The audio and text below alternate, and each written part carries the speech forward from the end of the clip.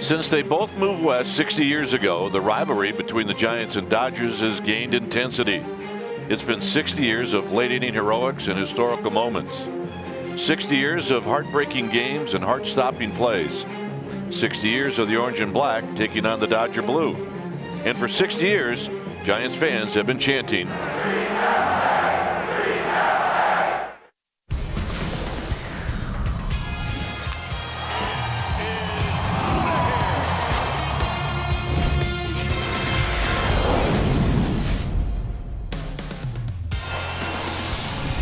we've got afternoon baseball here in San Francisco from AT&T Park as we get ready for game one of this now short two-game series. Giants-Dodgers. Welcome to NBC Sports Bay Area, and it's powered by Xfinity. Hi again, everybody. I'm Dwayne Kuiper. Alongside me is Mike Krukow. Well, look, the Giants had a really nice offensive day on Wednesday and then 2 days off. So they're hoping that this offense shows up here on this Saturday afternoon for Chris Stratton. Well, Chris Stratton, all he needs is a few runs. He pitched well in his first outing against the Dodgers in L.A., 3 runs allowed in 5 1/3, but his team didn't score for him. Now it's the other way around. The Dodgers are hitting .202 as a team. The Giants are hitting .232, and they found some confidence with the bat. So we hope it picks up where it left off 2 days ago, and wouldn't it be something? Wouldn't it be something? The Dodgers, by the way, just got swept in Arizona. So, all right, it's Willie Mays bobblehead day here today. When we come back, we will have the lineups and the first pitch right after this. Giants baseball on NBC Sports Bay Area is brought to you by Southwest Airlines. Low fares, no hidden fees. Vast transparency. And by Jack in the Box. Try the new Brunchfest Country Scrambler plate with Jimmy Dean sausage links. Only at Jack in the Box. Back here at AT&T Park as we get ready for baseball. Our game time weather is presented by the Santa Cruz Beach Boardwalk. The admission-free boardwalk is open for spring break. It's 62 degrees here at the yard. You see the winds a bit brisk. Humidity at 69%, and it is cloudy. Everybody's ready, but it's not time yet. Here's our starting lineup brought to you by Southwest Airlines. It's the Dodgers lineup. It'll be Taylor, Seager, and then Yasiel Puig. You see Puig's numbers at this park, followed by Bellinger, Forsythe, and Peterson. Barnes 7th, Utley 8th, Hill 9th. And the first pitch of the ball game is on its way, and it's a breaking ball for a called strike. Establish that pitch early. You're going to see a lot of good curveballs from Stratton. That's one of his strengths. So we get started at 3:05.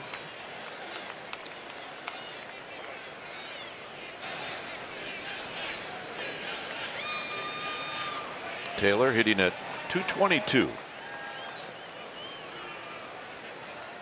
Swing and a miss, 1 and 2. He's 6 for 27 on the year. Let's take a look at the numbers for Chris Stratton. Stratton, just about a year's time at the big league level. 6'2", 215-pounder. This is what he did last week against the Dodgers. 5 1/3, 3 earned runs, allowed no walks, and 4 strikeouts. Healthy rip and a foul out of play. And if you're taking your bats against Stratton, you're going to see a velocity of fastball between 90 and 95. More 92s, low 90s, but a very good curveball. And with that fastball, he'll go back and forth with 2 types of movement. He also has a slider, kind of a cutterish type slider, and a changeup. Just a bit outside. Alfonso Marquez making that call. Then it's Dreckman, Fairchild, and Estabrook from first to third. And with Marquez, pretty much you have to stay between the knees to get a strike. Got him. And that's how this game gets started, on a strikeout. Let's take a look at the Giants defensively, playing behind Stratton, starting in their outfield from left to right. It'll be Pence, Jackson, and McCutchen. In the infield, it'll be Crawford and Longoria on the left side, Panic and Bell on the right side. Buster Posey, he'll be in the squad, putting down the signs. And here's the payoff pitch. We talked about the good curveball that Stratton has, and he's very creative. He can go inside, outside with it, and he can spot it right on top of home plate like that. Seager takes a strike. Seager at 192. He's 5 for 26 on the season. I mentioned earlier the road trip started for the Dodgers on Monday, and they got swept in a 3-game series in Arizona. 2 balls and a strike. Yeah, Dave Roberts, the manager of the Dodgers, a little concerned about his offense. They come into this series with a team batting .202. Just a little flinch by Marquez. Now 3 balls and 1 strike with Yasiel Puig on deck. There is quite a contingent of Dodger fans in the bleachers, and they're making lots of noise, and that's a walk. So there's the first base runner of the ball game. Marquez, the plate umpire, he's more of a low ball umpire than a high ball umpire.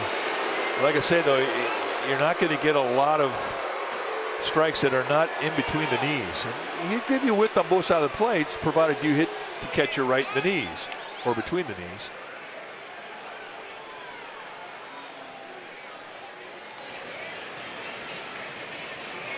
See the numbers: 179. He's 5 hits and 28 at bats for Puig.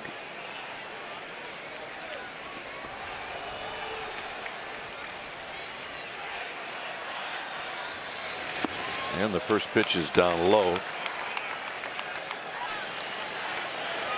There's the Dodger contingency we're talking about. However, we do have one gamer, Babe Trueheart, out there in the middle. Will not lose focus. We believe in her.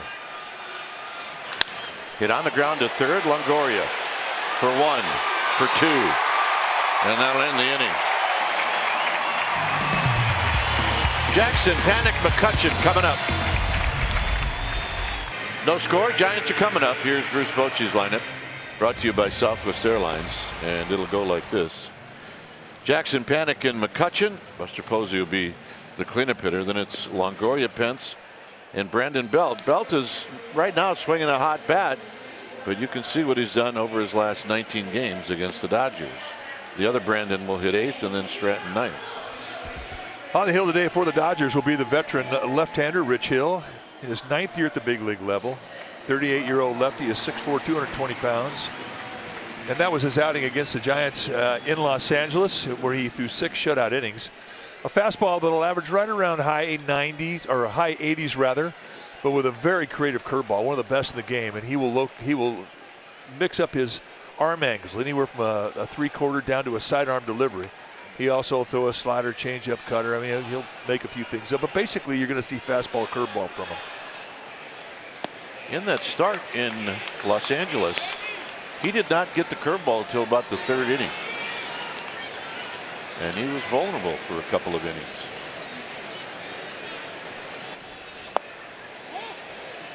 A 1 ball and 1 strike. Jackson 2 for 15 on the season, and he's 0 for 7 in his career against Rich Hill. And that breaking ball is high. Hill wanted it. 2-1. Hill lifetime against the Giants 5-2 with a 2.43 ERA. However, he's never beaten the Giants in this ballpark. We're always looking for little omens like that. Yeah. Hill thought he should have had the last 2 pitches called strikes. Yes, he did. Hit out into right center field, but Puig will move into the gap and put it away. I don't recognize Puig with the high socks. Let's take a look at that Dodger defense playing behind Rich Hill today, starting in the Dodger outfield from left to right. It's going to be Peterson, Taylor, and Puig. Very good arm in center, great arm in right. Seager, Forsythe, they'll be on the left side of the infield. Utley and Bellinger on the right side. Austin Barnes, he'll be in the squad, putting down the signs. There's the pent legs that Mike is talking about. Here's Panik, who takes a strike. 381 for Joe Panik. Had a couple of lifetime hits and 4 at-bats against Rich Hill. Breaks his bat, and it's over the leaping Seager for a base hit. So the first hit of the ball game belongs to Joe Panik. take a look at that pitch. This pitch cast brought to you by SoFi, a modern finance company. And for Joe Panik, who has been hot since day one, stays hot. That's a serve right there. Yeah, but you know what? You get those hits when you're in a good groove. And he has been in a good groove. If you keep that shoulder in, you're going to be able to extend out. Here's McCutchen. McCutchen hammers one to left. Panik, and the ball gets by Peterson. Here comes Panik. And the Giants lead 1-0.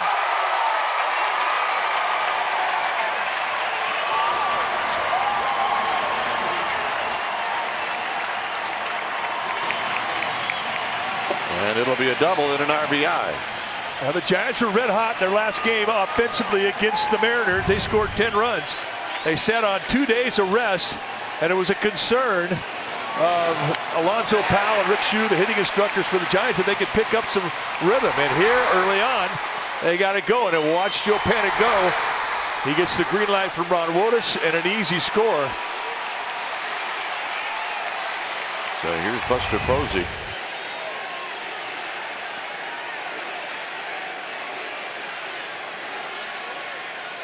In tight, almost hit him. 1 ball and no strikes. Buster off to a good start. He's 6 for 20. He has had the most success lifetime against Hill than anybody in this lineup. He's 8 for 18. Did they rule that a double? No error? Yes. Wow.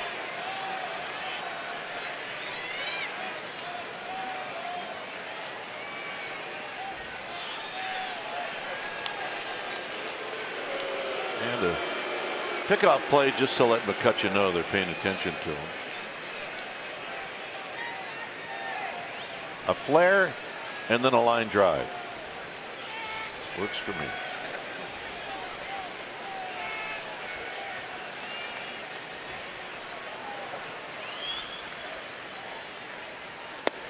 Outside corner, 1 ball and 1 strike. That's the inconsistency of Marquez, the plate umpire. I mean, sometimes you'll get that knee-high corner away, sometimes you won't.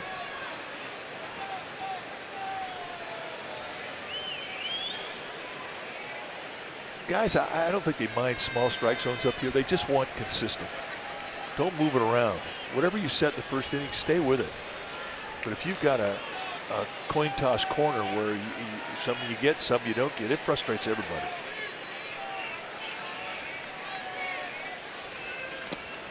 Nice block by Barnes.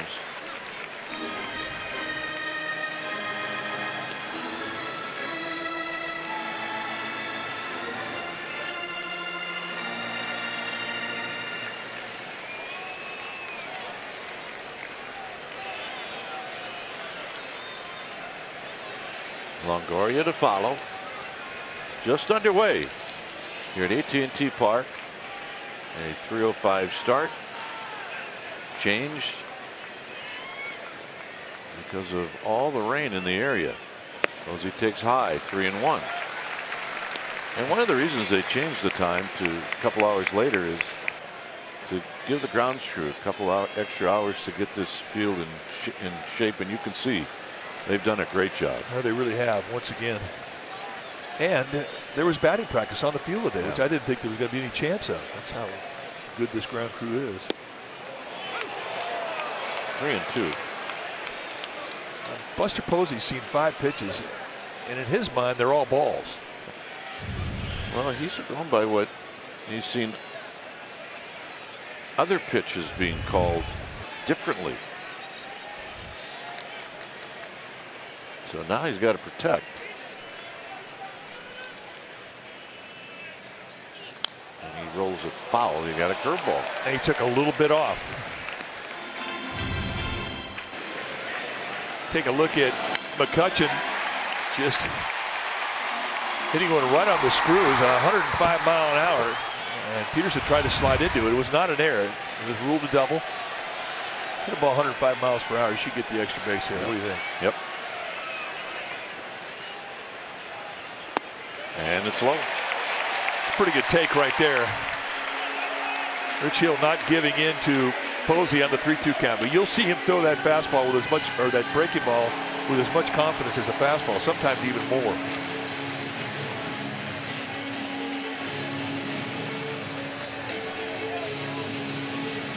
Well, a lot of guys when the count's 3-2, they're so anxious that they will swing at that last pitch that Hill just threw. Here's Longoria. Had the day off on Wednesday. Flips that one high and wide, 1-0. Oh, didn't Bruce Bochy, the Giants skipper, break a rule? Yeah, hit a home run, you usually play the next day. But Bochy was really intent on getting Pablo Sandoval to start. That's what it was all about. Foul. Look out. Heads up. Third base ball due to Erica Victorino.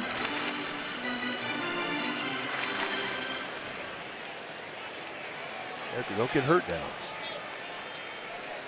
There's Jill Victorino. So the Victorino girls are present today.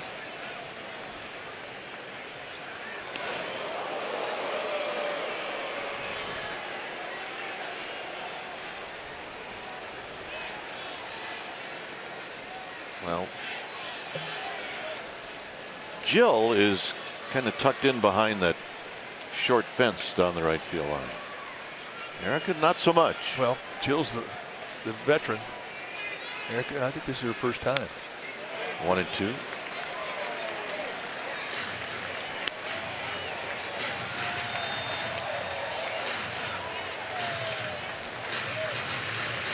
Not an easy thing to do, flip a ball into the stands anymore with the new netting here at the ballpark. Yeah, it's more of a jump shot, isn't it? Yeah, takes an effort. Larry Bear has a perfect destination for that ball.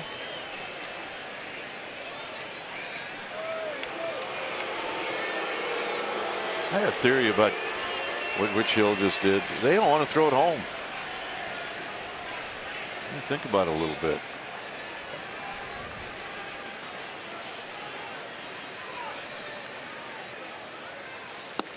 He also frees the hitter too.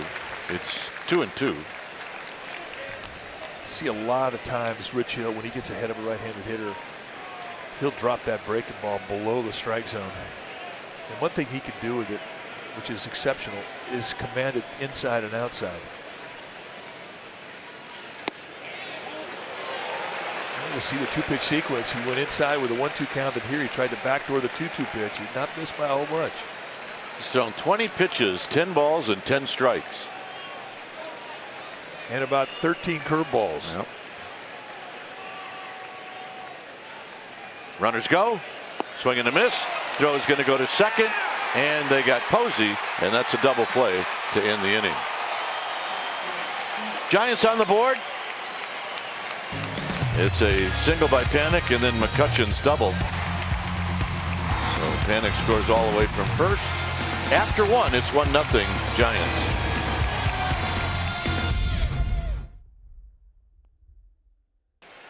One-0 Giants. Here's Bellinger, followed by Forsythe and then Peterson. First pitch at the knees. Bellinger hitting at 240. He's 6 for 25. He does have a home run. He hit it against the Giants. Hit it off with Josh Osich. And he's got 3 RBIs, and there's a pitch high to even the count. His numbers lifetime against Stratton. He's only had 4 at bats. He's 1 for 4.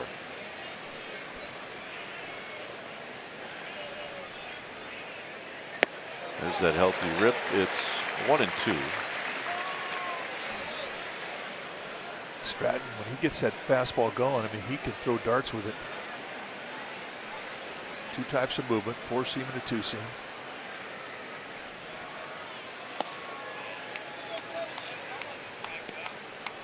Tried to get Bellinger to fish on that breaking ball. It's 2 balls and 2 strikes.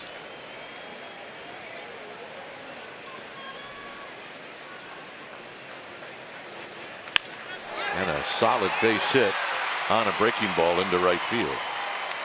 Elevated, and Bellinger jumped on it. All right, let's check in with Amy G. Amy. All right, gentlemen, let's get fans caught up with the rain out yesterday. Bruce Bochy, skipper, did make some changes to his rotation. Derek Holland was supposed to start today. He decided to go with Stratton instead.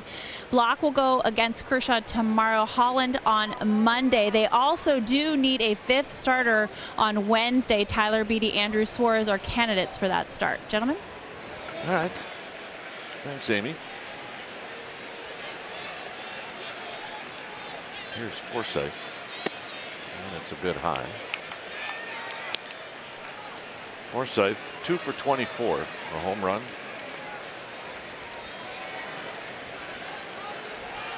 Here's your starter tomorrow, Mr. Kershaw.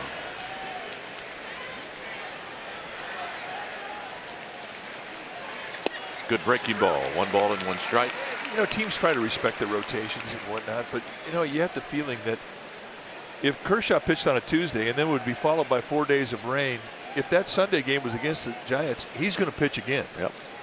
He is not going to miss the Giants. He's not going to miss pitching here. His numbers in this ballpark are unbelievable.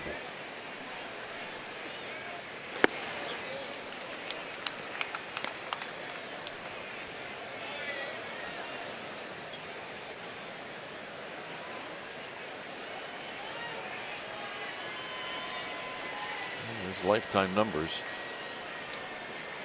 He's given up 3 runs this year. He's 0-2. Look out. 3 balls and 1 strike.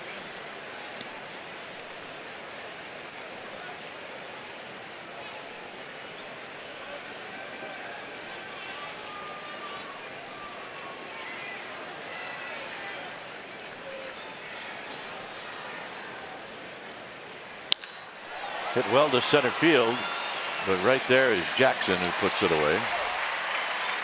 That's a nice win right there when you're down the count 3-1. I mean, those situations often define your day if you're a pitcher. You can't walk the guy. You got to come in the zone. And despite Forsythe hitting it on the nose, Stratton gets the out. Good win.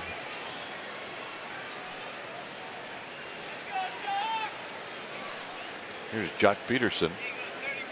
2 for 13 on the season.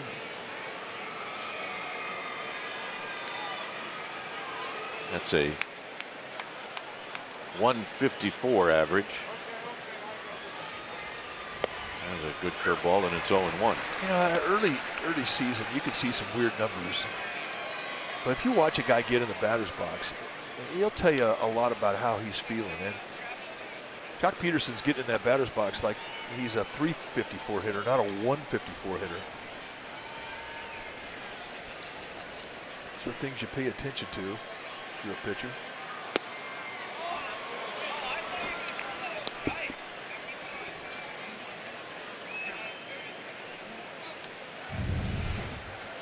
Fastball down and in, just a wee bit low. No. In the eyes of Alfonso Marquez, the plate umpire. 1 ball and 1 strike.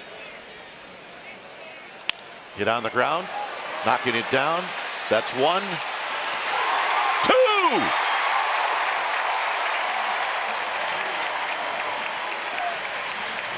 And turned at second by shortstop Brandon Crawford.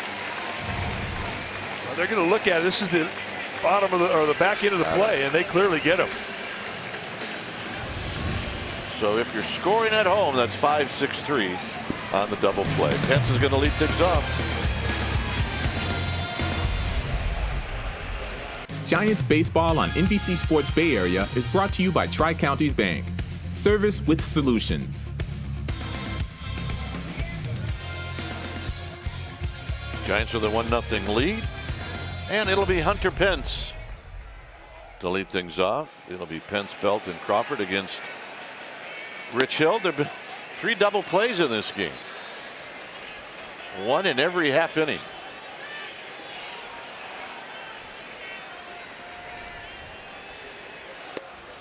Pence takes a strike. He's 4 for 19. Jammed his thumb on Tuesday on a play out in left field. Fouls this one out of play, but 2 days off.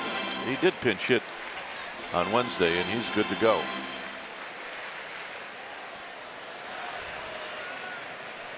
Scott Hansen, Dr. Hansen, really kind of a hand specialist, was here at the park today. Pence didn't even want to see him. Got him.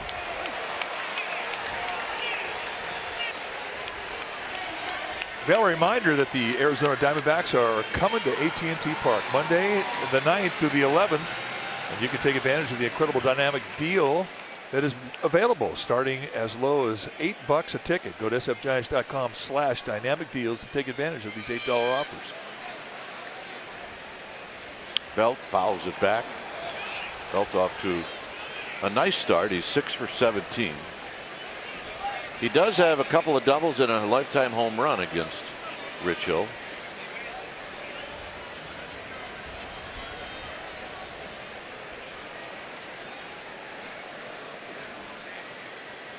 Look out. 1 ball and 1 strike with Crawford on deck. That's the pitch you walk into. If you're a left-hander hitting off a guy like Rich Hill, who's got a left-handed curveball that he can make very big. So you're naturally going to think middle away. You'll jump out there. And all of a sudden you walk into a fastball that's up and in.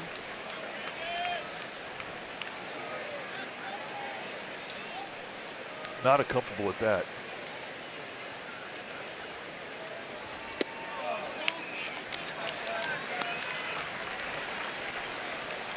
So 3-1 to Mr. Belt.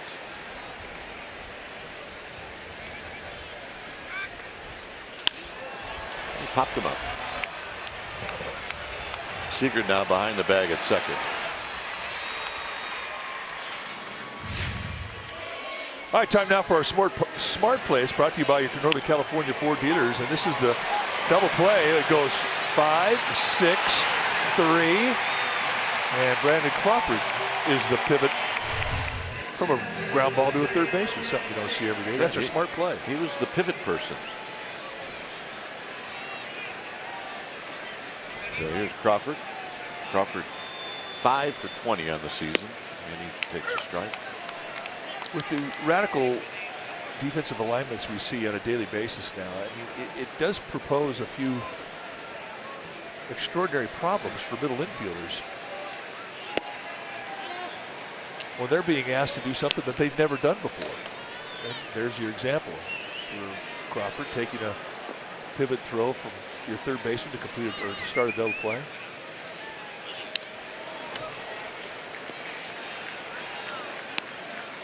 One and two to Crawford. We've seen the shortstops pull over to the second base side, all of a sudden have to come across the infield and make a play. It's with a throwing angle they never have to make. I've never seen them have to try and make before. Crawford rolls it to Utley. And that'll end it. Nice 1-2-3 inning for Hill. After 2. Hey, Vinny's here. It's 1-0 Giants. Here inside AT&T Park, it's a 1-0 lead for the Giants as Austin Barnes is going to lead things off. Then it's Utley. Then it's the pitcher Hill out in our Toyota Fun Zone. A bit outside, 1-0. I like the angle from behind home plate on that fastball. You can see that little subtle cut that Stratton has on that fastball. It works its way away from righties. Now he comes back with another fastball, changes the grip on it, has the movement run in towards a righty. And in essence, a fastball can be 2 pitches. And it was a good example of what they look like from behind. Good breaking ball.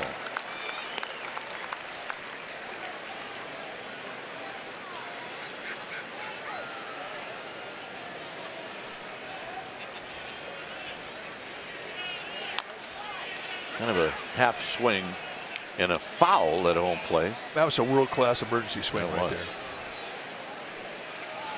All-star quality effort. We had a teammate a few years ago, Joe Youngblood, who's a good hitter, good player.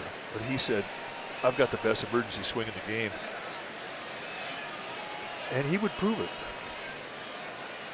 And Barnes I put him in that same class after that last one.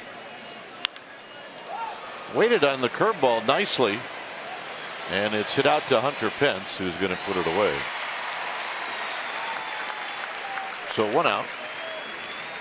Well, join us this Sunday, the 8th, as we celebrate 60 years of baseball on the West Coast. It's the great rivalry, and the first 20,000 fans are going to receive a Giants-Dodgers rivalry pin, courtesy of Bank of America, sfgiants.com. Here's Utley. Well, that hat's got a few pins on it. A lot of history on that hat. Heavy. Utley takes a strike.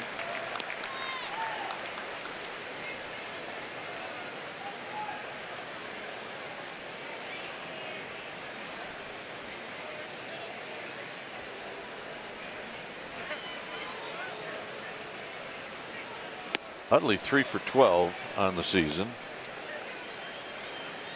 And you see the overshift for Utley.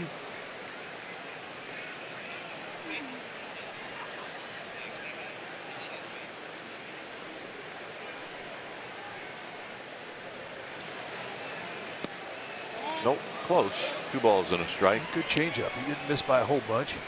That's the other thing too with the fastball. We talk about the different grips you could put on it, changing the movement of a fastball. You do the same thing with the changeup, changing the grips, 2-seam, 4-seam.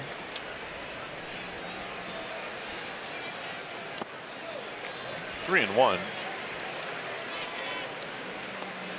I think Stratton not getting that second strike of the 1-1 pitch upset him, and I think it affected it. I think it affected his last pitch.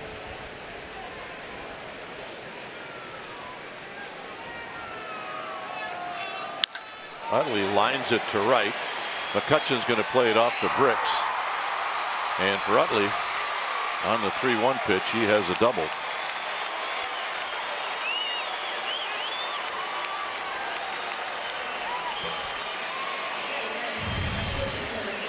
Fastball, didn't want to walk him. Put it down and in, and Utley sitting on fastball, looking middle in, guessed right, and continues to torch the Giants.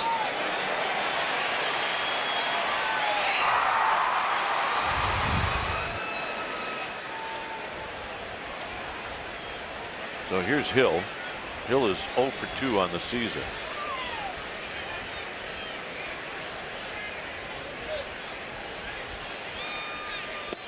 And a strike, and it's 0-1 with Chris Taylor on deck.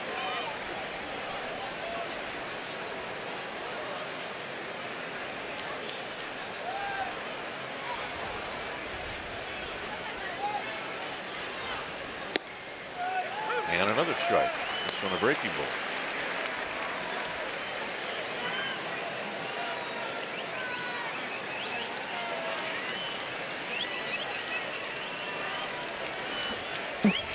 A look to second. Got him. Elevate. See ya. Second strikeout for Stratton. So here's Taylor. Taylor opened up the game with a strikeout.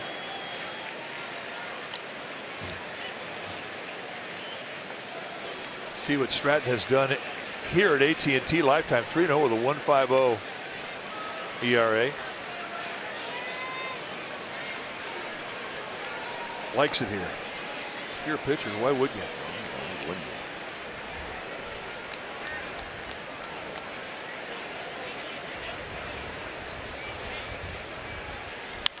High and foul and out of play.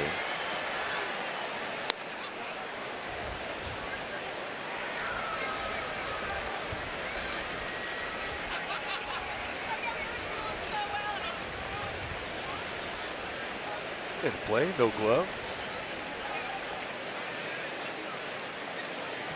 No balls and 1 strike.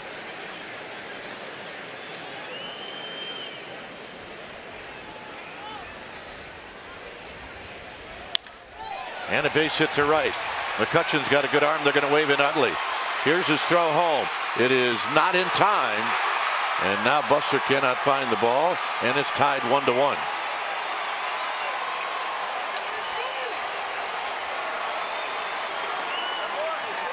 So Taylor comes through. I think he went up there with right field in mind on that swing. Got a little greedy with his first swing, but here he makes an adjustment, goes to the right side of the field, and you see the throw just a little tardy. McCutchen has an accurate arm too. I mean, it's not a plus arm, but an average arm with good accuracy is a good arm.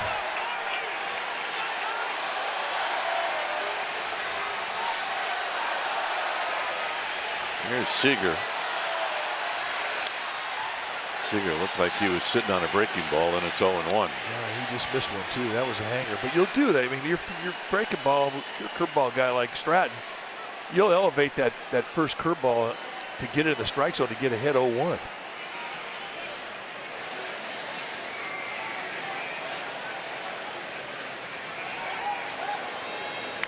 Right over the helmet of Taylor.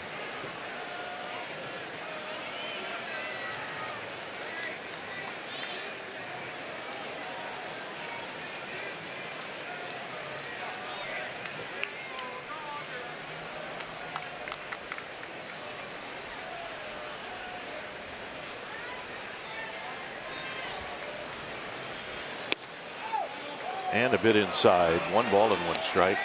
Both pitchers are making good corner location pitches, and they're not getting a lot to show for it.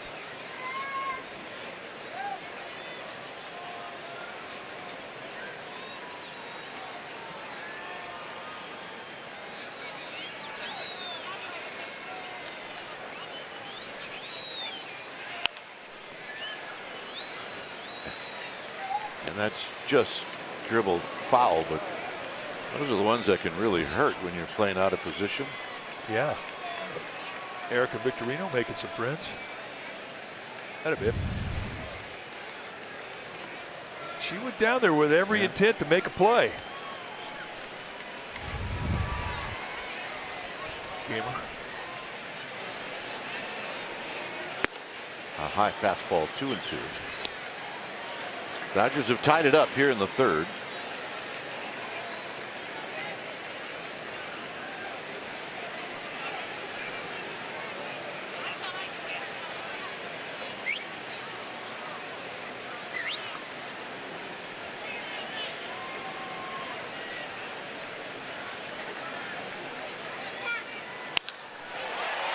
Jackson coming in. He's going to make the running catch. And that's going to end the inning. Stratton's going to lead things off.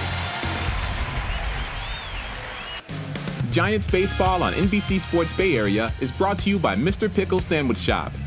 Other joints are all bread and no beef. So get on over to Mr. Pickle's and get yourself a barbecue tri-tip sandwich. Here's Stratton. 0-2. Stratton is 0 for 1 on the year.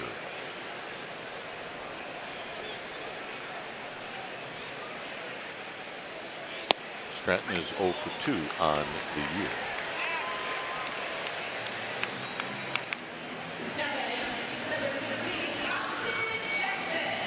So here's Austin Jackson.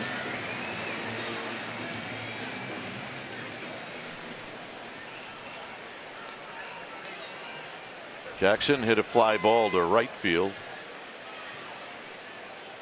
He did that to open up the bottom of the 1st.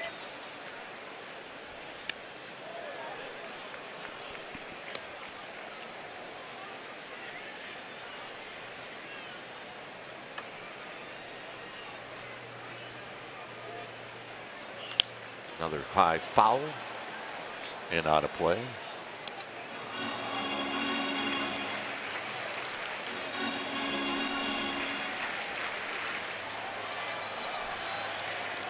Hey, look who got a ball. Yep, and never dropped a sandwich. There's a strike, 1-2.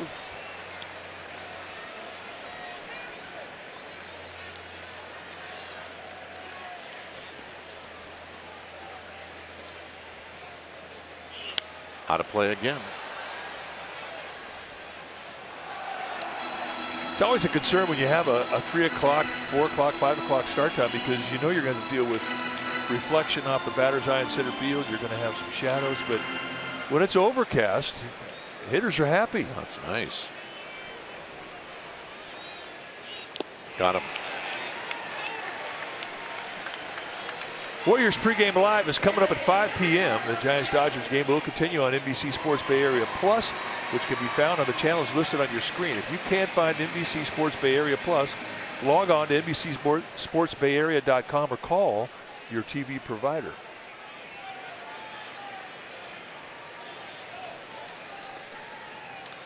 Here's Joe Panik, who singled in the first inning. Chill's got a good flow going with that curveball now.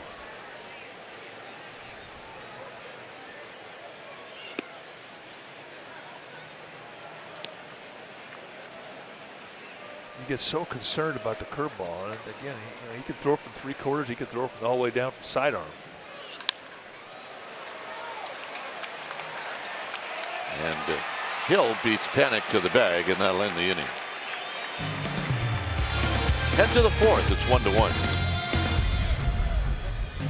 Giants baseball on NBC Sports Bay Area is brought to you by SoFi, a modern finance company. It's a 1-1 ball game as we head to inning number 4. And for the Dodgers, it'll be their 3, 4, and 5 hitters.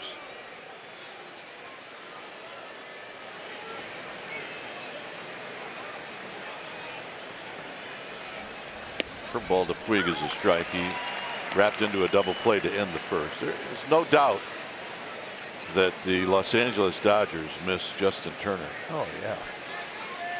And they knew that. Line drive caught by Longoria. Check in with Amy G. All right, guys. Well, today's giveaway, a Willie Mays bobblehead from the 1958 parade. And the Giants are always coming up with fabulous things to see at the park. This is no exception. Of course, the Hall of Bobbleheads is at the Cafe behind left center bleachers. And it begins with the very first bobblehead they ever gave away in 1999, Willie Mays himself. It also includes special event bobbleheads that have been big hits over the years, like a Bruce Lee and a Frank Sinatra. Again, it's located inside the Cafe behind the left center bleachers. Eventually, it will have every single bobblehead the Giants have ever given away. A must-see at AT&T, guys. Yeah, didn't see mine or Mike's in that display. So that'll take John. Look at John. Of course, John's a Hall of Famer too.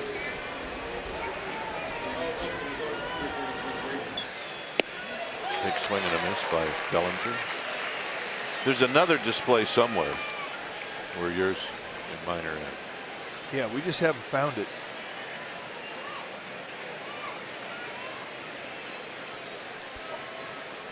One of the bathrooms, maybe?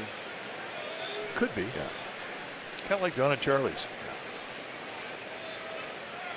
Breaking ball down low. Yeah, this was the one handed out today. Remember, we said earlier, too bad Hank Sauer couldn't fit in that car. Because there he is, sitting to the left of Willie Mays. There's and, the honker. That's Montgomery Street. And, the parade in 2010 started out on Montgomery Street, and that's why it started out there. Which we'll never forget, by the way. No. Got him. Elevate, send him packing. 91-mile-an-hour fastball. Third strikeout for Stratton. So this was 1958, Montgomery Street.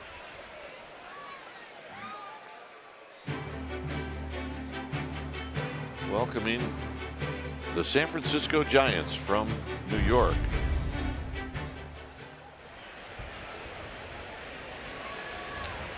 Forsythe hit a fly ball to Jackson in the second. Strike, and it's 0-1.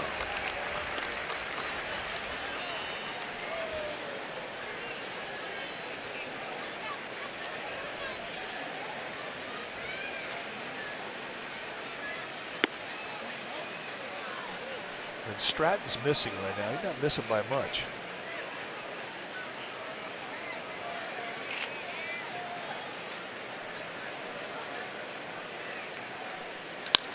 Towards the hole. Crawford on the backhand.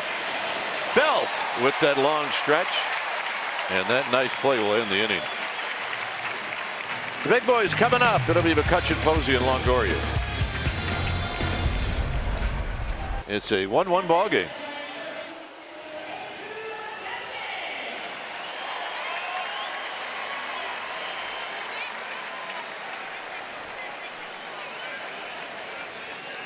Here's McCutchen. McCutchen with an RBI double in the first inning. And he takes a curveball in there for a strike. One thing we've noticed about McCutchen since he's put on a Giants uniform, you see all his at bats, is he hits the inside pitch. He's not an easy guy to jam. And we're talking anywhere from knee high to letters across his chest high. He can get that pitch.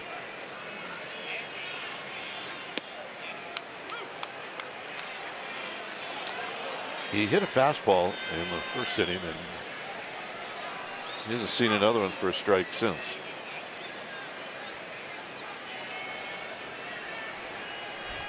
Hill likes the third base side, and he's way over on the third base side of the rubber. Is this playable? As Bellinger's over. As Barnes just ran right into that sidewall. Focused dude. Let's take a look at him. I mean, he's concentrating and just stumbles, and it's a good thing he's got that chest protector on. He hits that crossbar right across the letters on his uni. I got to give him an A+ for an effort there.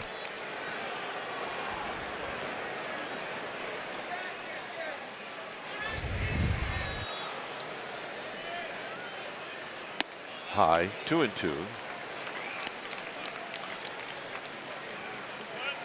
You're hitting from the right side against Rich Hill, and he throws that big breaking ball away. You got to stay with it.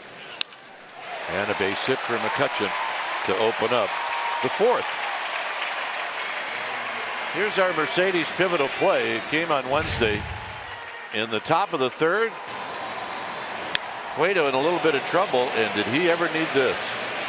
As McCutchen tracked that ball down in right center field, and that's our Mercedes pivotal play. Exceptional play for a guy who hasn't had a whole lot of right field experience, especially in this ballpark.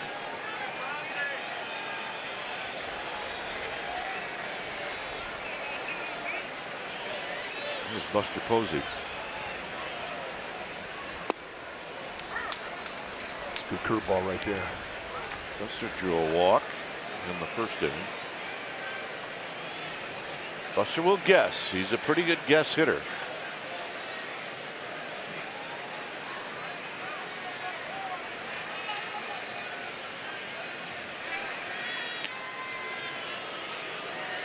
No Kemp in the lineup today. No Kike Hernandez in the lineup today. Guys that we saw a lot of this past weekend in Los Angeles.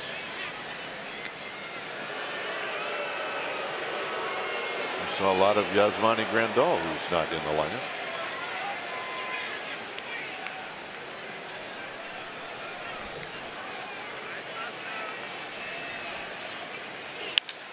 High drive, left field. It is out of here.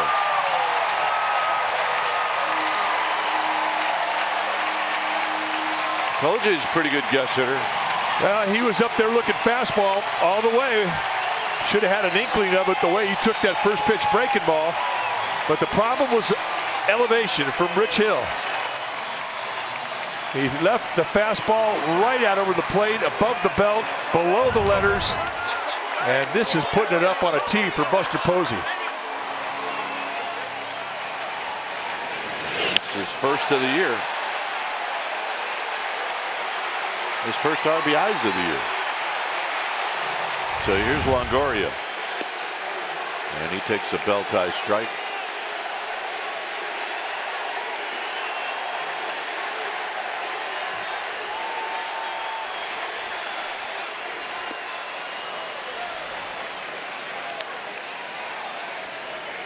Number 50 in this ballpark for Buster Posey. Well, only Barry Bonds has hit more. Foul back.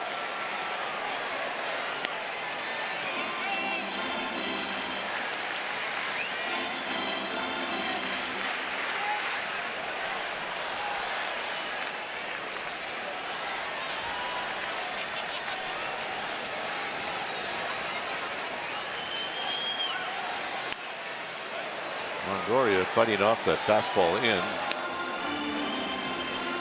Yeah, he has to be in the back of his mind thinking he's going to see that curveball.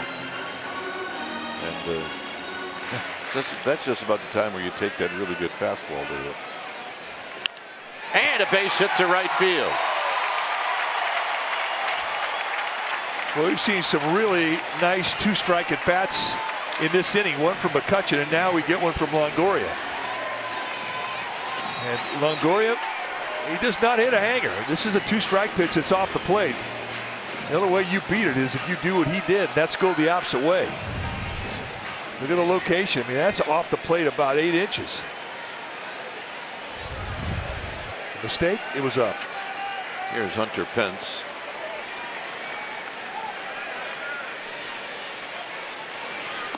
Big curveball, 1 ball and no strikes.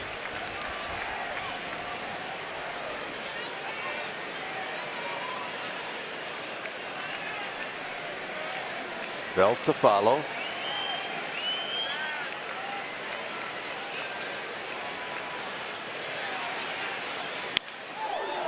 Headed our way.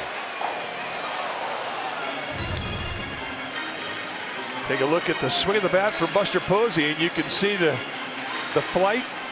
101 miles per hour off the crack of the bat.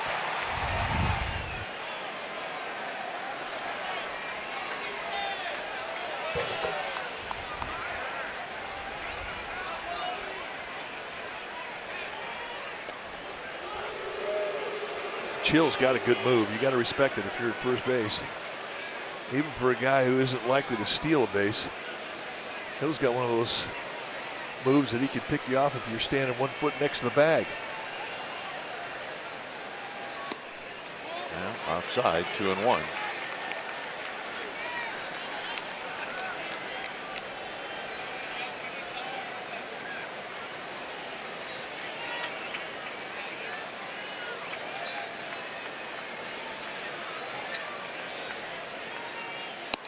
Nope, 3-1.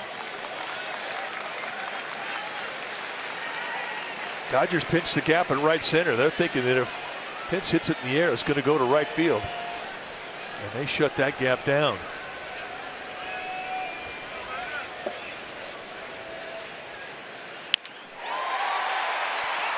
And a no throw by Utley as Pence hits a soft line drive.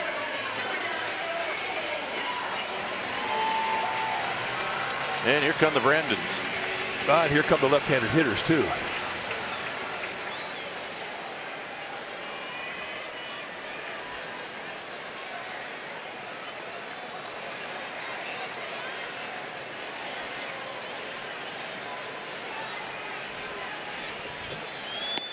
Belt takes high. Belt popped out to Seager in the second.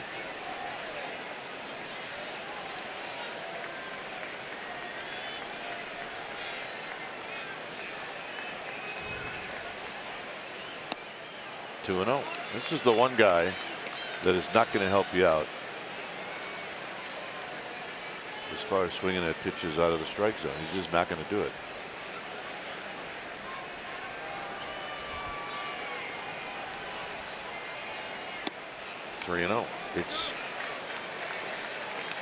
There are positive things about being stubborn, and that's one of them. Well, he is indeed stubborn to the strike zone. Starting to see some people move around in the Dodger bullpen. Belt takes a strike.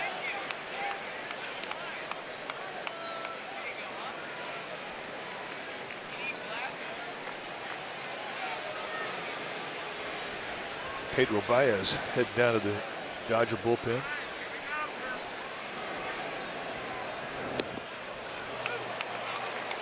And that is what Rich Hill could do with that big curveball. That's 3-1, get it in town. You're down 3-1. You've got a runner at first. You can't afford a walk. You got to know you can do this. Drop a balloon in the strike zone. Runner goes, swing and a miss. And the throw is high, so Longoria is going to come up with a stolen base. Well, our college nights continue with SF State University night on Monday, April 9th. Your SF State package will include a co-branded beanie and the ticket to see the Giants take on the D-backs. Go to sfgiants.com/special events for tickets. Crawford's going to be walked intentionally. So Stratton will have a chance to help himself. Well, and at the very least, they get him up this inning. Yeah, I'm okay with that.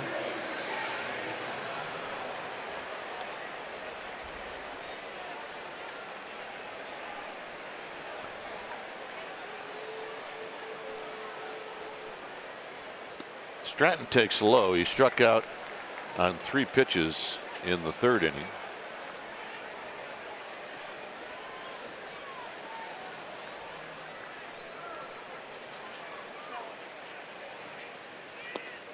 Two and 0. They'll be taking at least 1 strike now. So you asked me, is Stratton a good hitter? Nah, not yet. You're confident though. Well, he's a good athlete. I mean, work at anything long enough, you're going to get better at it. But he hadn't hit the level yet where you really count on him to make contact. Well, here's where he just needs to swing really hard. Swing! It's tough to swing when the manager puts a take sign on you. All right, good point.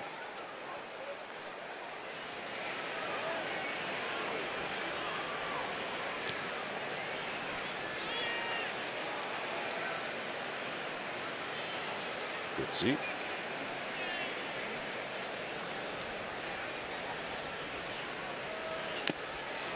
Two and 2.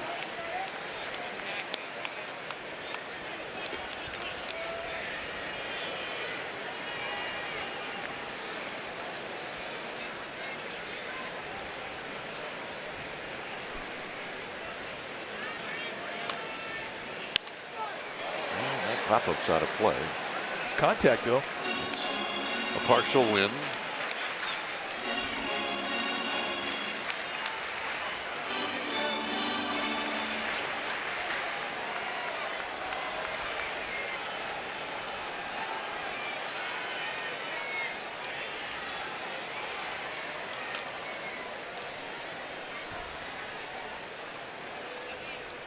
Longoria at second. I always believe that if you're not a good hitting pitcher, you can get 5 or more pitches out of a pitcher and you're at bat, that's a good at bat, regardless of what you do. Absolutely.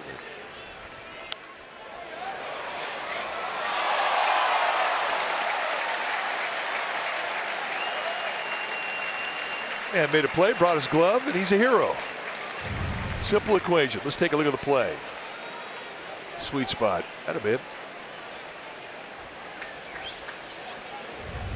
If you bring your glove, you cannot screw up that play. It's hard. Because you'll never hear the end of it. And that'll end the inning. So Buster Posey, his first home run of the year. It goes into left center field. You see the sweet swing of Buster Posey. And it's bye-bye baby. 5th inning coming up, 3-1 Giants.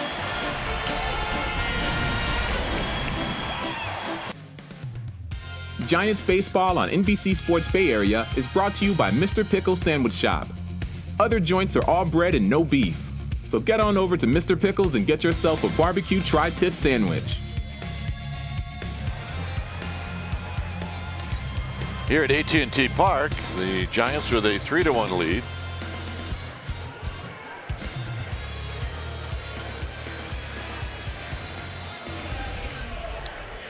Yeah.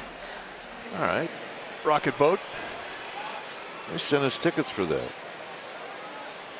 We haven't used them yet. We need to use them. We're going to use it. That'll be our goal this year.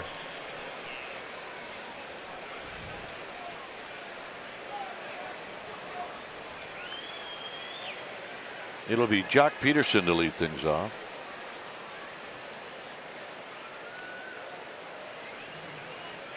Peterson looks at a strike. Nice first pitch changeup.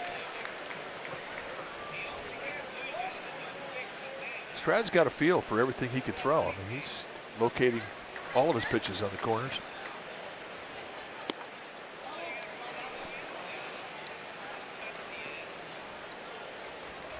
Peterson wrapped one hard that Longoria knocked down and turned it into a 5-6-3 double play.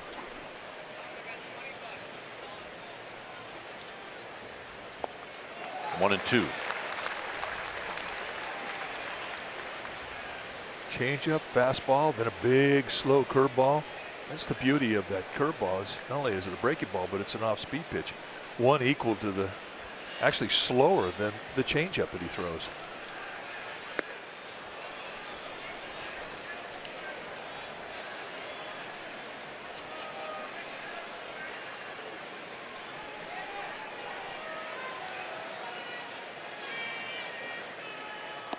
Three and two.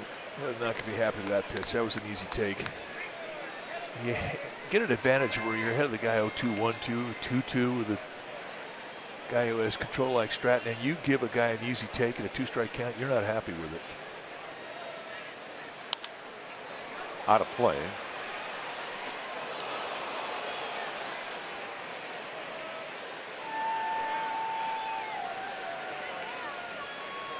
Having fun at the yard. Making friends with your rival on occasion. Foul. Ooh, not by much. Warriors pregame live is coming up next at 5. Giants-Dodgers game will continue on NBC Sports Bay Area Plus, which can be found on the channels listed on your screen. If you can't find Plus, log on to NBCSportsBayArea.com or call your TV provider. Jill Victorino. I think she ran out of her helmet. And another 3-2 pitch coming up. Here it is to Jock Peterson. And the walk.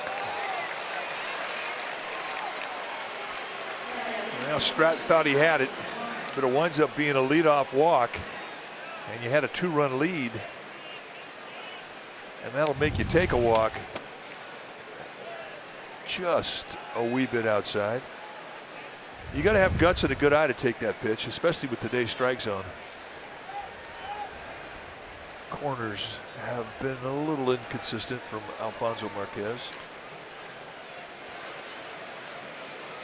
Barnes hit a fly ball to left.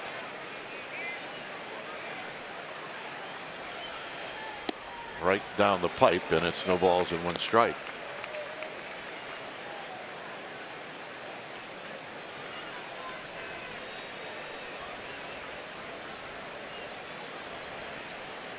Cardinals cooled off the D-backs this afternoon as St. Louis beat Arizona 5-3. Another strike, and it's 0-2. I think Barnes is not looking for is a fastball. How about the Mets? Mets won. And the Mets are now 6-1.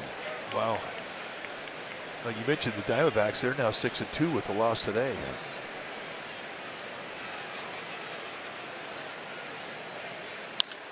Another pop-up. And Hunter Pence now is doing the pop-up dance, and he makes the catch. Hunter. Not a problem. Well, you have to be careful you don't call it too quick. And that had a little personality. Welcome to Northern California, folks. And it really is not that windy right now. It's a little less wind than we normally see. Here's Utley. Utley doubled and scored in the 3rd inning.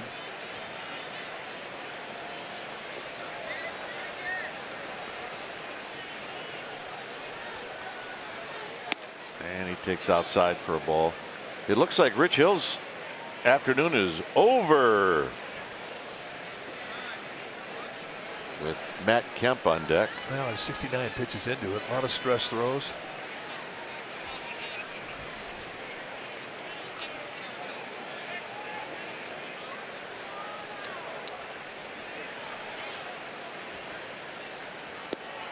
Two and 0. Giants have to respect that Utley could try and drop a bunt down, which is why they have Longoria playing even with the line.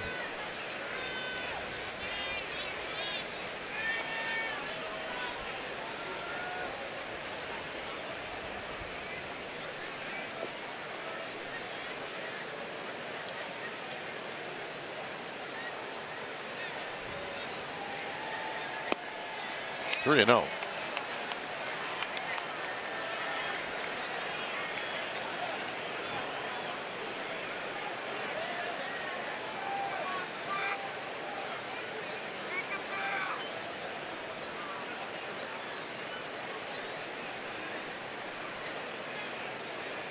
Overshift is on for Utley.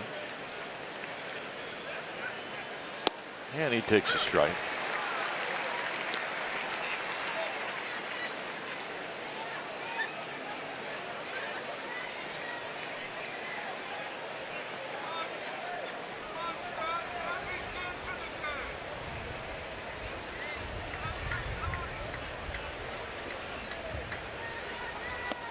And the walk. So a rally for free for the Dodgers with a couple of walks. And Buster Posey is going to come out and talk to his young right-hander. Giants will give up a mound visit here to try and get Stratton back on track. And what happens when you walk a couple guys, as he has done? You have a tendency to get a little frustrated. Good time for an experienced catcher to go out there and bring the focus back to a rookie. You can tell a lot about a catcher, just the timing that he has going out to use a mound visit. And this year they have to use them sparingly, but I think this was a good time for it.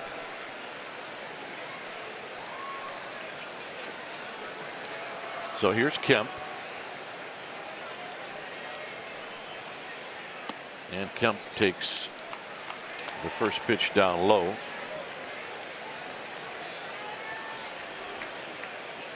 Kemp hitting .222. He's 4 for 18.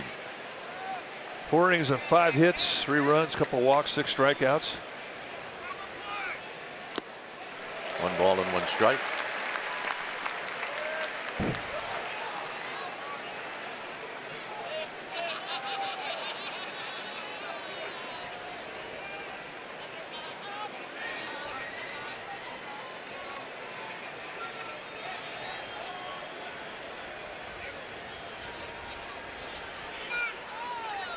Swing. And gonna miss 1 and 2. Can't be fooled by that nice easy swing by Kemp. Well, I don't think any pitcher in a Giants uniform could ever take this guy for granted, given what he's done to the Giants in his career.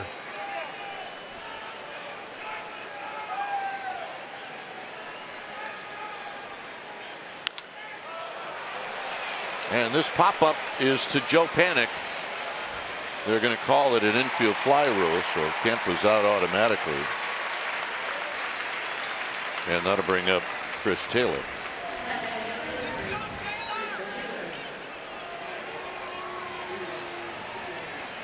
You can do anything you want with that pop-up if you're Panik. You can catch it, you let it drop. But if you let it drop, then the runners, they can do whatever they want. Kemp is out no matter what. Yeah, they don't have to advance. Runners don't have to move. They can hold their ground on the bag. But every once in a while, especially in amateur baseball or the little minor leagues, you'll catch somebody on that. Somebody take off, absolutely.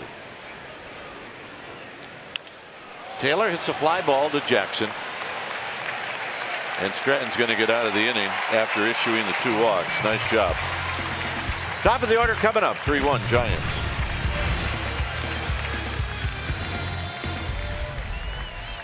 Giants with a 3-1 lead. When it's time for a change, think Speedy Oil Change and Auto Service, your trusted oil change tune-up and smog experts. So Pedro Baez, the new pitcher now for the Dodgers. Take a look at what he has done this year. He's out to a good start. Had a great start last year. Then he kind of got in the doghouse. When he's right, you're going to see a high velocity fastball that goes mid to high 90s.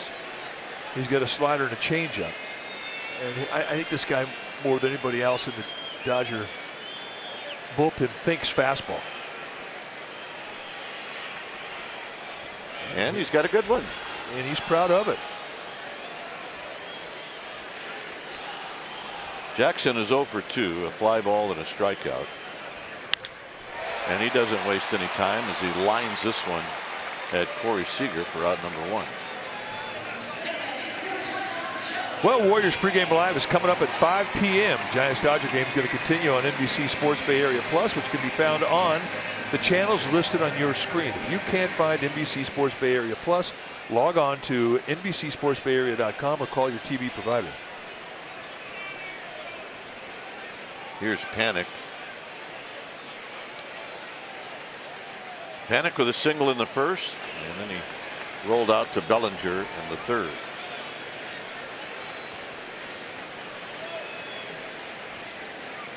Turned out that Joe did in spring training make an adjustment with the turned in right foot.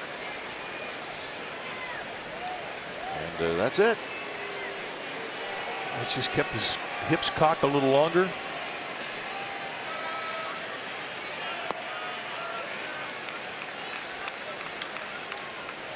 Who knew that it was just a little adjustment like that that was going to put Joe Panic on his way to hit 60? Well, he's got 3. It leads the team.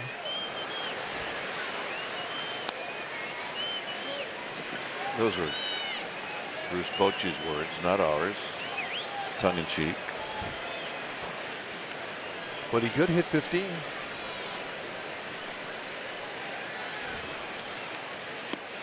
And he hasn't even gotten to the ballparks where you're supposed to hit him in. Going to see one on this next road trip. Giants have a 3-city road trip: San Diego, Arizona, which is the live ballpark we're talking about, then Anaheim. 3-2.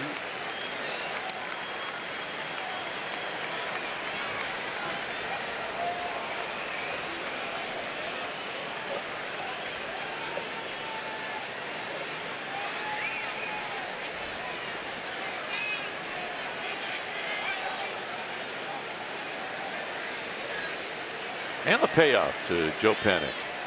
Got him.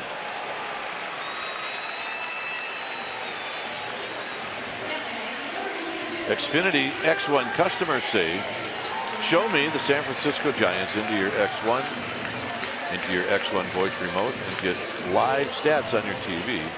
Change the way you experience TV with Xfinity X1. It's kind of the new Pedro Baez.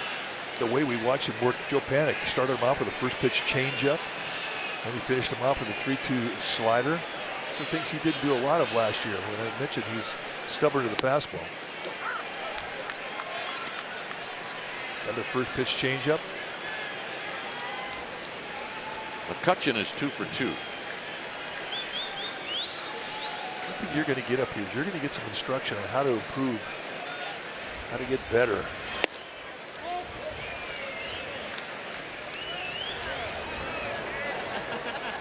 Brian Mills in the green sweatshirt and his family. Anytime something goes wrong with our headsets, Brian's on our speed dial. There's a base hit up the middle. Stay hot. 3 hits now for McCutchen.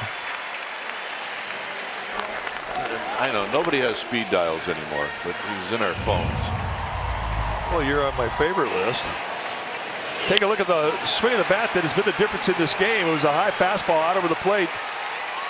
And Buster Posey took full advantage of the location mistake from Rich Hill, his first of the year, and that is the difference in this game as the Giants lead 3-1.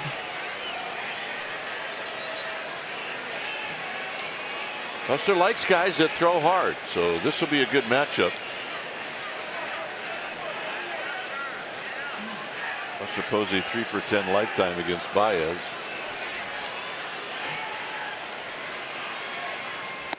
And that pitch is just a bit outside at 95, and it's 1 ball and no strikes.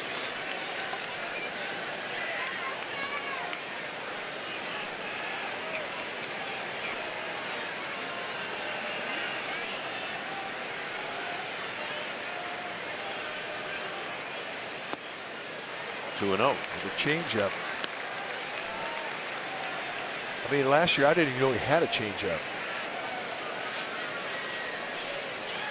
Now it looks to me like that's a pitch he has no problem going to.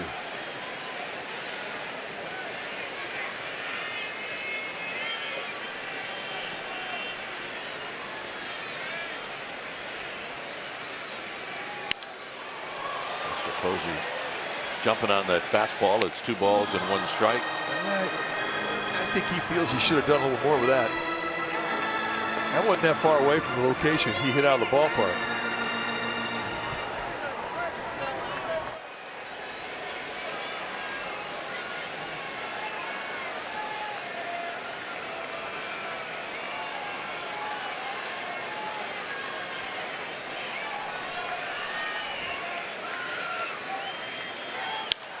Out of play again. 2 and 2.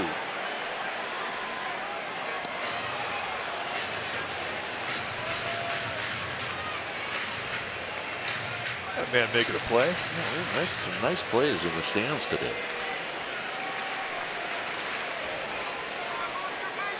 Giants fans have brought their A game.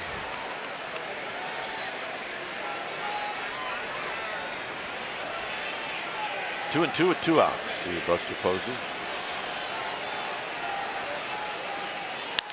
On the ground to third, and Forsythe will go short way to end the inning. No runs, a hit, 1 left. Inning number 6 coming up. Way to go, Brian. It's 3-1 Giants.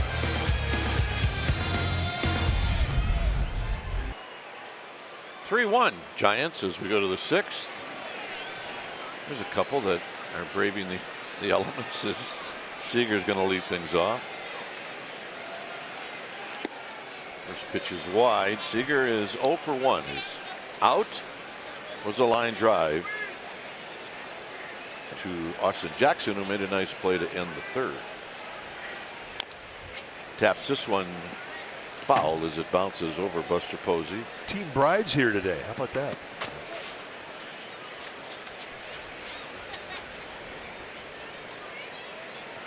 There's Team Bride.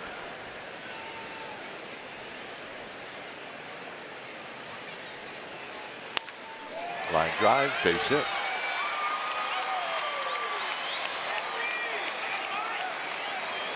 Warriors pregame live is coming up next at 5. Giants-Dodgers game will continue on NBC Sports Bay Area Plus, which can be found on the channels listed on your screen. If you can't find Plus, log on to NBCSportsBayArea.com or call your local TV provider. There's Osich.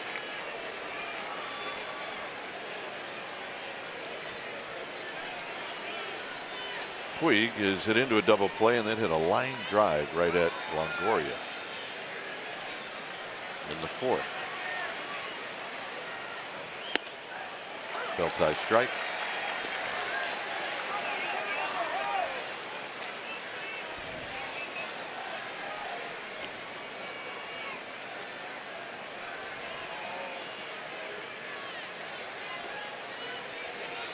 Staying on that inside corner at the belt. One thing you don't want to do if you're a player in this league is get a reputation that you moan and groan on every play, every pitch, because that's something that gets around the umpires' fraternity. And it is a very small fraternity, and it is a tight one. We go back in again. 1 and 2.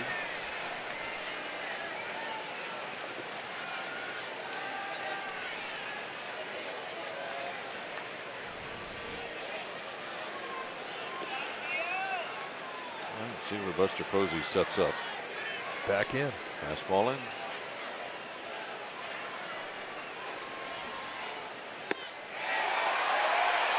Oh. All right, take a look. Did he go? Nope. Good Good call.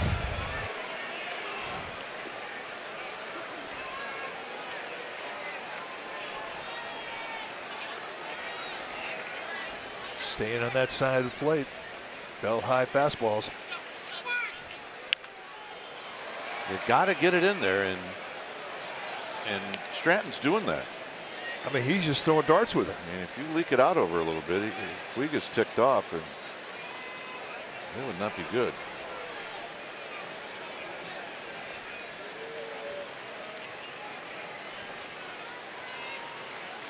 Seager's at first. Back in. One more time. 2-2. But now the cheese gets a little more binding because you've got to throw a strike. 2-run lead, 3-2 count. You've got to get in that strike zone. So if you're going to throw that inside pitch, it can't be one that he can take and take a walk. Curveball right here. That's my call. I think you're going to go right back in with fastball again. Check the runner.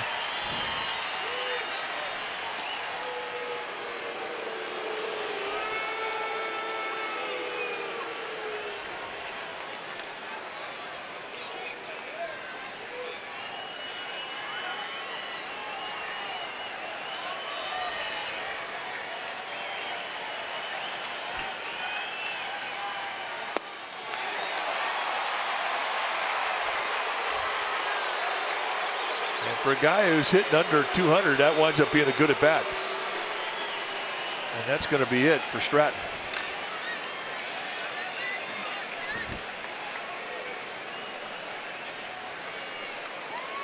So a solid single and then a walk. When it's time for a change, things speedy. Oil change and auto service, your trusted oil change tune-up and smog experts. We'll be back. New pitcher now for the Giants is going to be the left-hander Josh Osich. Osich, one of 2 lefties the Giants have in their bullpen. This is what he has done in 3 games. 5 strikeouts in 2 2/3. Bellinger got him for his only home run this year in Los Angeles.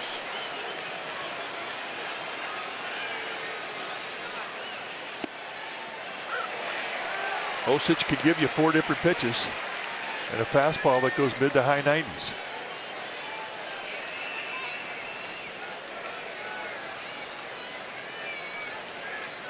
And he can also get the ground ball for double play.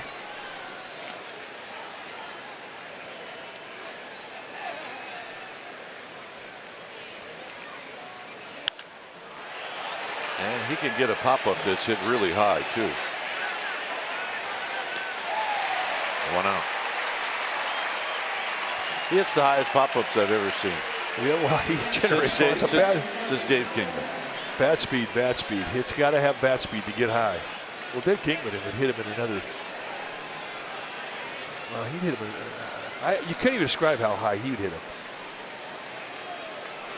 Well, I think you described him the best in batting practice, where you have 3 balls in the air at the same time. 3 balls in the air at the same time. I tell people that, they look at me like it's impossible, but we saw it. That's how high and how far he could hit him. Here's Forsythe.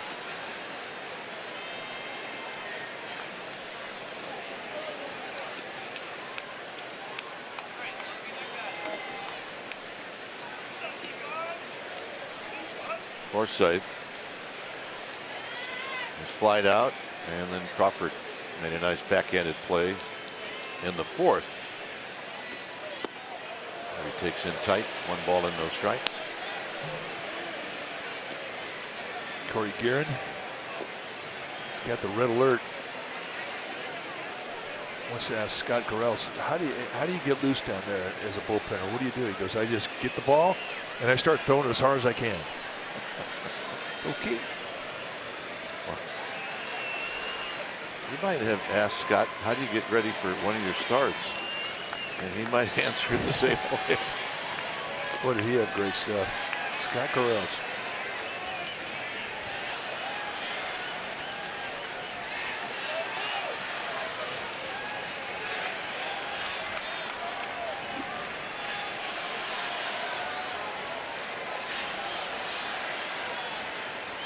So Osich and Posey now come together, and the 1-0 pitch. Will not be a pitch at all.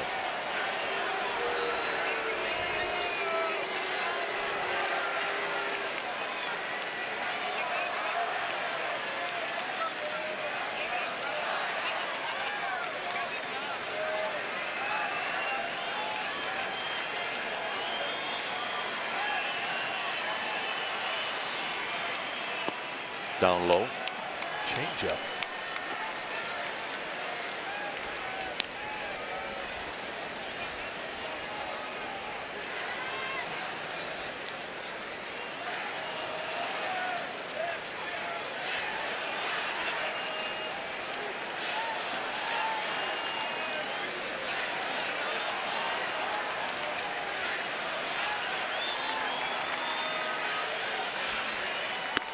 Had to come in and misses.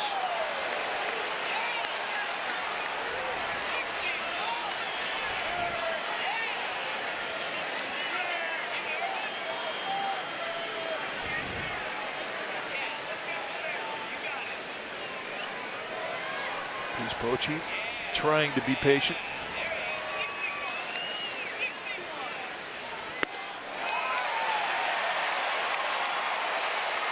Fifth walk that the Giants have given the Dodgers today.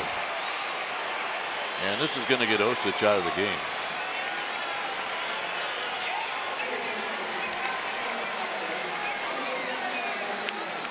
Kike Hernandez is going to hit.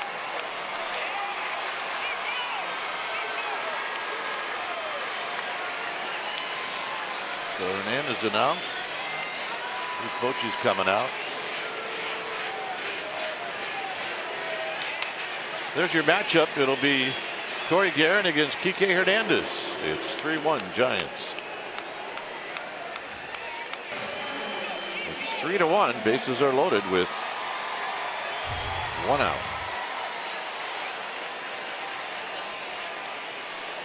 Numbers for Corey Guerin.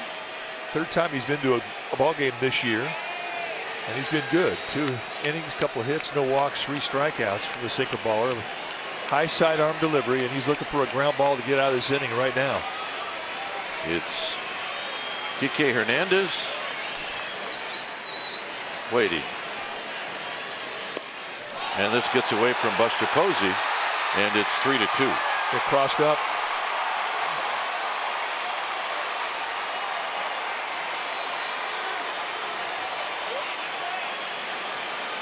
Well, they're going to use a mound visit here. Posey clearly crossed up. I don't know. I mean, he's looking for a slider, and that's how you hurt your catcher. It's one thing to look for a fastball and get a breaking ball. I mean, that in itself is uncomfortable. When you're looking for a slider and you get a fastball in the 90s, you could break a catcher's hand. Yeah. Plus, it was a strike. And they didn't call a strike.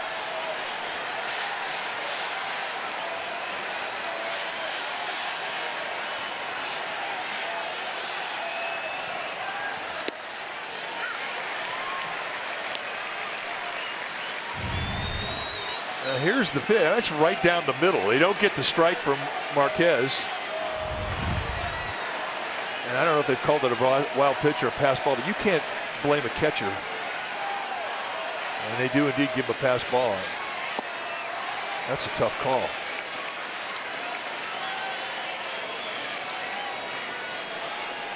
Well, now the tying runner's at third.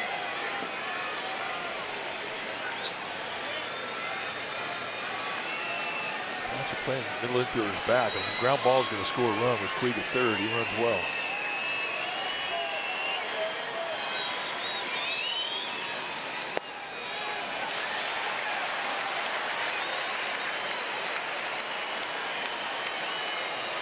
Barnes is on deck.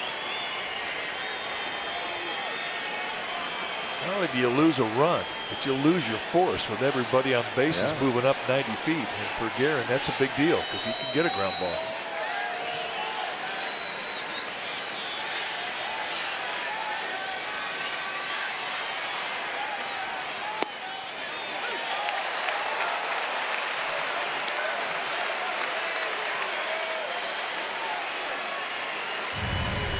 (3-1) fastball right at the base of the strike zone.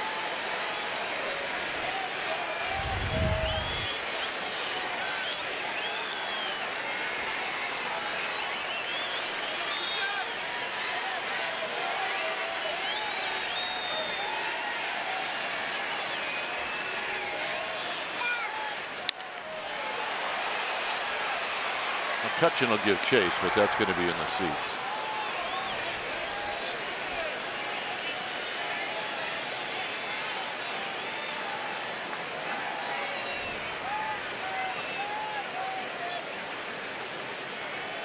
At third is Puig. At second is Forsythe.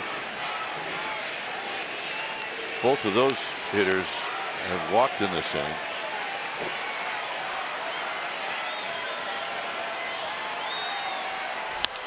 Hit on the ground to Crawford. The tying run is going to score, and it's 3-3.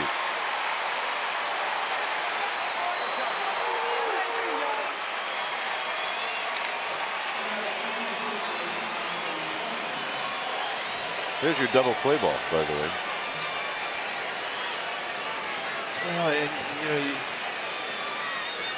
getting crossed up is just something you don't even think is going to happen. But you have to pitch through it. As tough as it is to take, if you're Corey Guerin, you've got to pitch through it. Here's Barnes. Barnes takes inside for a ball. The hitter that Stratton's going to be upset about is Puig, because he jumped out in front of Puig and then he walked him.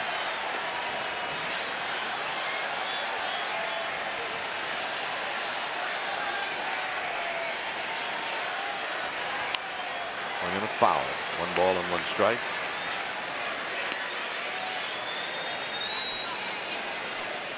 You know, those are the things that you walk out of the ballpark thinking about. They don't leave you because they're mistakes.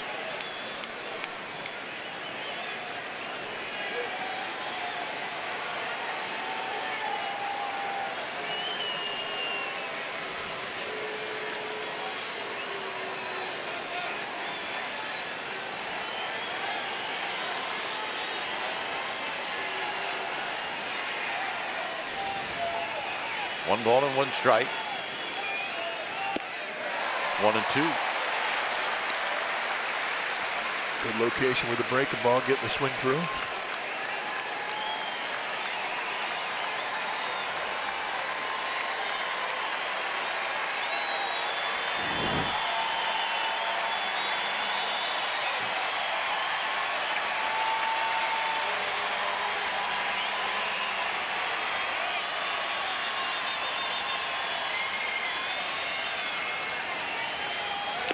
Got him.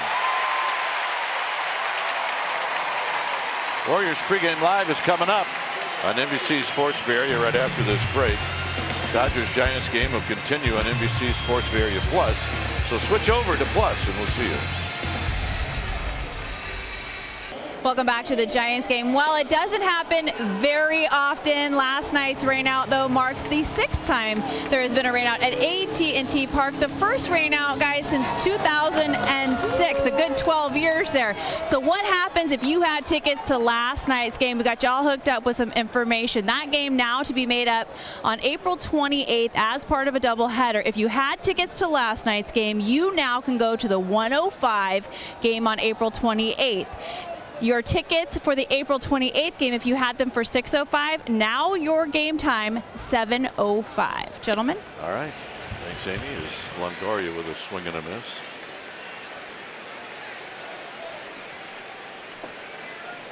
And a pitch for Baez. It was not a fastball on a first pitch. He's been throwing changeups and sliders. How about that? A slider followed by a changeup. This is the new look Pedro Baez.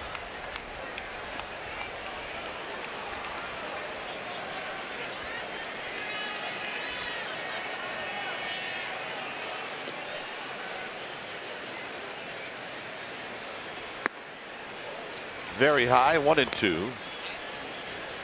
Longoria a strikeout in the first, and then a single to right field in the 4th. Hernandez is now in left field. He plays all over the place.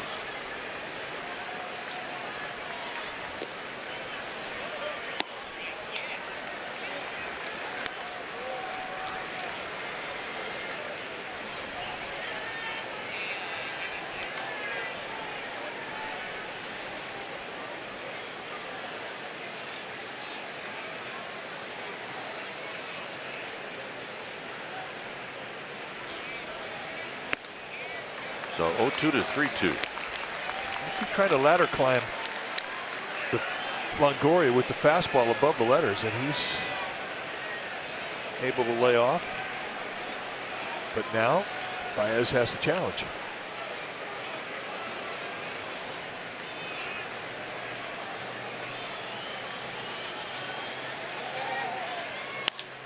On the ground is short.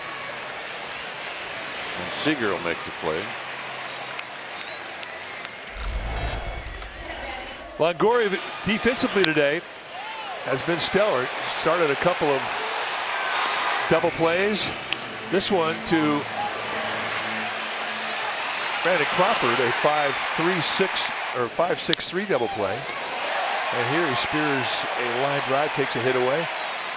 Well, you expect that from a Gold Glover, and he has been as advertised. Boy, does he have nice hands. Here's Pence.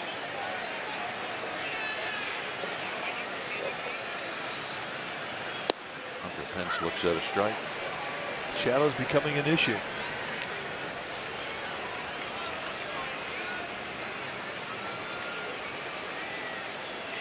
As a Pence fan, it's 0-1. With Brandon Belt on deck.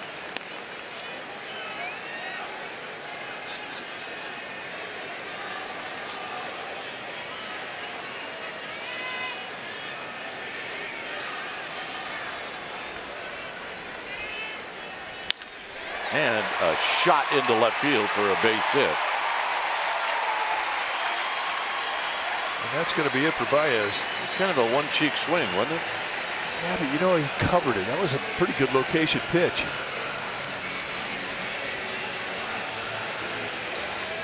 Barnes made the last out, so this is going to be a double switch with Grandal coming in to catch.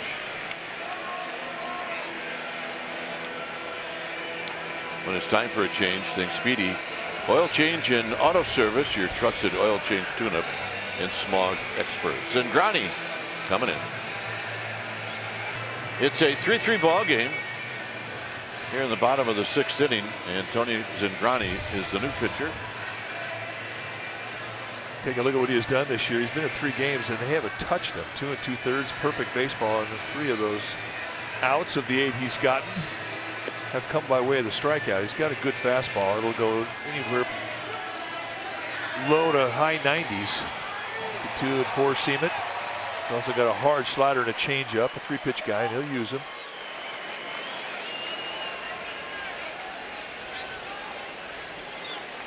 So here's Belt facing Zingrani. Overshift is on. Seager at short is playing right on the infield grass. Not a bad time for a bunt, especially if you can't see. And I think that throw over was designed to see if perhaps Belt might show a tendency to do that very thing. Belt is 3 for 7 lifetime against Zingrani with a double. One thing we learned about Zingrani, I mean, he'll really cheat with his move to first base. I mean, he'll go right to the center point between home and first, where, I mean, that's as far as you go, where you plant your stride step towards that mark halfway between first and home, and still throw to first. If you have that imaginary line halfway between home and first, and you step towards the first base side of it, that's a balk if you throw to first.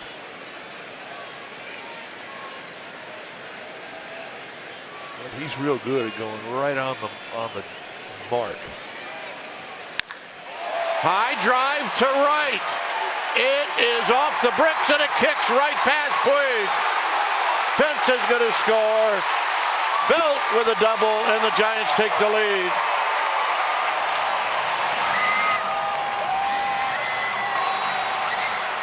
If it doesn't shoot past Puig, it's not likely Pence is going to score. Yeah, like I said, a great time for a bunt.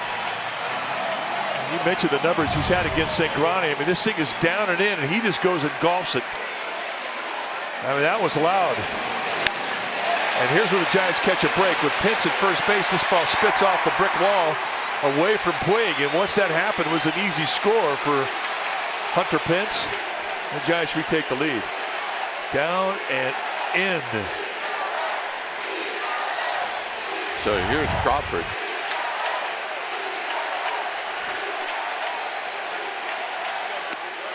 Crawford a swing and a miss.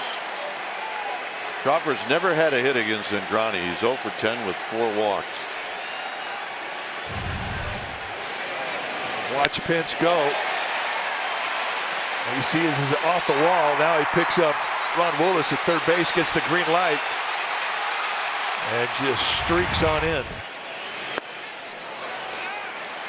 I remember when you used to be able to run like that. Yeah, that's right. Dreams. Yeah, it was fun watching you. Maybe in the streets of Pasadena. Oh yeah, 96 double lifetime for Belt here at AT&T.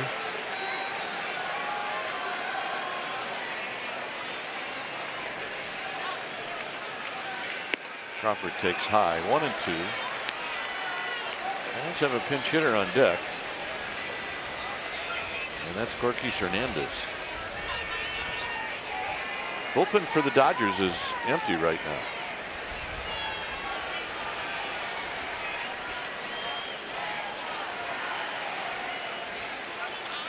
Crawford chases a breaking ball.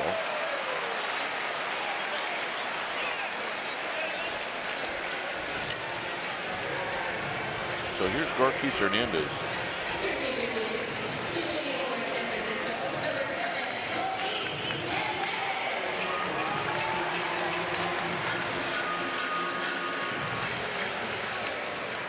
So both teams now have used their Hernandezes.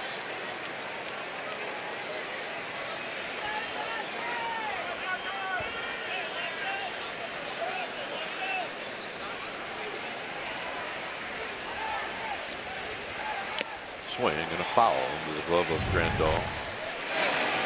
Take a look at the swing of the bat. That has been the difference in this game. I mean, that's just a bullet. It's off the bricks. There's wood out there. There's brick. There's cement. There's mesh. There's padding, chain link. So you never really know what the ball's going to do if you're a right fielder.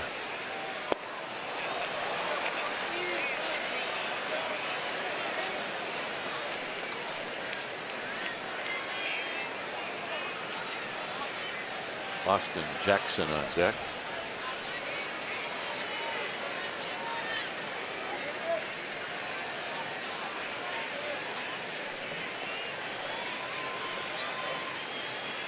In the dirt. Gorkis Hernandez hit a home run, his first of the year Wednesday. Well, significant. He got a hang and break a ball from Felix Hernandez. Significant because Gorkis did hit a home run all last year.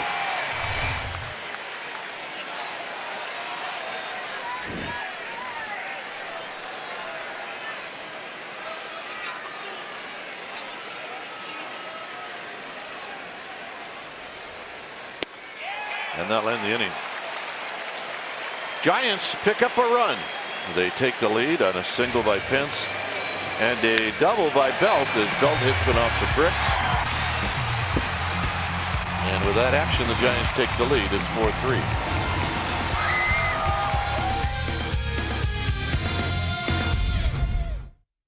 4-3. Giants jumped out to a 1-0 lead. Dodgers tied it up in the third. And now the Giants with a 4-3 lead. Hill threw 76 pitches. Taylor got the first RBI for the Dodgers. Stratton was okay. And Buster Posey hit his first home run of the year when it's time for a change. Thanks Speedy Oil Change and Auto Service, your trusted oil change tune-up and smog experts. So the veteran right-hander Sam Dyson comes into the game for Bruce Bochy. Third time that he's come in. He's off to a good start. Mid-90s fastball with lots of sink, lots of movement. He can cut it.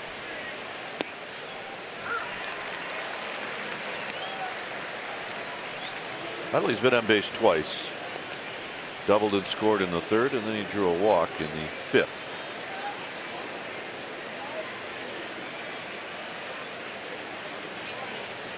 Grandal is on deck. Not bad, but it misses. 1 ball and 1 strike. Curveball. He'll also throw a cutter and a changeup. far did he miss? Just a little bit low and outside.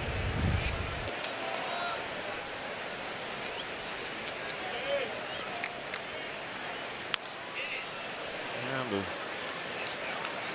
bit of a weak swing by Utley, and he rolls it foul. It's 1-2. 8 hits for the Giants. Dodgers with 4.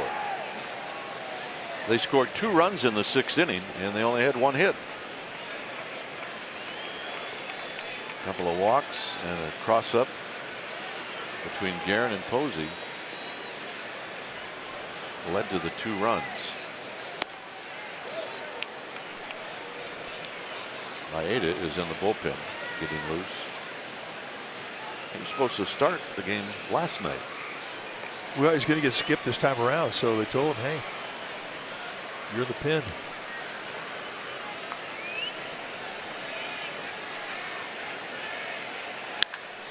Utley gets underneath this one, but it's starting to carry.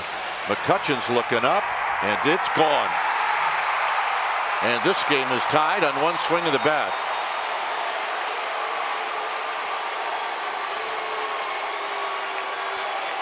For Utley, his first home run of the year.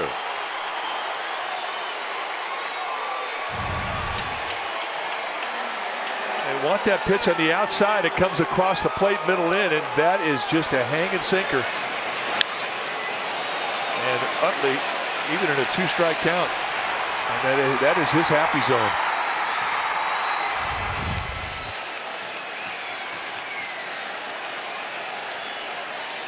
So here's Grandal. And Grandal lines it into right field, a base hit. So solid contact here in the 7th. And that'll bring up Chris Taylor. Tony Watson very quickly getting heated up in the Giants bullpen. And Kurt Young, Giants pitching coach, going to come out. Make a mound visit, and this is just simply to let Tony Watson get ready to go.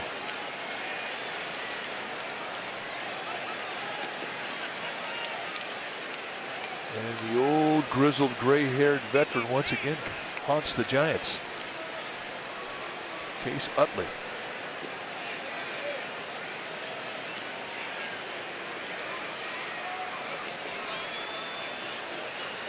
So here's Taylor. Taylor's 1 for 3.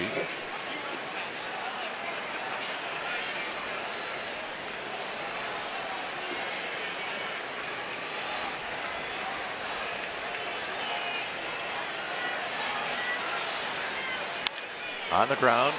That's a fair ball. That's 1. So nice recovery by Longoria, who you could see that was going to be a tricky hop no matter what. Oh, that hop had "Eat Me Up" written all over it, but a veteran. He knows who's at first base. Grandal was not running well, so if he can get a grip on it, he still has a chance to get the play and get the lead out. And that's exactly what happens. I mean, this is really a nice play. Anything but an easy hop winds up throwing a strike right to Panic, and they get Grandal.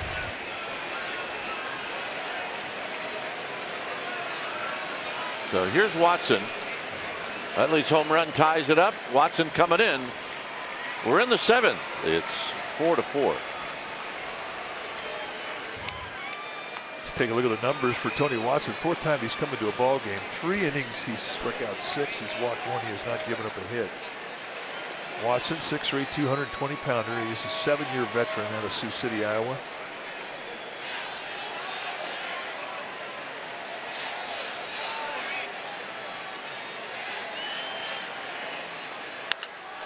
Off the end of the bat, and that's going to be a base hit. As Pence got to it quickly. So Seager, who is a good first ball fastball hitter, I mean, he's just very aggressive on that first pitch. Finds enough bat to get it out over the head of Crawford.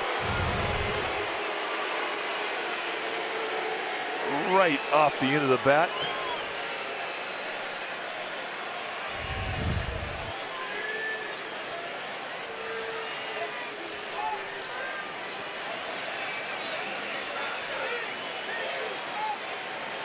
Here's Puig.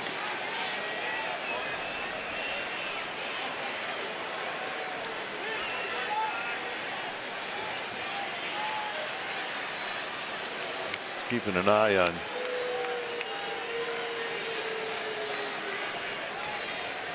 the runner at second, which is Taylor.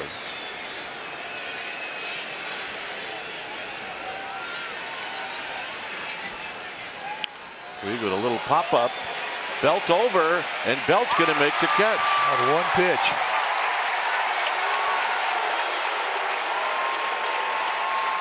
And that's significant because they get the right-hander out. Now Watson can go after the left-handed hitting Bellinger.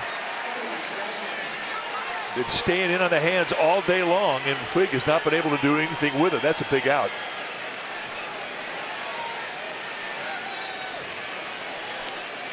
Bellinger singled in the second. He's 1 for 3.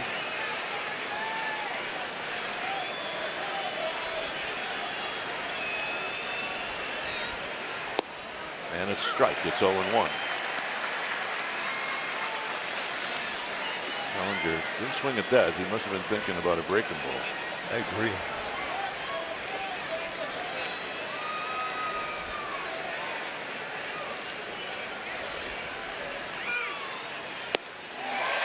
And there it was. Posey thought he had a little opening to get Taylor at second base. Seen more pickoff throws to second today than I think I saw all last year. Yeah, or in all spring training. That's where you work on them.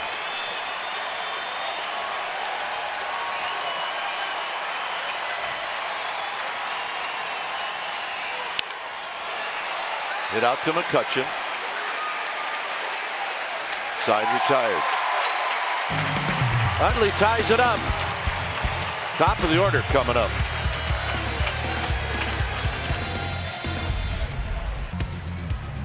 Four to 4 ball game. New pitcher when it's time for a change. Think Speedy Oil Change and Auto Service. Your trusted oil change tune-up and smog experts. Kenta Maeda, the new pitcher for the Dodgers, got scratched this weekend from the rotation because of the rainout and wound up in the bullpen. This is all he did against the Giants in his first outing this year. Went 5 strong, didn't allow a run, and struck out 10. And he'll give you a fastball that can go low to mid 90s. He'll sink and cut it. He's got a curveball, slider, to change up. Jackson with a bunt, and he bunts it foul. Jackson laid it down and was off to the races. And you want to deaden it a little bit more if you want to increase your chances of beating it out.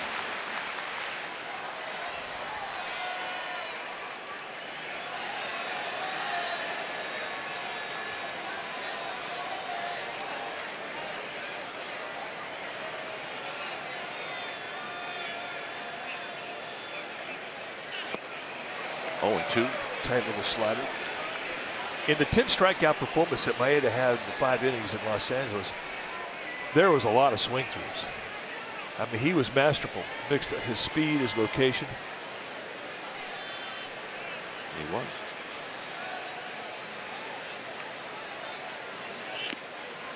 Healthy rip and a foul back.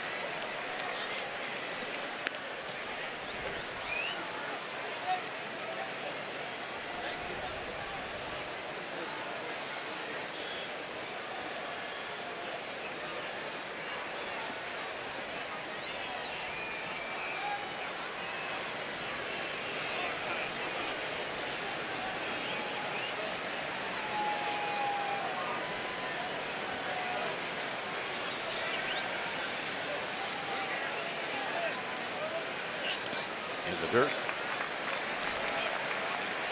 Easy take.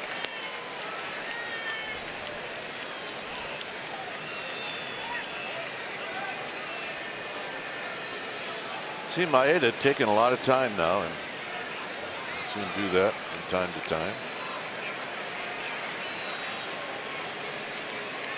For the next hour, it's not going to get any easier for hitters to see because of the reflection on the batter's eye in center caused by the sun. But at least there's no shadow that is crossing in front of home plate between the mound. But definitely a time of day that favors the pitcher.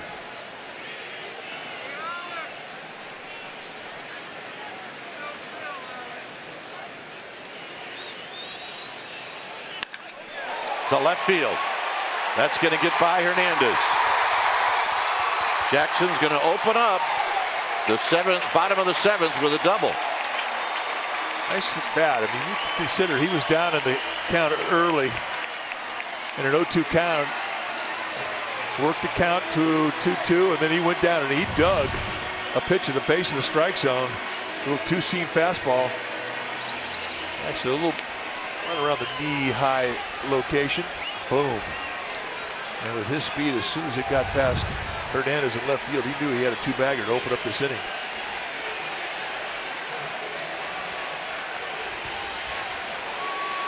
So here's Panic. Go 1 for 3.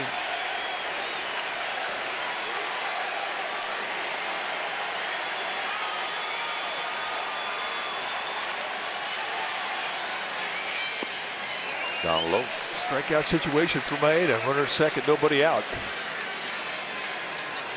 Panic's got lots of options. I mean, at the very least, he wants to have a productive out to get Jackson over. He can do it by way of the bunt or a ground ball to right side of the infield.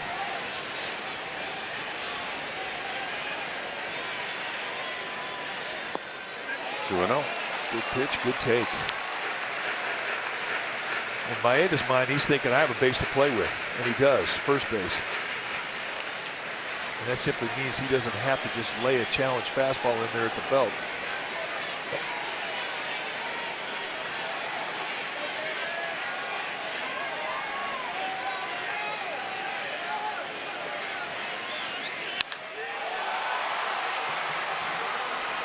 Hit out into center field. Well, that's one arm you're not going to challenge. You can see why. Chris Taylor's got a rocket.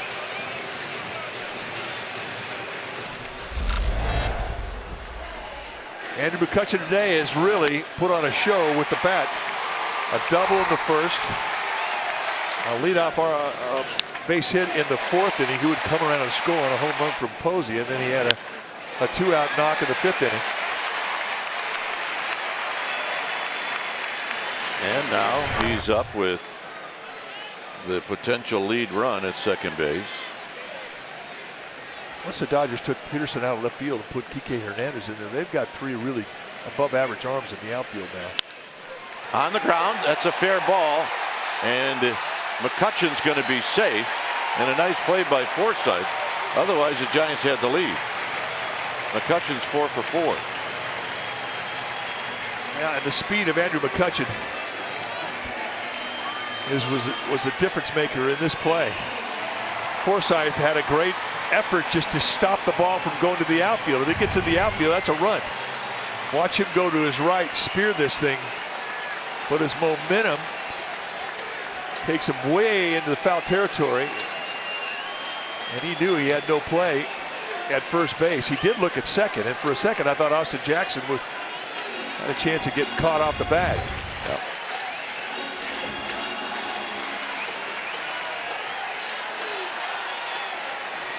Here's Buster Posey.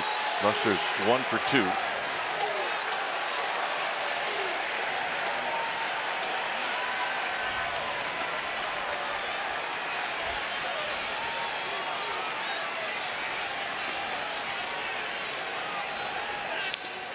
Foul to the backstop. Way out front of the off-speed pitch.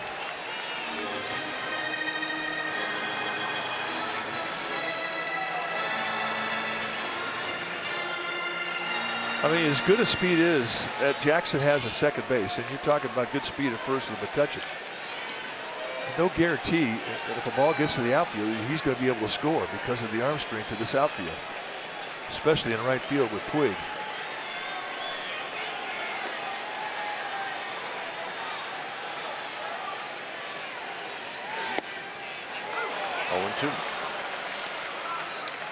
Perfect location with the fastball.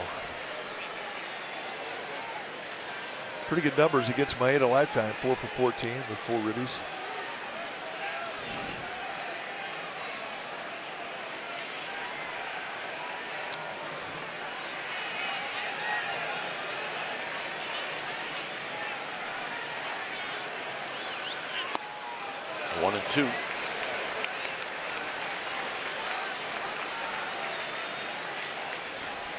There's Longoria on deck.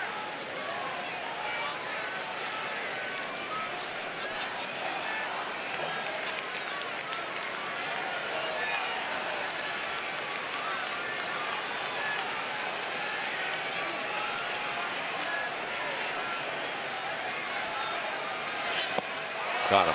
Change up. So it started the at-bat with it, and it ends the at-bat with it. The difference was that the first changeup he saw had cut, running away from him, and the last one had a two-seam grip, and it was going with movement running into him. Good pitch. Here's Longoria, who's 1 for 3.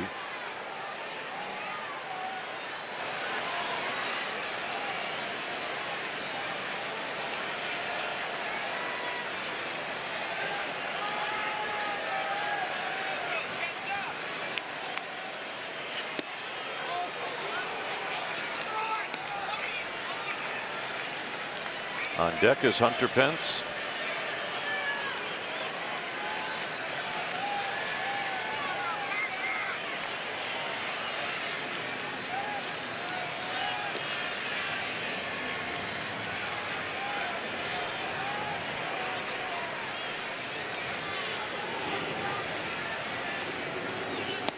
There's a strike. It's Jackson at second and McCutchen at first.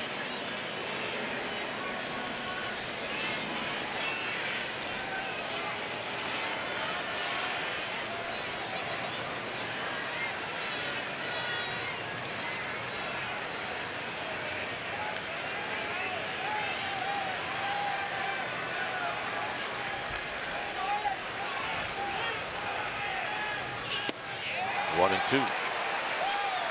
So the 1-0 changeup.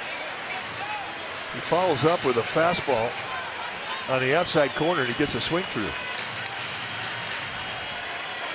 And now Maeda with the advantage in a 1-2 count.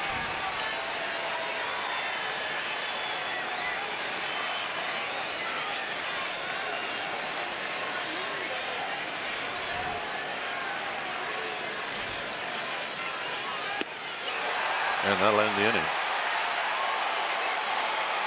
Giants waste a leadoff double. 4-4. All tied up 4-4 as we head to the top of the 8th. A reminder that MLB At Bat is your #1 Giants app. You can customize your experience to catch every moment this season. Download MLB At Bat today. Forsythe to face Watson.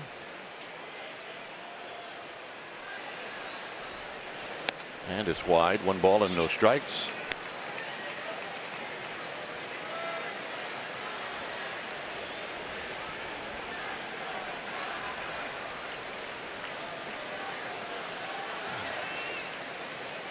There's a strike. Good changeup. That's what Watson can do. I mean, he's not just a one-trick pony. He can throw a fastball, a couple different types of movement, break a ball that he can back speeds off with, and he throw you a changeup.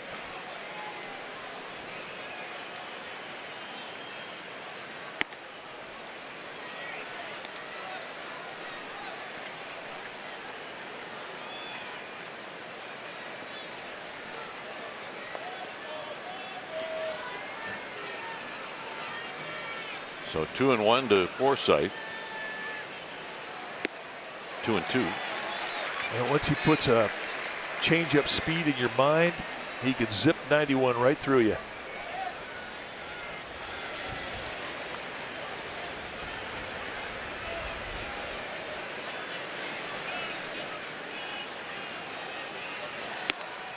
Ooh, just a bit outside. That's one that Posey had turned around and asked Marquez, the plate umpire, is that high or was it outside?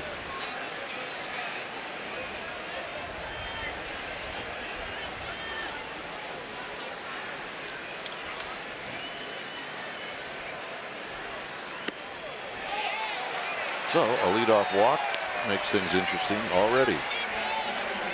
Giants have been very generous today with the base on balls.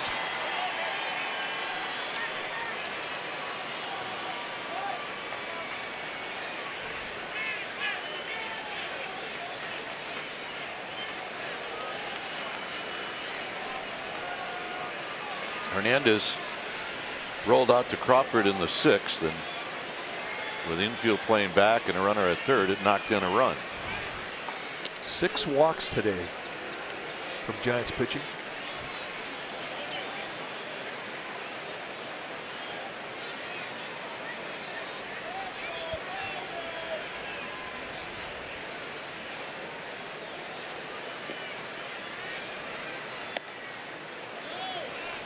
Pitch wide, 1 ball and no strikes.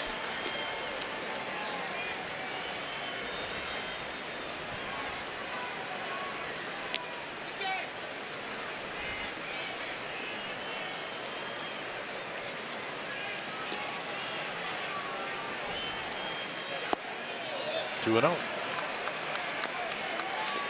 Watson has worked himself into a get-it-in pitch. And Reyes Maranta heading down to the Giants bullpen quickly.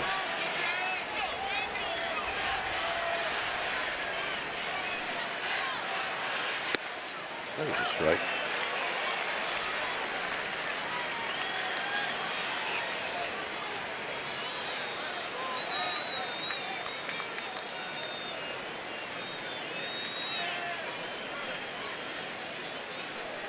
Watson going after Kike Hernandez. And this is lifted out to McCutchen. And McCutchen will make the play. So a nice comeback from Watson, being down 2-0 in the count.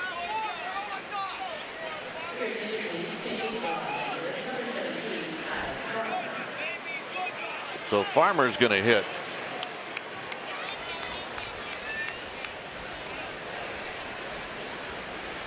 Kyle Farmer.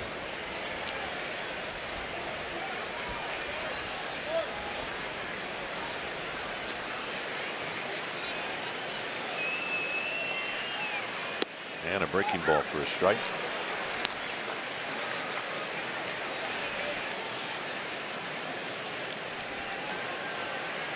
Farmer is a guy that uses the whole field.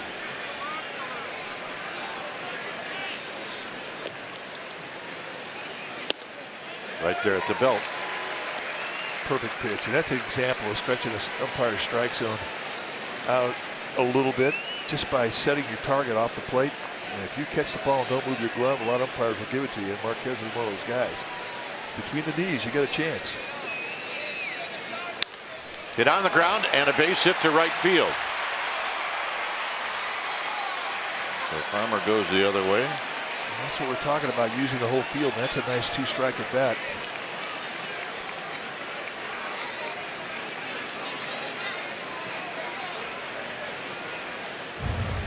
Utley homered in the 7th inning to tie the game.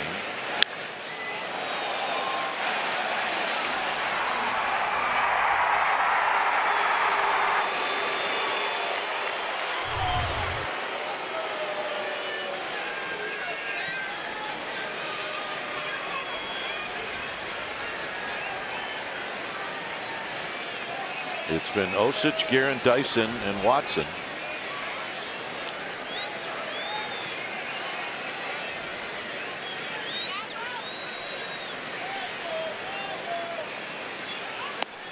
And it's wide.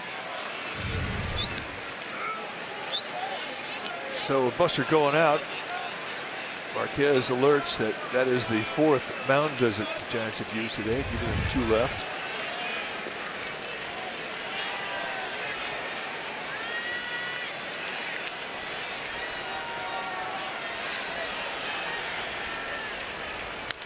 Out of play, 1 ball and 1 strike. You know, it's still early in the year, and we're still learning the effects of the new rule, the 6 mound visits that teams have access to, and I like it. I think it's a good rule. Yeah, it really hasn't become an issue, has it? Well, no. Teams really have done a good job. But it's going to be interesting to see some of the teams that we know use a lot of mound visits. Cubs, Diamondbacks.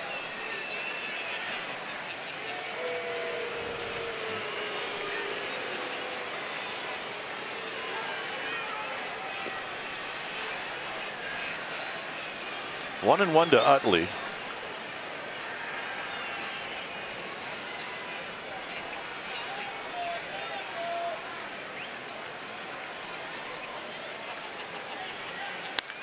Utley lines it right at Hunter Pence.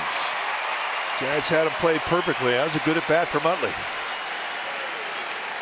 Had a double, he hit on the nose of the third. He had a home run, a walk, and then this one here hit right on the button as well. So the Giants have not fooled him today.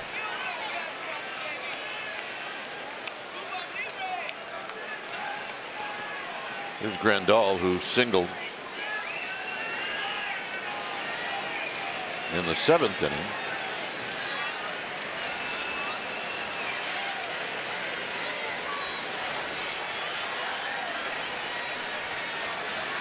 Forsythe is at second.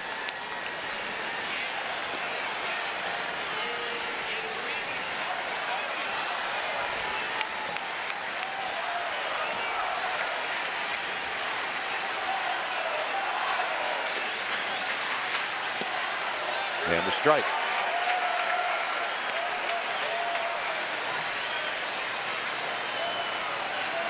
Hunter Strickland head down.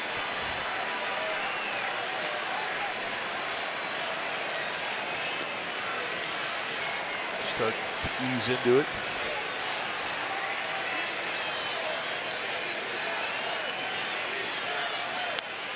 And a swing and a foul straight back.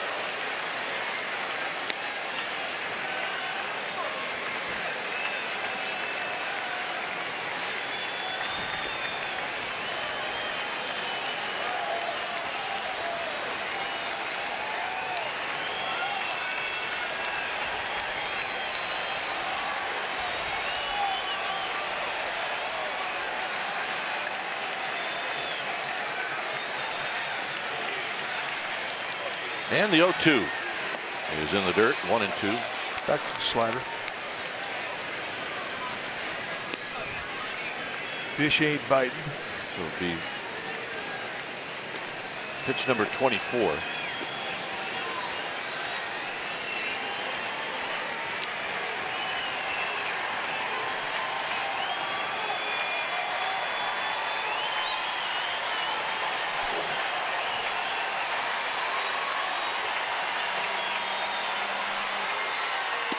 Got him. Elevated.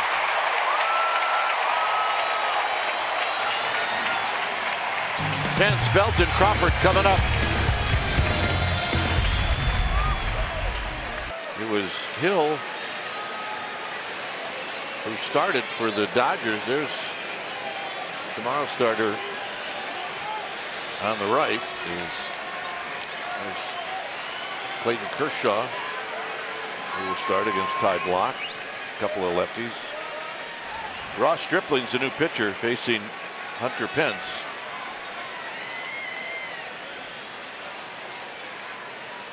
And Pence looks at a strike. When it's time for a change, think Speedy Oil Change and Auto Service, your trusted oil change tune-up and smog experts. Stripling off to a good start. He's not giving up any runs in 3 games. Right over the top. I mean, it is a high 3/4 release. He's got 4 pitches. A fastball that'll go low to mid-90s. Curveball, slider, and a changeup, but his curveball is a 12-6 break. I mean, it looks like it's rolling off the kitchen table. It's a good one.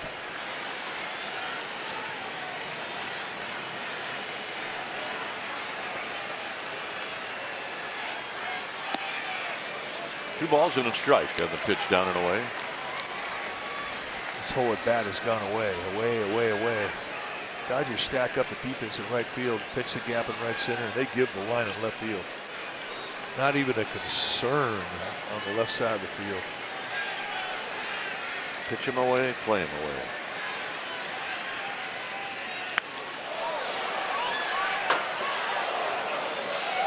Just to our right underneath stretch, Willie McCovey. Everybody okay? Everybody's scrambling, and then this lady picked that ball up from underneath her seat. All right, at a bid.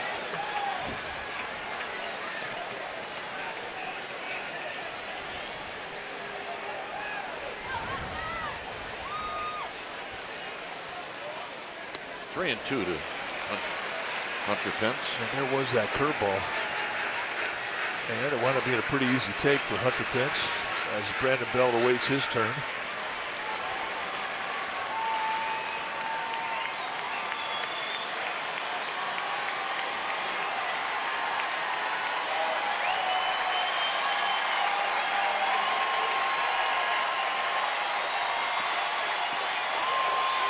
And the 3-2. Got him. So there's the slider in a perfect location. Remember, the count's 3-2. And that is right out there in the outside corner. You've got it covered if you're in that batter's box.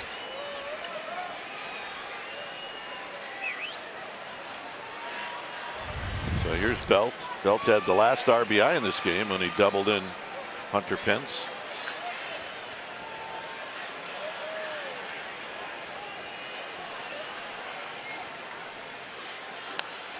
Belt lifts it out of play.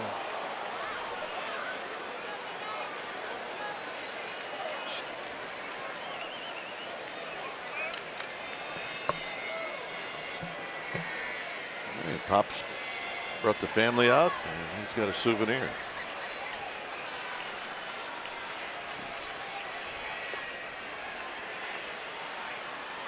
Belt out of play again, 0-2.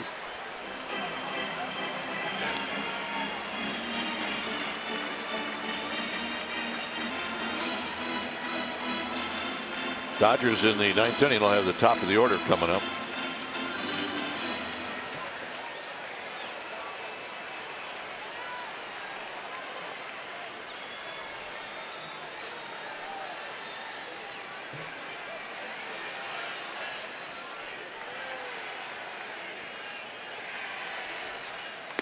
Takes high, 1-2. One thing we talk about all the time about Brandon Belt's eye in the batter's box. I've seen a lot of 0-2 counts go to 3-2 counts. I mean, you get in an 0-2 count as a pitcher, I mean, you start nibbling. You start trying to throw pitches that start off in a corner and then movement goes out of the strike zone, wanting the guy to chase. Got him.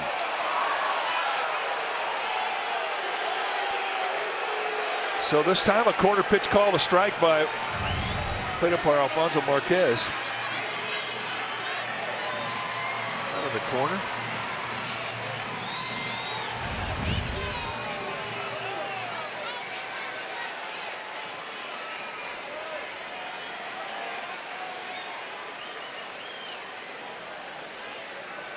Here's Crawford. Crawford is 0 for 2.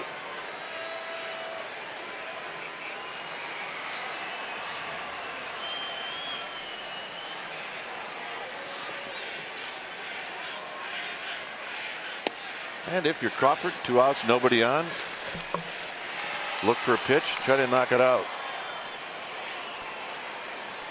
Well, right now, I mean, as far as visual, it's not a bad time to see because there's some cloud cover. It's taking away that stark sun. Change up just a bit low outside.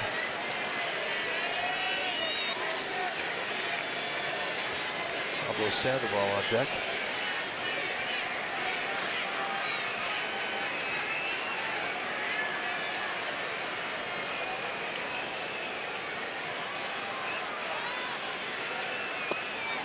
Two balls and a strike. Backs it up.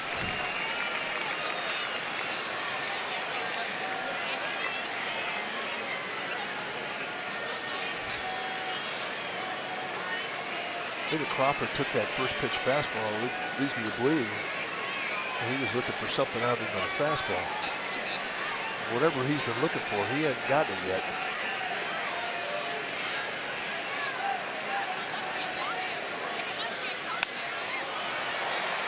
Took a healthy swing there. It's 2-2. Man, that was a cutter, had some hang on it.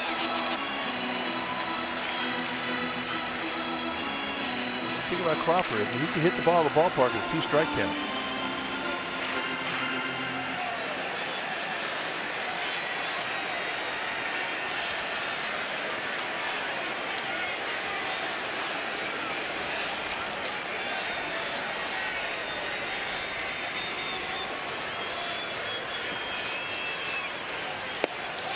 and that'll end the inning. Stripling strikes out the side. We'll go to the ninth. It's 4-4. 4-4 game as we go to the ninth. Hunter Strickland's the new pitcher, and he'll be facing the top of the order. Hunter Strickland in 3 games has been very good. 3 base runners are allowed, a couple of knocks, walk, 4 strikeouts. As you're seeing 3 definitive pitches coming from Strickland now. Not as predictable to the fastball. Fastball mid to high 90s, a slider, a split.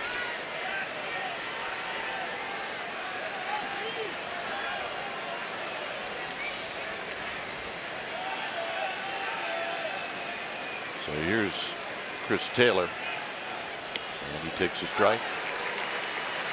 I think too, when he starts off guys with that slider right now, because of his reputation, they're going to go up there and look for gas. Because he's not trying to be so fine with that first pitch slider. He's throwing it in the strike zone. And once you get 0-1, now you can be a little more fine with your. Crawford was unhappy, and you're going to see why. Yeah, but look at where Grandal, I mean, he doesn't move. This is what baits Marquez. And this is something, if you spread out that target and you hit the catcher between the knees and he catches it and never moves that glove, you're a good chance you're going to get it. It's his reputation, and he's been true to form today. Was it a strike? No.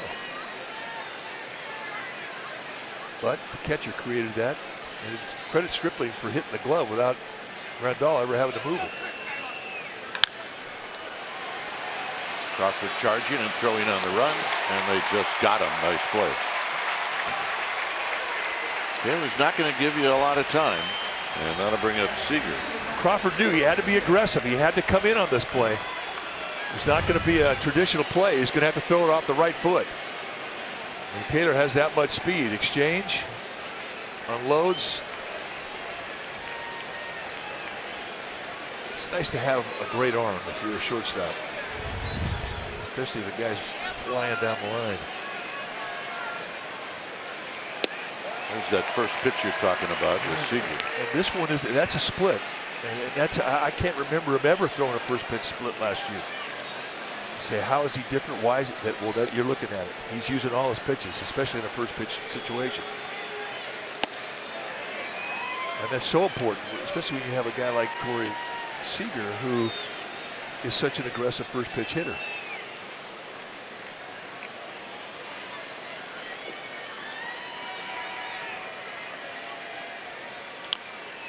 Third base side. Who's it going to be? Posey throwing on the run, and Belt can't hang on. Not an easy play for Belt. He had to cross over, but I'm sure one that he'd tell you he'd like to have another shot at it. Well, this is going to be a great play. Posey had to reach deep, and he had the gun. And as Belt comes across the baseline, in a possible collision situation, I think he may have taken his eye out the ball. As it is, he used all his glove, but I agree with you. If you ask him, he'll tell you he probably should have had it.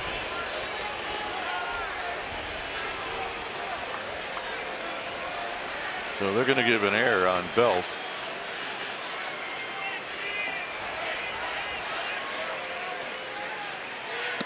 And Puig takes high. 1 ball and no strikes.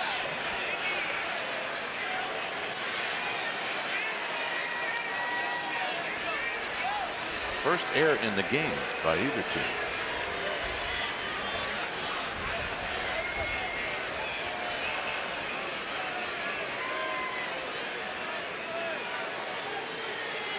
Swing and a miss. Well, Puig knows they've been pounding that inside corner on him all game long. And he cheated a bit there. He really opened up with that stride foot.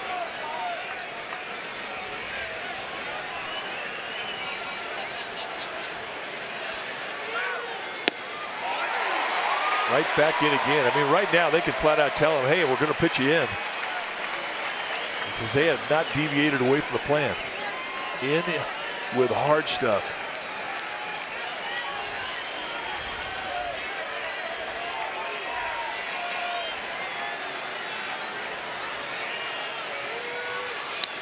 Foul back.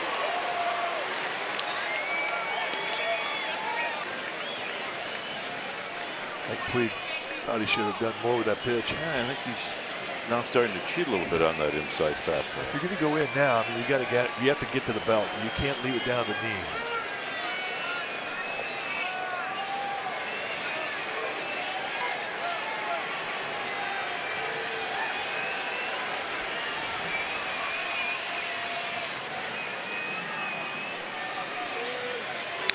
Foul back.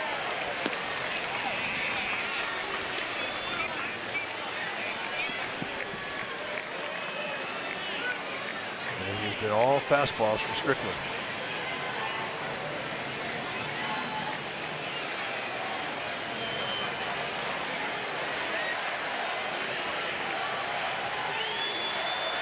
He's straight away in the outfield.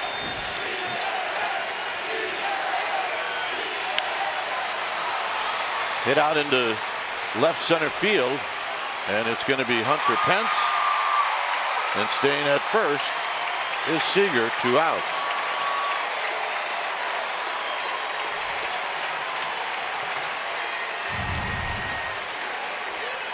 In, and now they go away, and here is a breaking ball that had some hang time on it. But with all the fastballs, it had Puig just a little bit out front. That winds up being a lazy fly ball.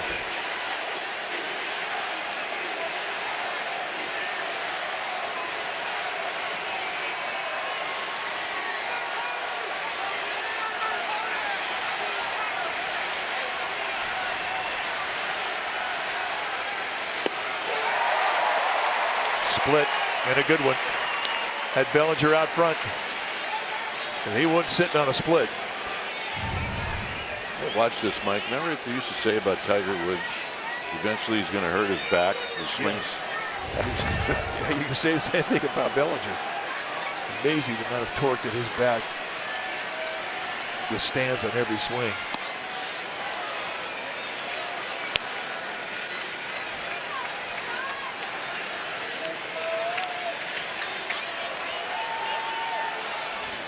But that's for a different decade.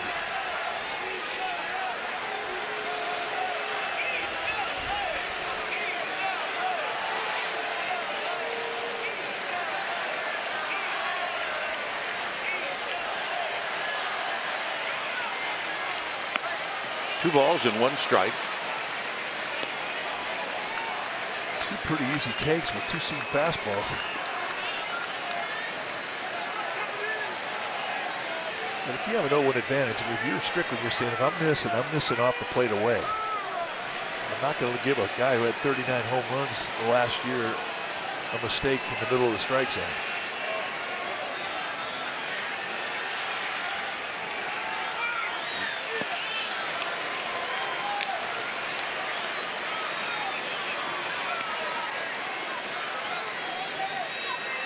So now it's 3-1. Right in front of home plate, using the heel of his glove. I don't know how he caught that. He doesn't know how he caught that.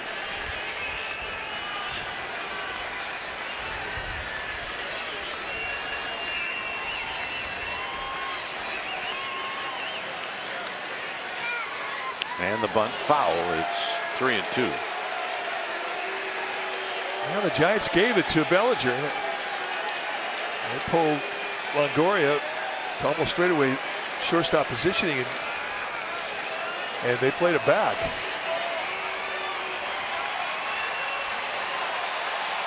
I'd like to ask Dave Roberts if he liked that play. 3-1 count, guy with 39 home runs, and he's bunting it. I don't know.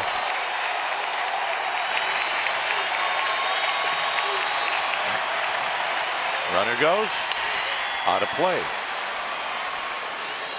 He was geared for the middle in. The ball's on the outside corner, and there wasn't a cheek to be seen in the swing of Bellinger. All he did was fight off and poke. He was looking for something middle in. Watch that left side, and that right hip completely clear. Yeah.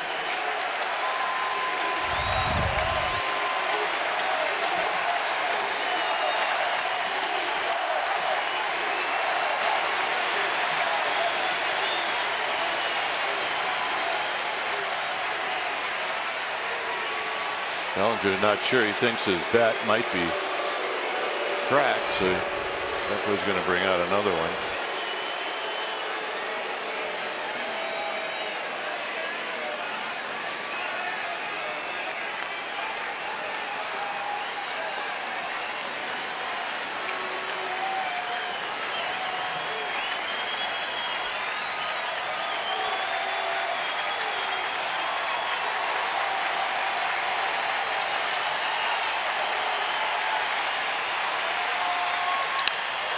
Line drive to right, inning over.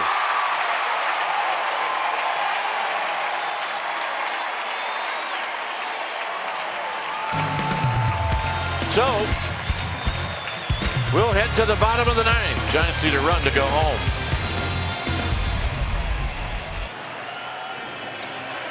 It is the bottom of the ninth as Pablo Sandoval is going to lead things off. It's 4-4.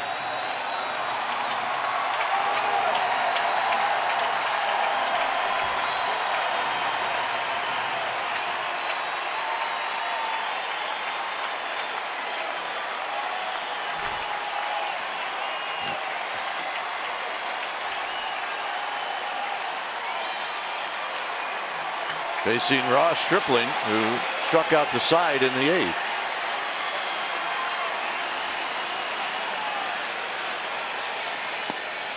And a first pitch strike, and it's 0-1. Changeup. Just enough off. That's kind of that speed between a changeup and a fastball. It just nailed that outside location. It's a good pitch.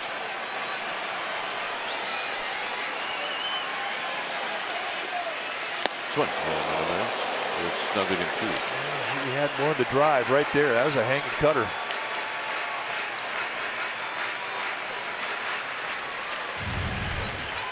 Set up in the inside corner, and that had some hang to it.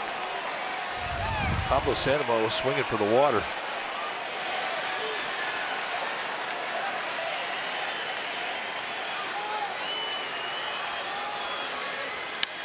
Pokes this one foul.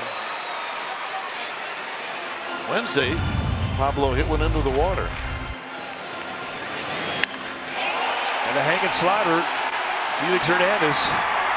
And that really was the big blast of the game, a 3-run shot.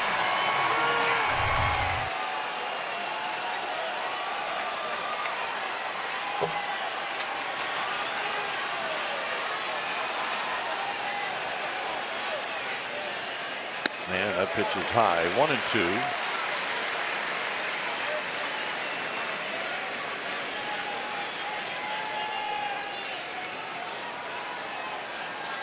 Austin Jackson and then Joe Panik. Pitch number 20 for Stripling.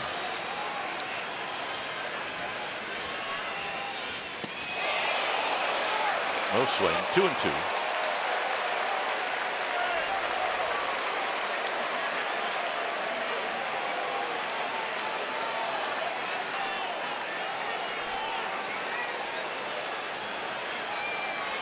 Working that gum. 2 balls, 2 strikes.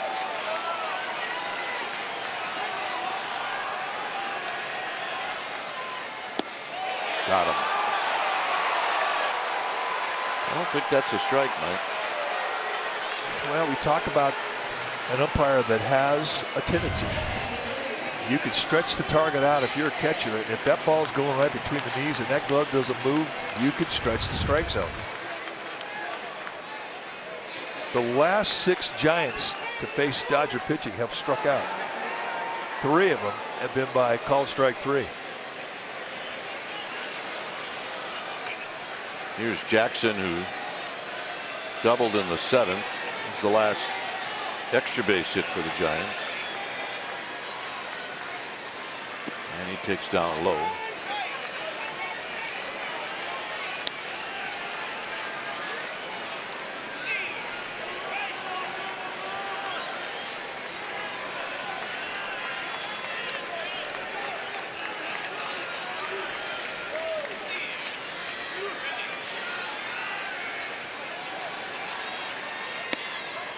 A bit high, 2-0. You still have to hit the glove if you're a pitcher. The negative to that is if you have a catcher setting up in the inside corner and you throw a pitch on the outside corner that's a strike, you're not going to get it from an umpire like Marquez because it's not between the catcher's knees. 2-1.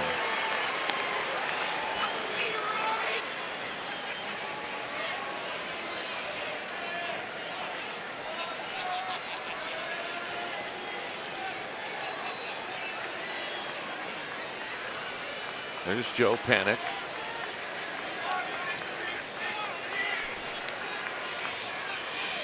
Tap foul. 2-2. There's a gap in left center that is Hughes. Dodgers are more concerned about Triples Alley. And look at this side of the field. I mean, there's just a lot of space over there. And with the speed that Jackson has, if he can find a gap, you're talking 3 bags.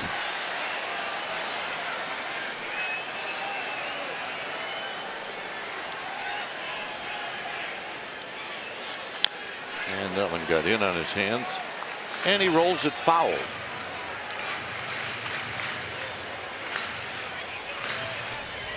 Erica Victorino started out, she was getting a lot of ground balls coming her way, and then it kind of calmed down for her. She's done a nice job. That a bit.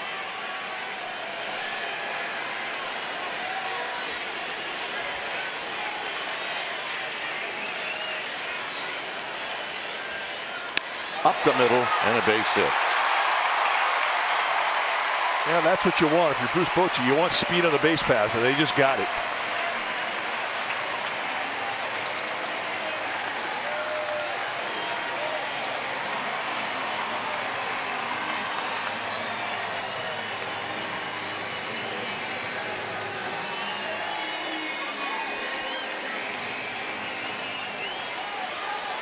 Here's Joe Panic, 1 for 4. His base hit came in the first inning. And he sees Stripling well. You see the lifetime numbers, 3 for 6 with a home run, a couple of walks. So the high 3/4, which is unusual release, does not bother Panic. Jackson thought about it, but he put on the brakes. It's a breaking ball for a strike.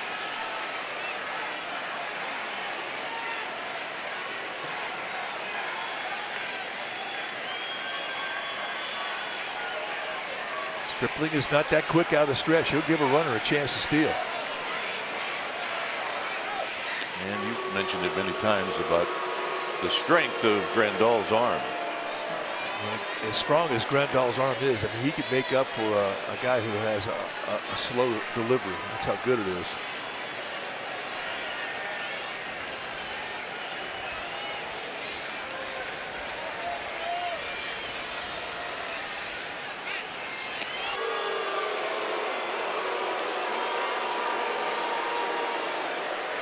That thrower being called by Dave Roberts.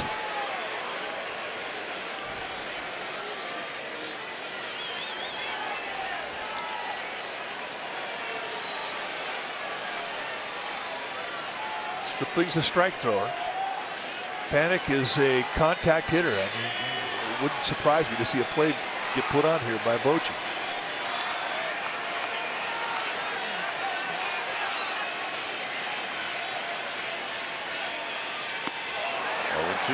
Change up, good one. And one thing that's being talked about in the Dodgers or the Giants dugout is how wide the strike zone has become. So in 2 strike counts, you've got to expand. Now you do, absolutely.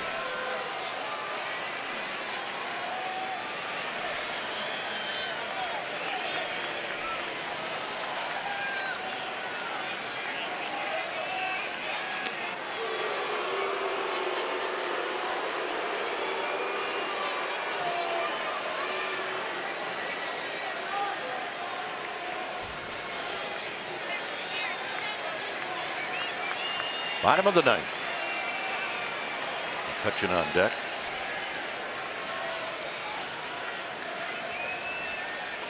And that pitch is high.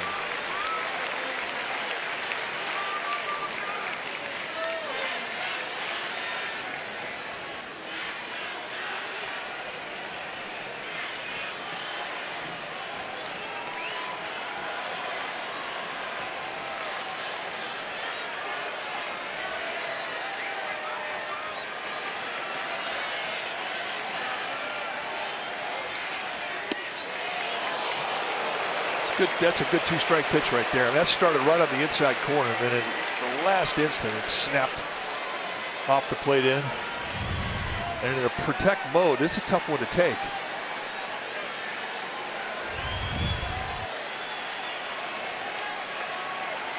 And they've gone away. It's been with changeup, soft stuff. Staying inside.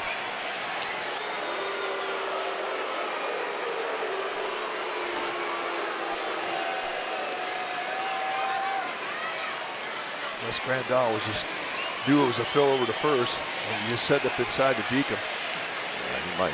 Eventually, Panic's got to think he's going to see that changeup away.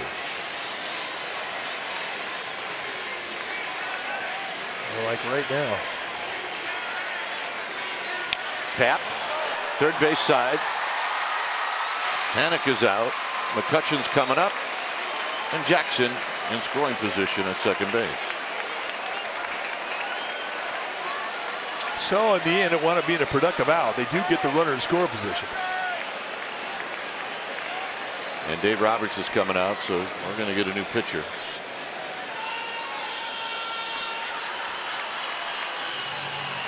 So McCutchen's coming up. He's 4 for 4. And Jackson's at second base. And we'll be back.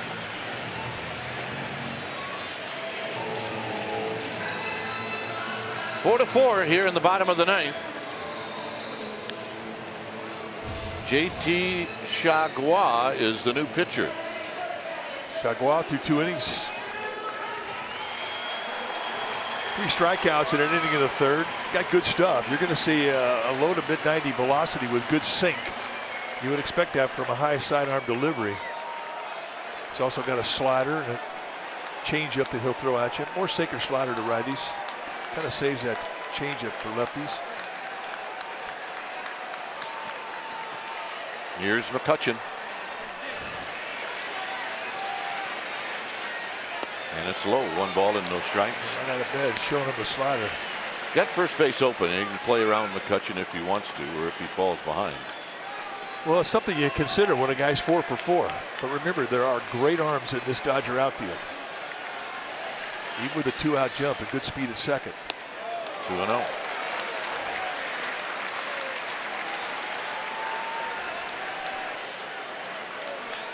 Kike Hernandez in left, a plus arm. Chris Taylor in center, a plus arm. Puig, as good as there is arm-wise. There's a strike. 2 balls and 1 strike.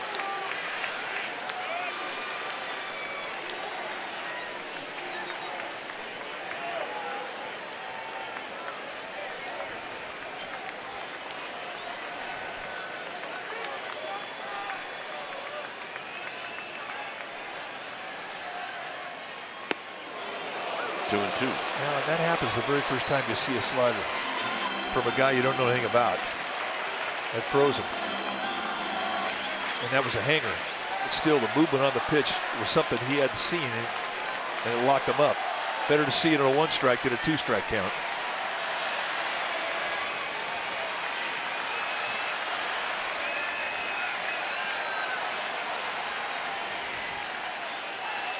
Tap to short for Seager, and that's going to end the inning. 10th inning coming up.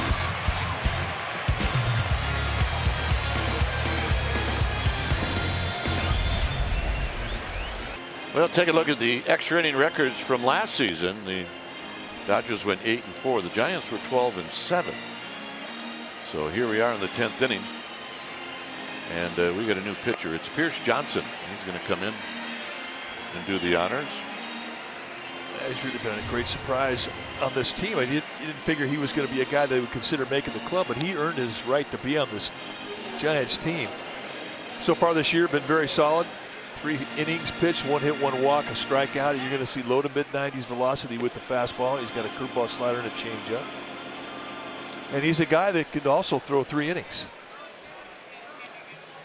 Was a starter for most of his career.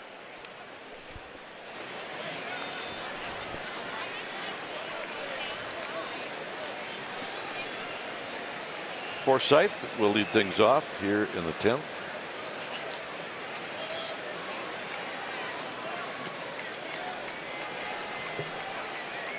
He'll be followed by Kike Hernandez. And then the pitcher spot.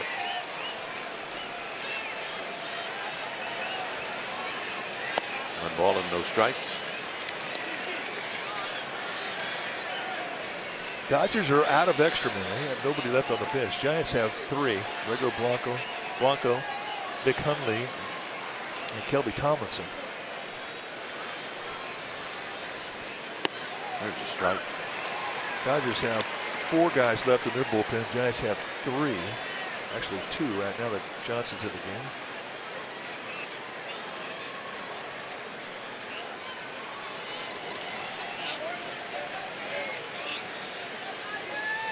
Swing and a miss, 1 and 2. If there's ever a good time to go into extra innings, it's after 2 days off. That's a fact. Because your bullpen's rested.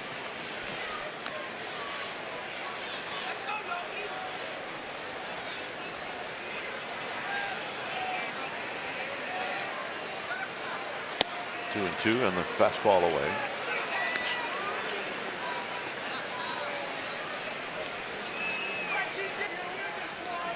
Hey, the family's here. They're hanging in there.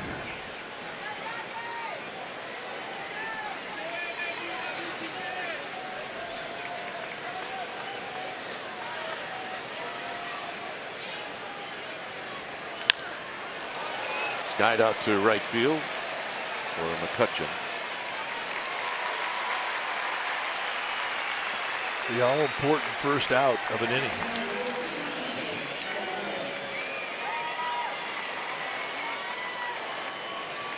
Here's Kike Hernandez as Kenley Jansen starts to walk down to the bullpen.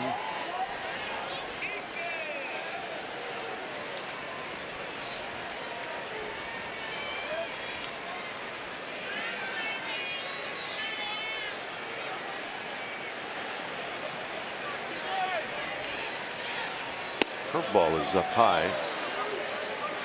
Hernandez came in as a pinch hitter, picked up an RBI and a ground ball in the 6th, and hit a fly ball to right field in the 8th.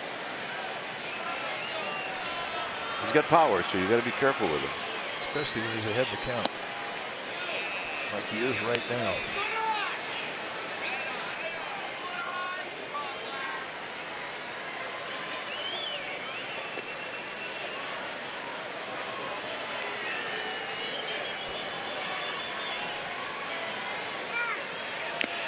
Like that? Like that. Pose has hit that target up on the outside corner, so I want to be a pretty good mistake. See the target down at the knees, and this thing winds up going up and in, but you see the intent with the swing of Hernandez. Not swinging for a single.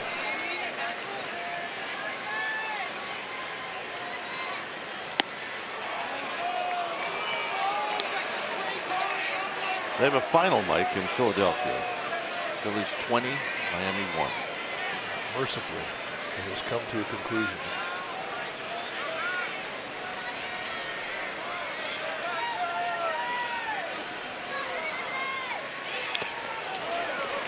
Be careful. 3 and 2. They got Marquez running the mask. There's that final.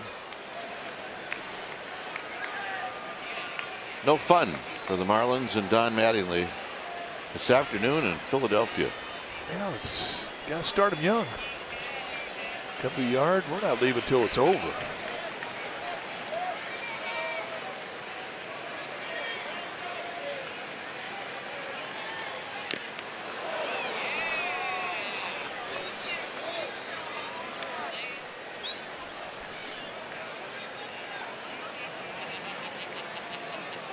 Yep, your best friend if you're a catcher or an umpire. That mask.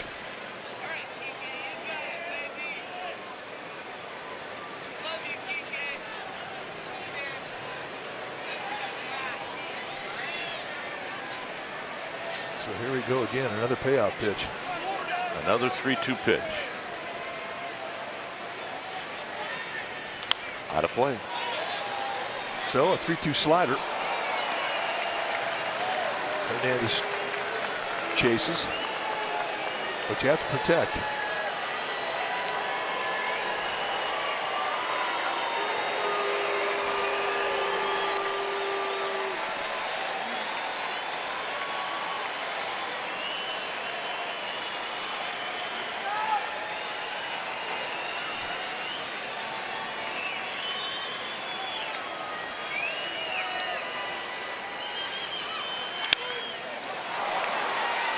Panic. Got him. Nice play. Ball came up at the last second. Now, once it got past Pierce Johnson, it was going to be a tough play. But it's nice to have Gold Glovers behind you. And watch as this ball, right before it gets to Panic, it kind of comes up on him. Easy to get handcuffed. It's also easy as an infielder to anticipate that that pitcher's going to catch it. Here's Chagua, who swings and misses, and it's 0-1.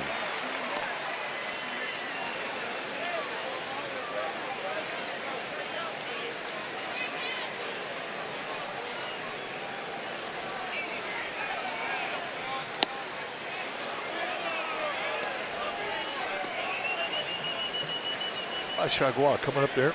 Hackett. Nice swing. So much for a take a pitch for a relief pitcher taking it at bat.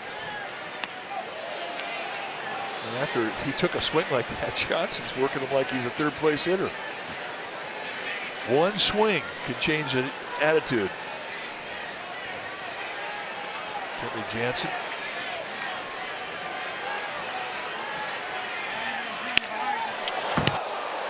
And this is going to end the inning. Buster Posey is going to lead things off. It's 4-4.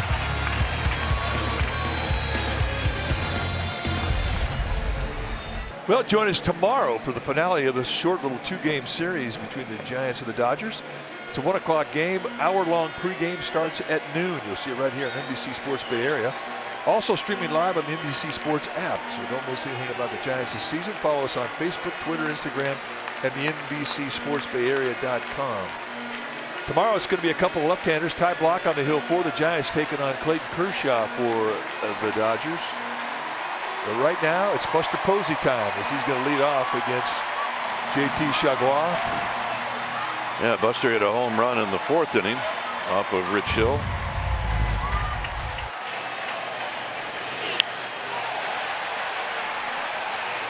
Got extended. At that time, it made it a 3-1 ball game.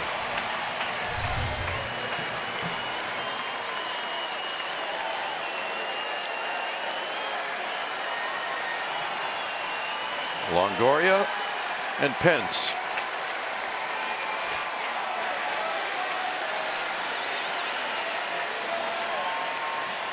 And the pitch. And it's high. 1 ball and no strikes.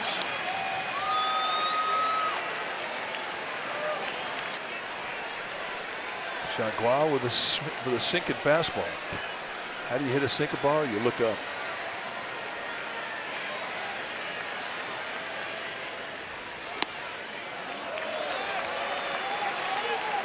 So 2 pitches, 2 nibbles, and Posey in the driver's seat sitting on a 2-0 count. Now you can gamble. You can look one speed, one side of the plate, and try and unload and guess right.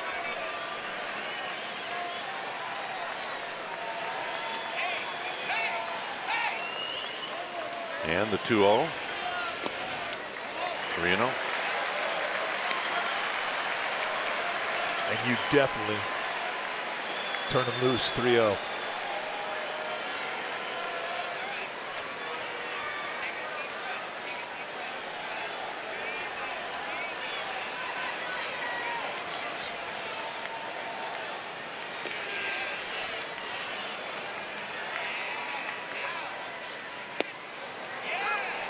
And a 3-0 slider.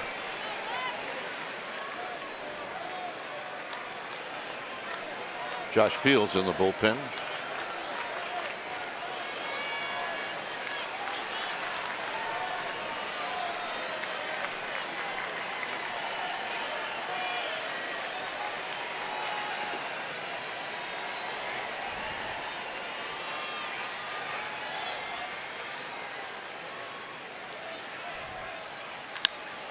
On the ground to third, where Forsythe will make the play. Oh, nice comeback after falling behind 3-0. And here's Longoria.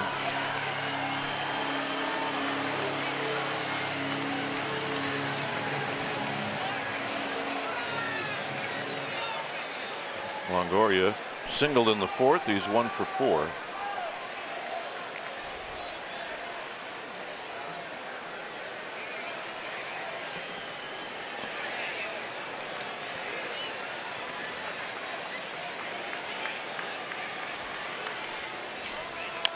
Tap foul.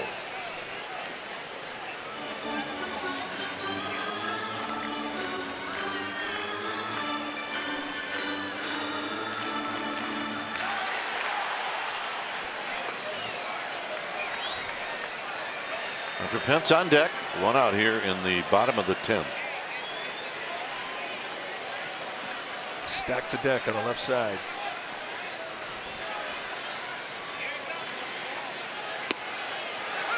Oh, 2. Perfect pitch with the slider. Right on the outside corner. I mean, that's what you could do when you're ahead the count 0-1. Now you can start trying to throw trip 20s with the dart.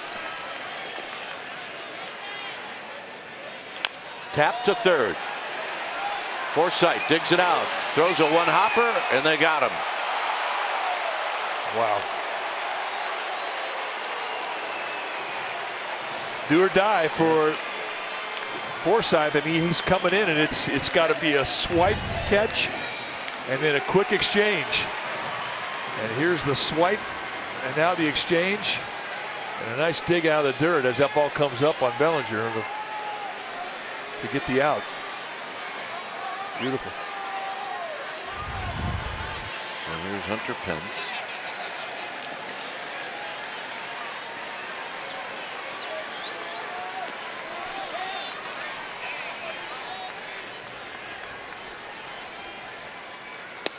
No balls and 1 strike.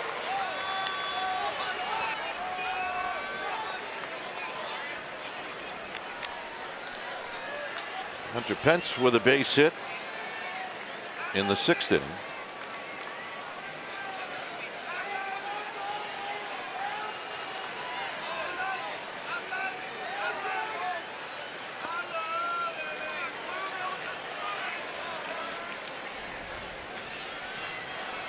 Trying right now either to knock one over the wall or get on for Brandon Belt, who's on deck.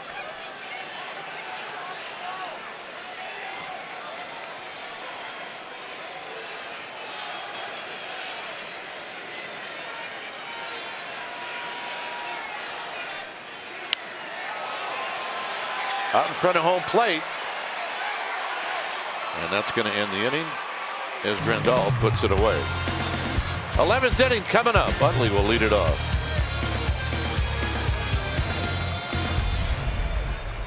"4-4" as we go to the top of the 11th before the ball game.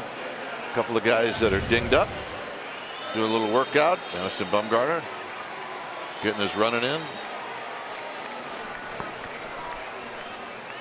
And Jeff Samardzija, who is getting close. They're going to turn him loose. I think he's going to have an outing down in Arizona, extended spring. And great news on Will Smith. He too is going to get an inning. So he's closer to a comeback. So that's good news in the Giants front. So here's Utley to lead things off. Pierce Johnson got 3 outs in the 10th, so he'll try to do the same thing here in the 11th.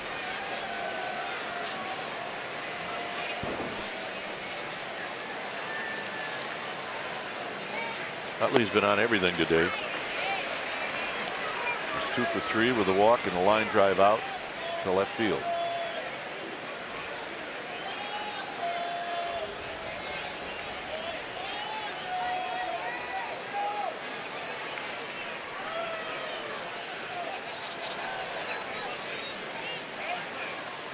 Down low.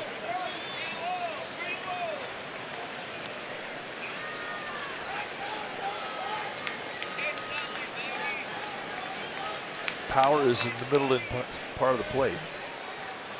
It's where the pitch was when he hit it out earlier in the game. Back in the 7th inning.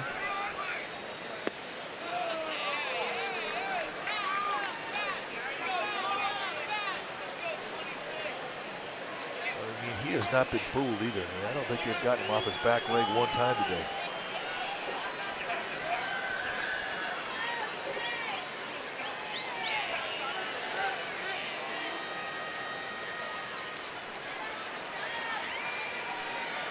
So Utley steps out.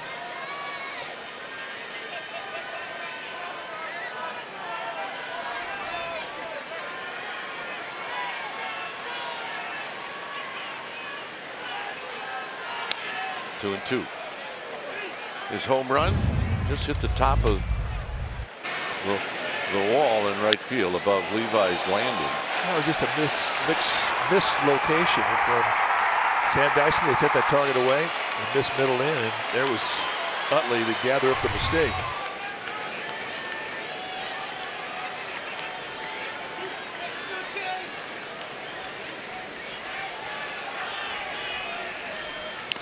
Oh, just got a piece. It stays at 2 and 2.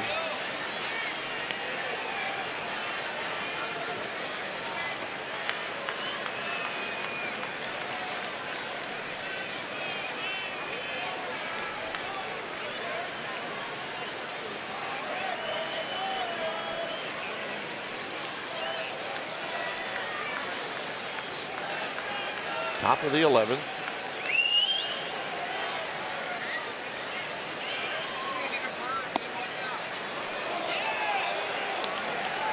Another payoff pitch, 3-2. When you're seeing it big, you just don't often go out of the strike zone. You get good pitches to hit. If you get a mistake, you don't miss it.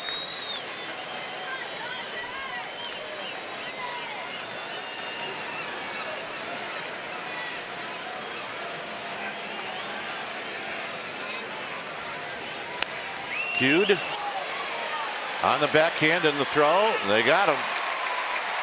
Nice play for Johnson. Remember, his momentum is going to fall to the first base side, so he's got to get unwound. I think if this ball gets by Pierce Johnson, I don't think Longoria has a chance to get to it. Utley runs well. Sets. Perfect strike. See you later. Nice play. The playbook is going to look like a comebacker, 1-3, but that was more than that.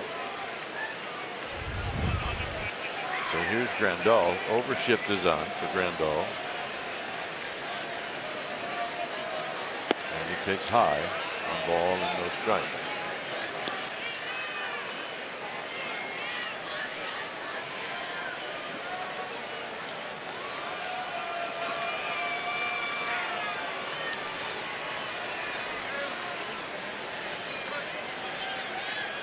Two and 0.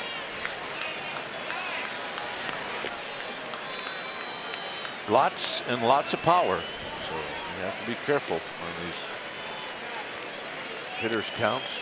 Now a switch hitter, but most of his power is from the left side.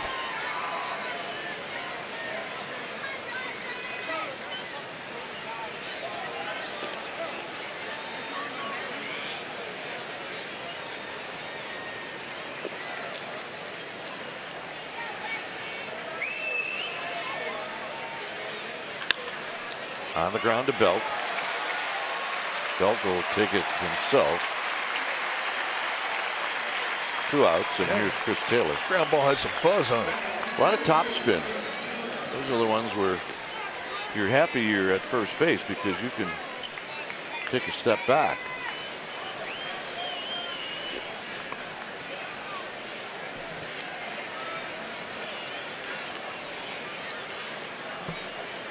Here's Taylor. Taylor with a 2-out RBI single in the 3rd. And he pops it up. It's going to be McCutchen who runs everybody off, and that'll end the inning. Belt, Crawford, pitcher spot coming up. It is the home half of the 11th. Josh Fields comes in out of the Dodger bullpen. And for Josh Fields, this will be his 4th appearance, and he hasn't walked anybody. He's got 4 strikeouts. And he's only allowed 1 hit, so it'll be Belt to hit first here in the 11th.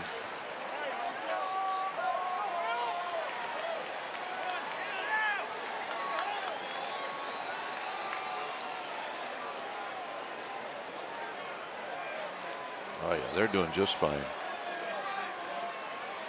Belt is 1 for 4. Overshift is on. Seager again at the cut of the grass. The lone defender on the left side. And Pelt with a healthy rip, and it's no balls and 1 strike.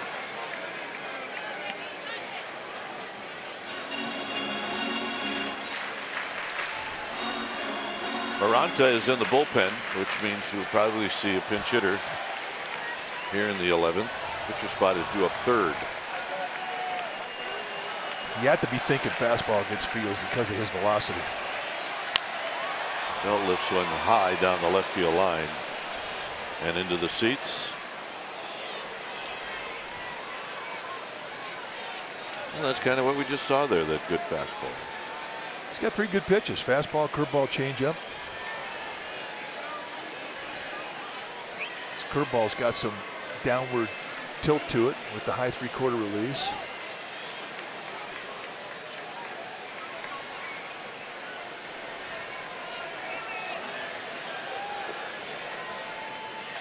Well, pops it up. It'll be Kike Hernandez in left field. He circles underneath it and makes the catch. And that's the changeup. And it was all set up by the velocity of the fastball.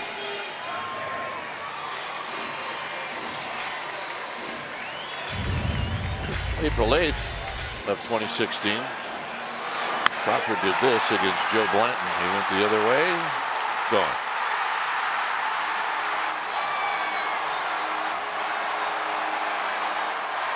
Yeah, Strickland had a no-hitter in that game.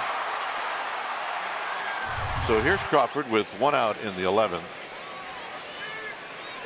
Gregor Blanco's on deck. And Crawford takes a low. Crawford is 0 for 3.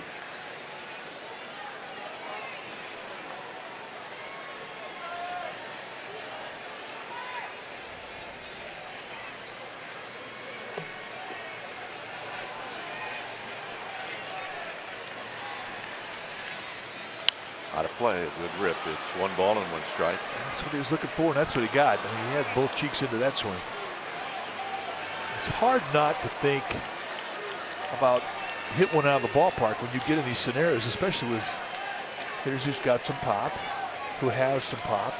And when they get a count that's in their favor, let out some shaft.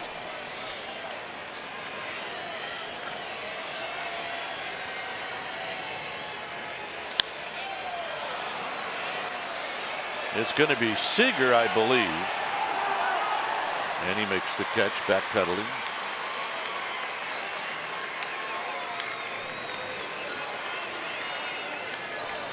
So here's Blanco.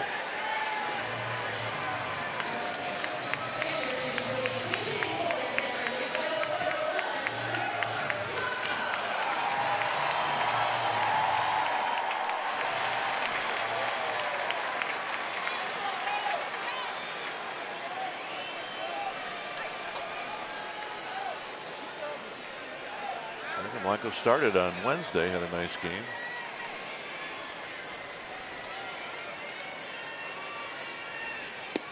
And he takes a strike.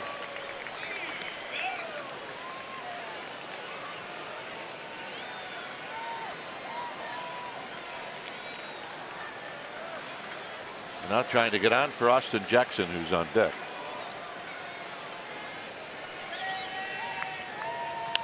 Back, another good 2. Nice 2-pitch sequence, fastball changeup to get on top of 0-2.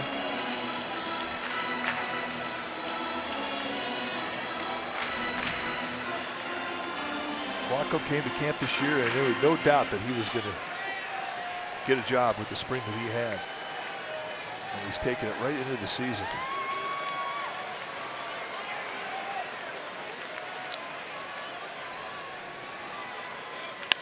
And a base hit for Blanco right back up the middle. And he did it in an 0-2 count. It's significant because now you've got a base stealer on. And if the ball gets put in play, he's going to get a 2-out jump.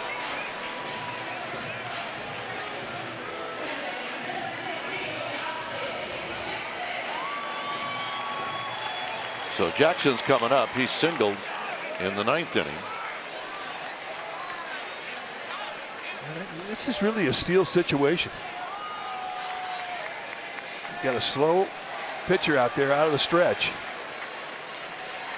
We talked about how good Grandal's arm is, you bet, but for a base stealer like Blanco, if he can pick the right time to go, he's gonna get a good jump. And he's way off the bag.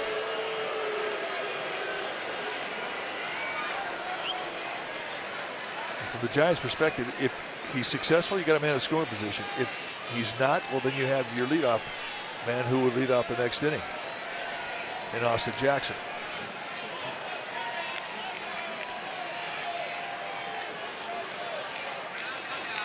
Look out.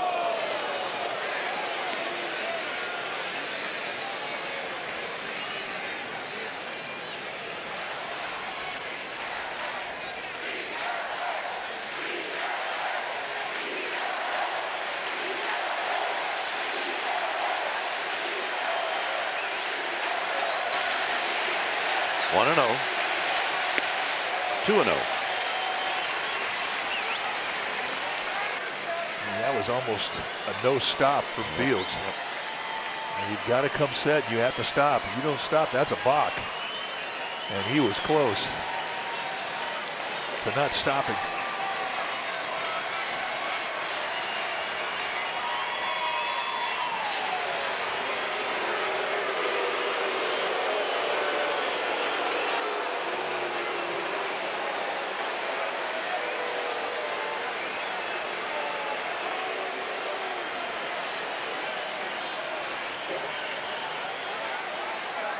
So the old retie your shoe trick. They didn't need it. It's 2 balls and no strikes.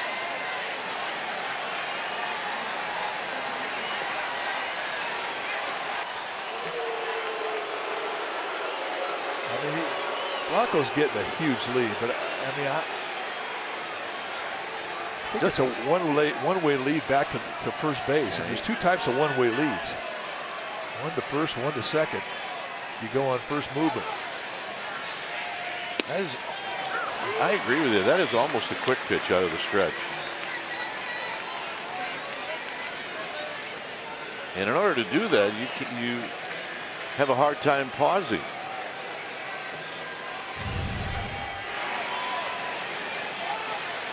Well, I guess he paused. Never mind. Well, it was quick. 2-2.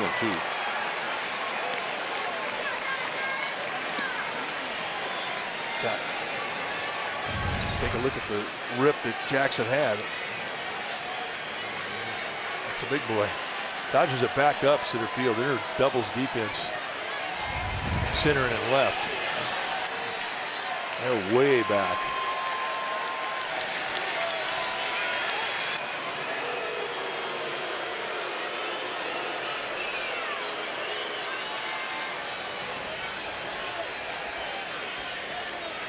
Right field, pretty much average position, but straight away. Center and left, backed up. Blanco goes. Swing and a miss, and that'll end the inning. So we'll head to the 12th. It remains 4-4.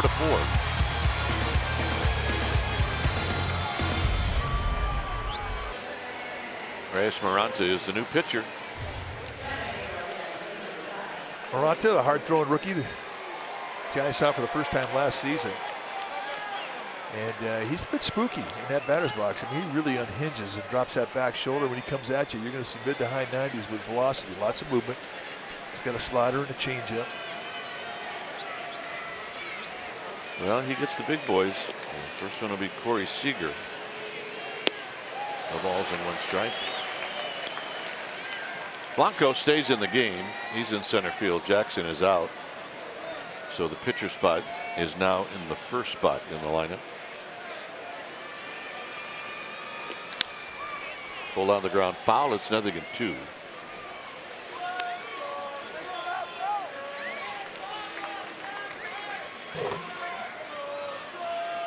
Pierce Johnson, a nice outing. Yeah, the party pit down the right field side, they're having fun. 1-2. 97.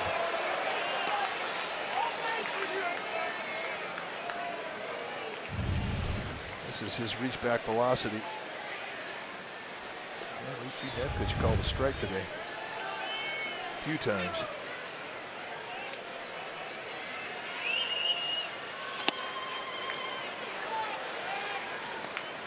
I mean, he's just country hardballing there. I mean, just reach back and throw it as hard as you can. Location, not his primary concern.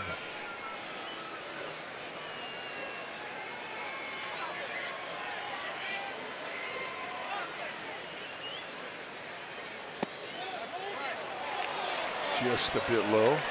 So from an 0-2 to a 3-2 count.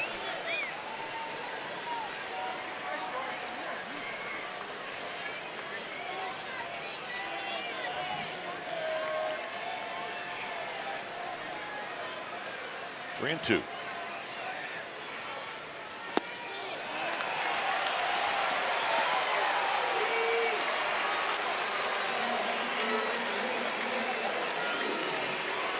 Third time today that the Dodgers have been given a leadoff walk to start an inning.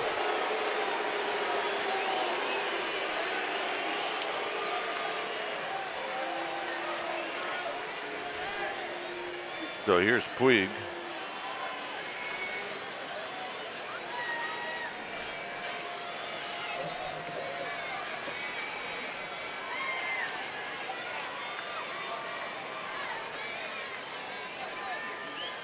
No balls and one strike on the swing. Hang on a minute. He swung it down like he didn't see it very well.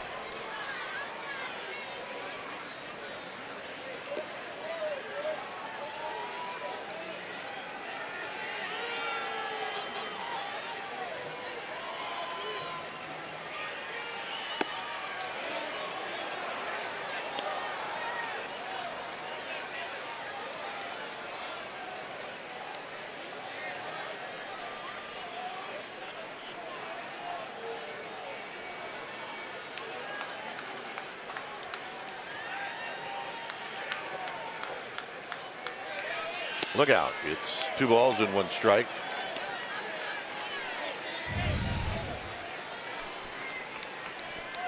His way of keeping things loose.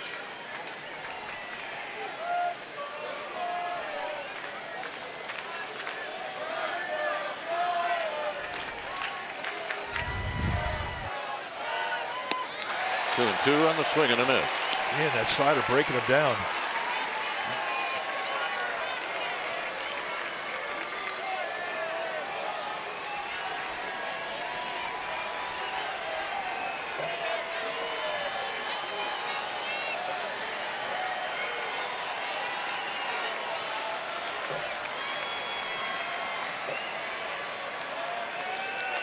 Got him. Oh, again, and I don't think in any one of those swings on the slider that he saw from Maranta that he was seeing the spin. It's rare that he doesn't get a good ripoff. But all 3 swings off balance, he's just not seeing it. So a nice job from Maranta to get the strikeout.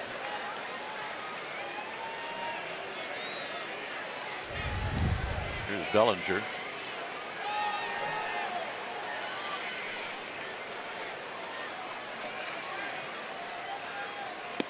No balls and 1 strike.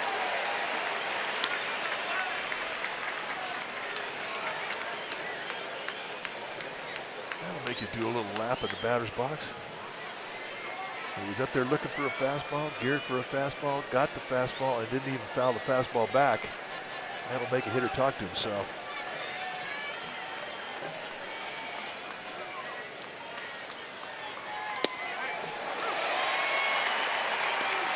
Maranta quick pitches Bellinger.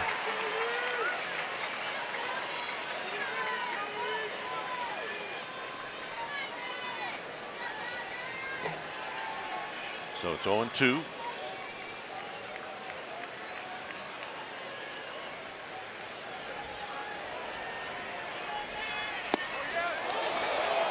Great 0-2 pitch. Bellinger, you better have some steel nerve to take that pitch in an 0-2 count. Bochy thought it was a strike.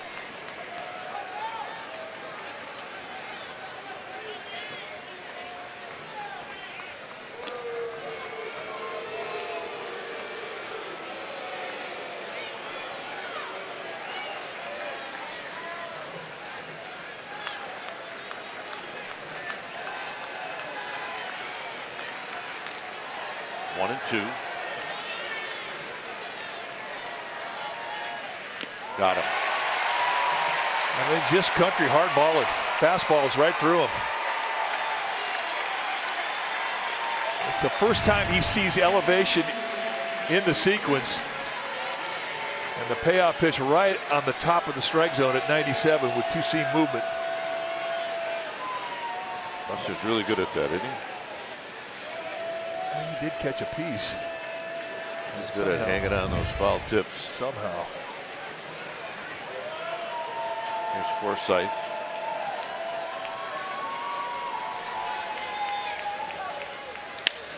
And there's a base hit to right field.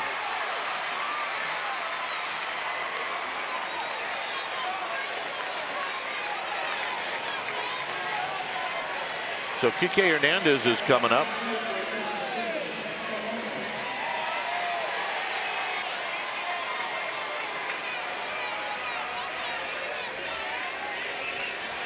Bochy's coming out. Fields is on deck. And they don't have anybody left. Yeah, there's nobody else on the bench for the Dodgers. They're all used up. So if you can go out and say to your young pitcher, look, can you promise me that you won't walk the pitcher if you walk this guy intentionally? This is one of the things he's talking about.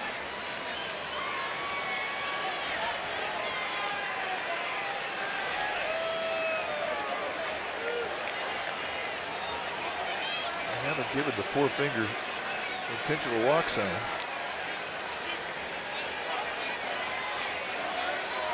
So Kershaw is on deck. And they're going to walk him. So there is the four-finger walk. You're worried about the mound visit. You get one an inning in extra innings. You guys have two. Dodgers have not had a mound visit today. It's going to be Ryu who's going to hit.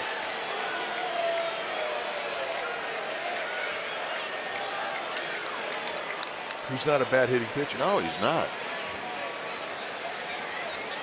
But remember, throwing a first pitch strike would be a good thing. It would be a good thing.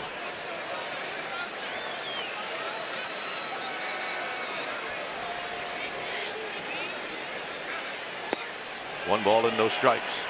And every pitch you can't throw a strike, the harder it's going to be to throw a strike. And for all we know, Ryu has the take sign. He might. Whatever you can throw for a strike, that's what you got to throw. That's one ball and one. He took something off. Yeah, that was the soft 97. That wasn't the hard 97. And you got to throw another one.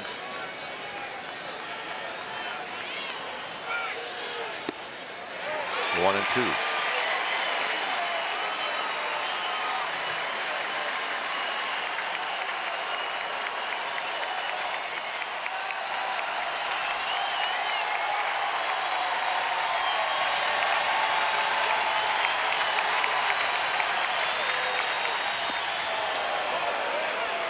So a slider. Put a wrinkle in it.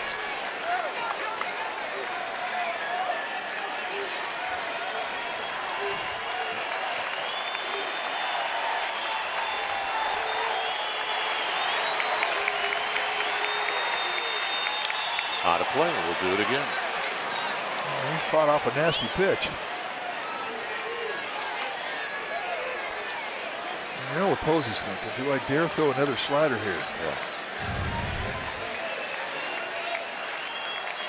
Just to stay alive, fight him off pitch.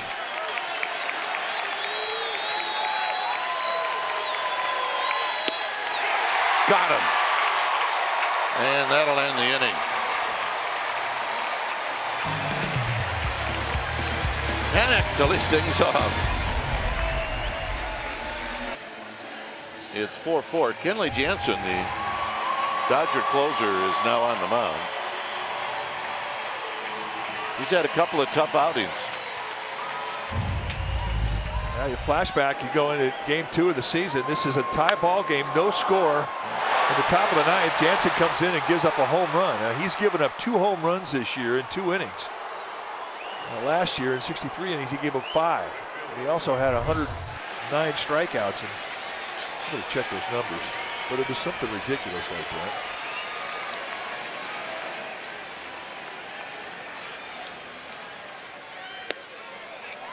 And a strike. Yeah, 68 innings last year for Jansen, 109 strikeouts against 7 walks, and he gave up 5 home runs. His velocity has been down. He has not had the same quickness to his cutter. And the Dodgers insist he's just out of whack mechanically. He insists there's nothing wrong physically. But he's not the same guy we saw last year, at least not yet in this 2018 season. When he's right, you're going to see a cutter, low 90s cutter. You'll see mid to high 90s velocity on the straight fastball. He's also got a curveball and a changeup.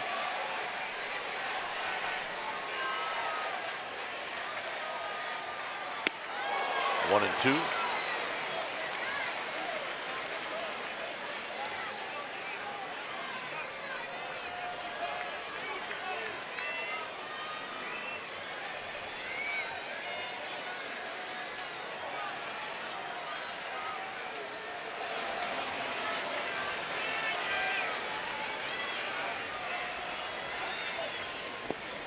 Two balls, 2 strikes.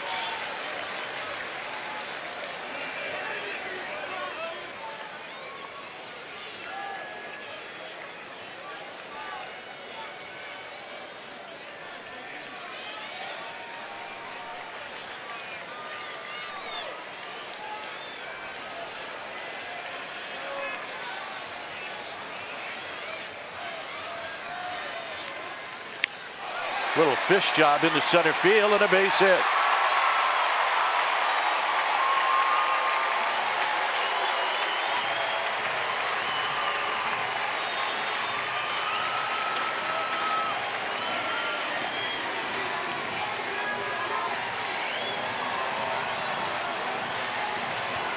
Well, if you're hitting from the left side, you're going to see a lot of fist jobs, both cutters that he wants to place on your hands.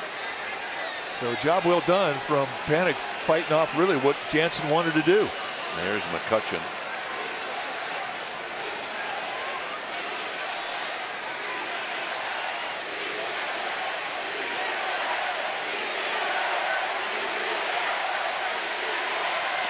And a strike to McCutchen. 4 hits this afternoon for Andrew McCutchen.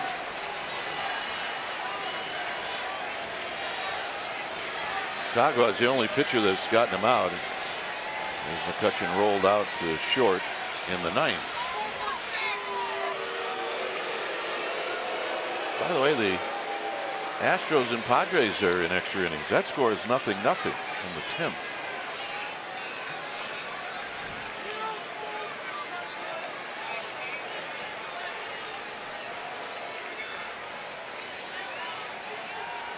In tight. 1 ball and 1 strike. There was a flinch there from Marquez, the plate umpire. He thought about it.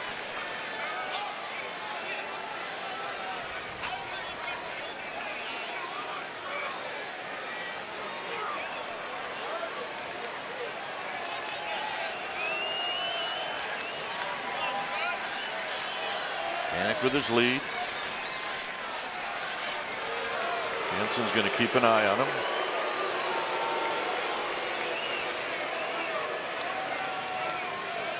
By the way, my wife asked me what time we were going to have dinner tonight. And I said, 7:30. Yeah, how's that looking? Not good. Have to reheat the weenies, that's for sure.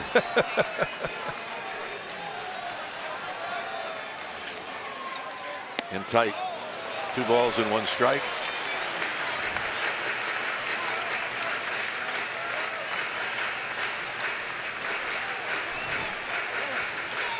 Posey on deck.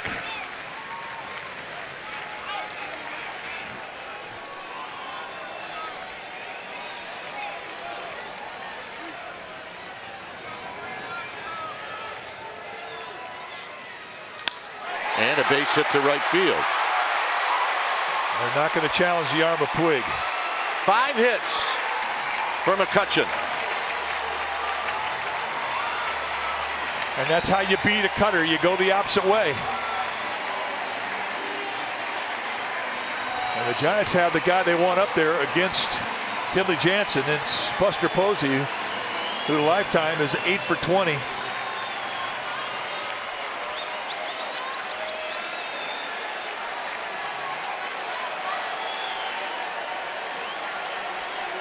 So here's Posey.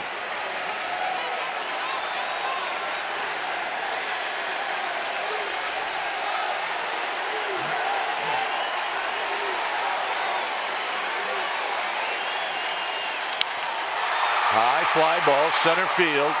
Panic looks like he's going to tag.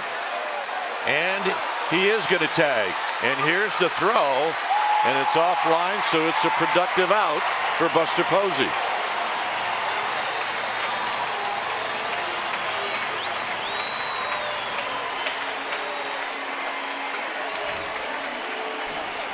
And here's Evan Longoria.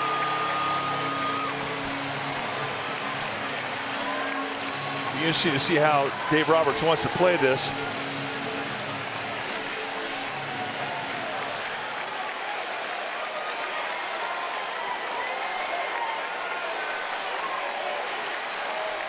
Longoria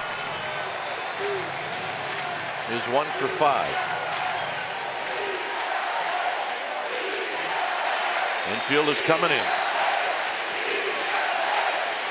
Outfield fairly shallow.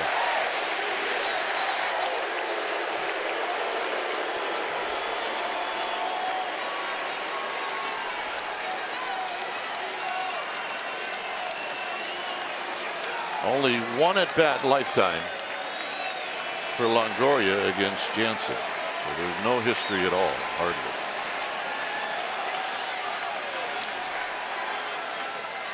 And it's high, 1 ball and no strikes. You're going to need at least medium depth in the outfield. If you're thinking about a fly ball, scoring Joe Panic, he's got a little bit better than average speed, but you've got tremendous arms in all 3 outfield positions, especially in right.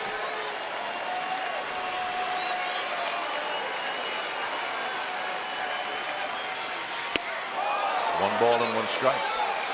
Stayed upstairs.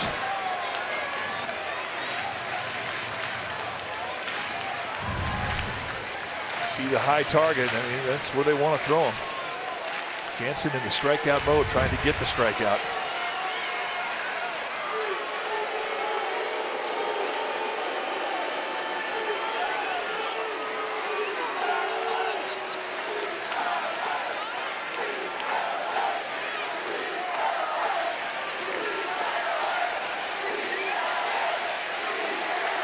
Panic at third, McCutchen at first. Stays up again. It's 2 balls and 1 strike. And he's going to stay up there. He's got a base to play with. They don't worry about Jansen's command. He's got exceptional command. He had 109 strikeouts against 7 walks last season in 68 innings. Dave Roberts is going to believe that if they give that bag up, Jansen's going to be able to throw strikes. Not an issue. McCutchen goes. It's high, 3-1.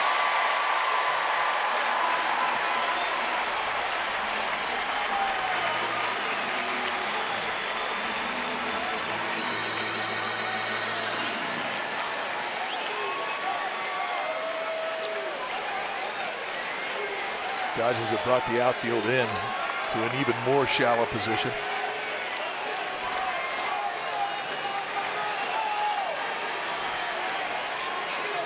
Three and 1.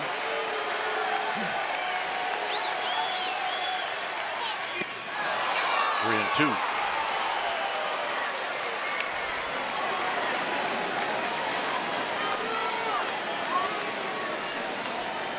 And now you got to make contact.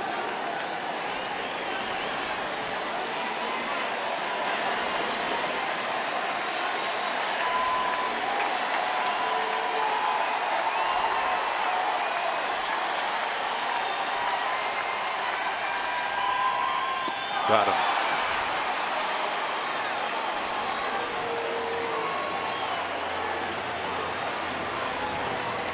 So it's left up to Hunter Pence.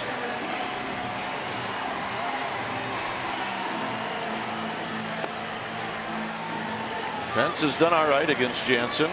He's hitting over 300. He's 6 for 19.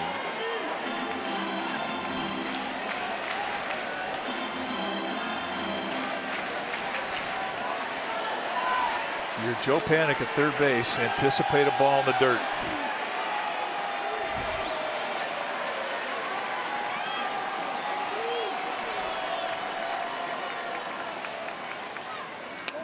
Foul, and it's 0-1.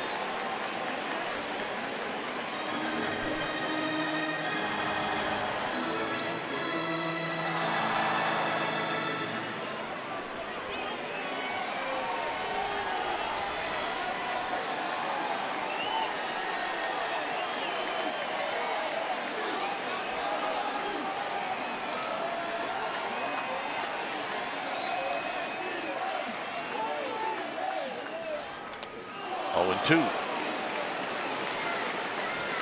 Cutter's staying on that outside corner.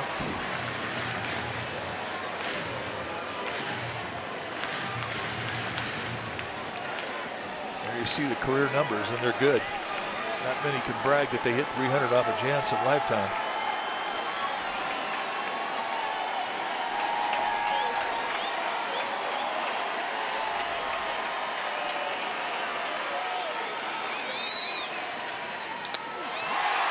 In the air, and this should do it.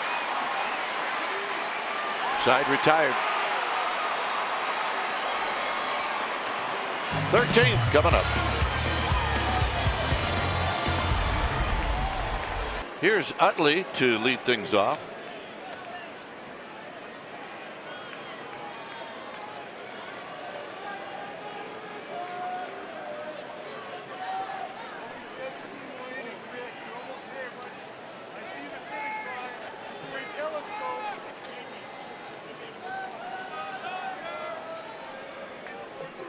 Utley takes outside.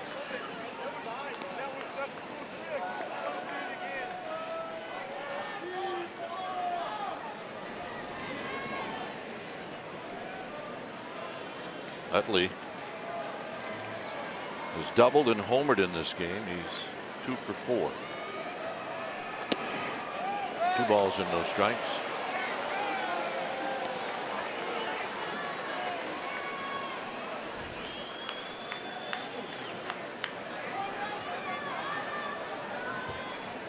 Grandal to follow. We're in the 13th.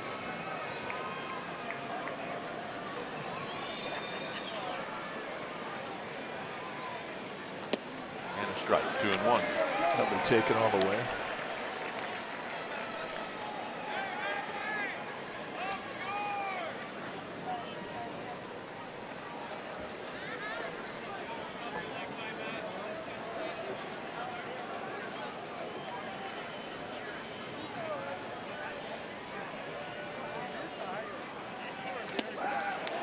Man,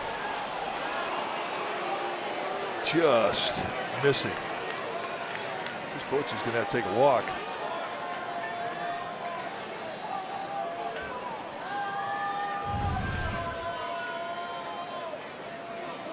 I mean, just off the plate.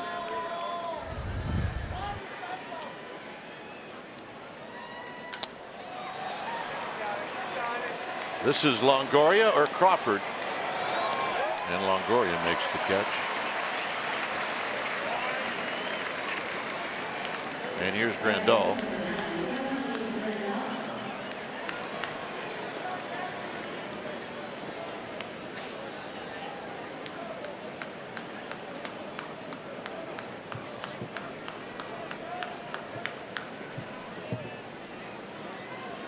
So Grandal picked up a hit in his first at bat when he came in on a double switch. There's a strike. Yeah, nice first pitch, get it in the strike.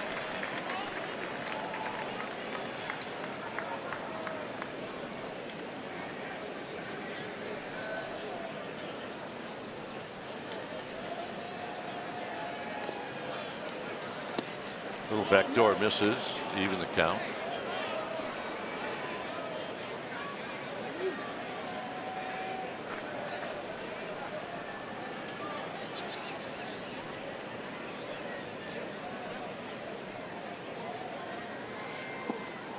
2-1 now to Yasmani Grandal. It was Austin Barnes that started the game. They're not leaving. You know what it says on her hat? It says gamer. And I'm not kidding.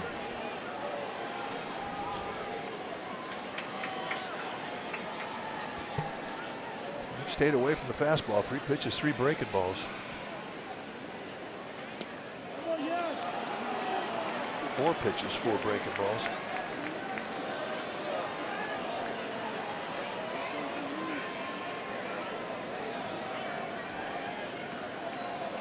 Grandal's not going to look for anything 3-1 other than a fastball. So the walk. Now you get the top of the order.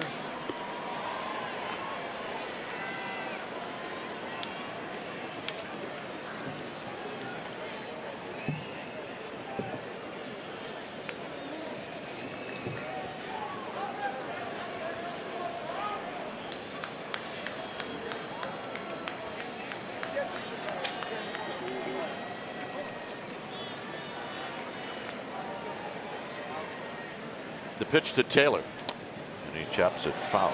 No, it's a fair ball. That's one. There you go. I suppose he never thought anything but second base. They knew they had Grandal at first.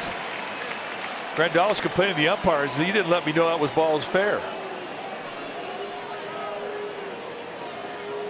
Bruce Bochy is going to come out and he's going to argue this. The Dodgers are saying that it hit the foot of Taylor.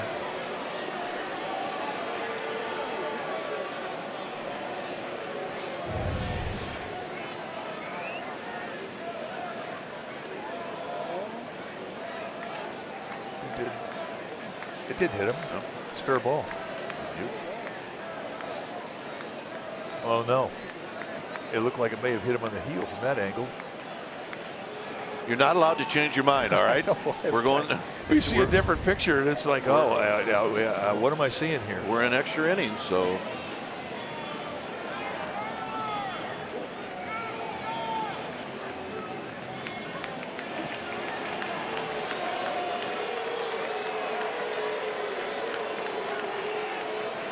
So I guess that's not reviewable, huh? The Dodgers think it is.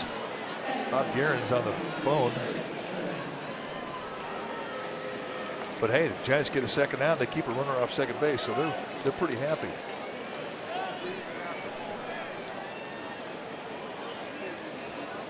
Oh no, they're saying it hit his foot. So Taylor's still in there. All right, now we got it.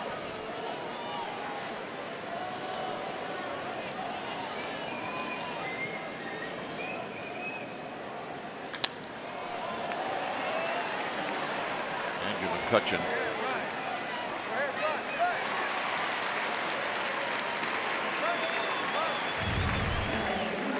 Watch the left heel. It didn't even come close to him. I mean, that's a fair ball. But as it worked out, I mean, now they got 2 outs and they have Grandal, who has none speed at first base. So it all worked out. But that one angle really was weird, how it looked like it may have hit his foot. It didn't. No, sorry, can't change your mind. Oh yeah, with every different look, I could change. Here's Seager.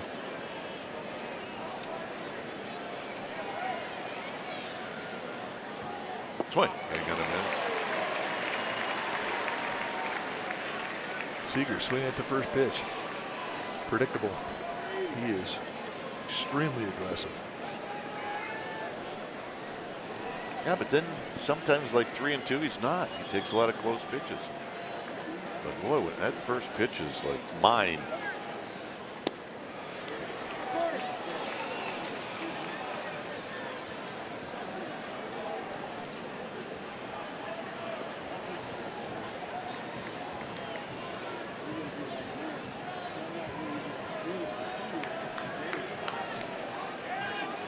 The 1-1.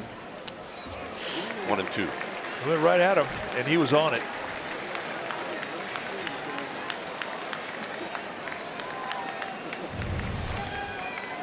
reach back, 96'd him above the belt, and he's thinking he just missed it.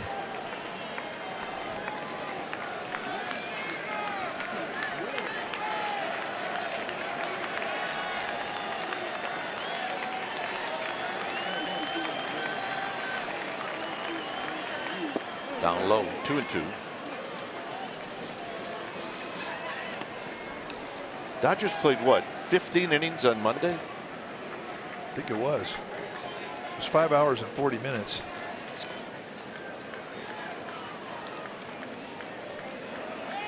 "15 innings, they lost 8-7.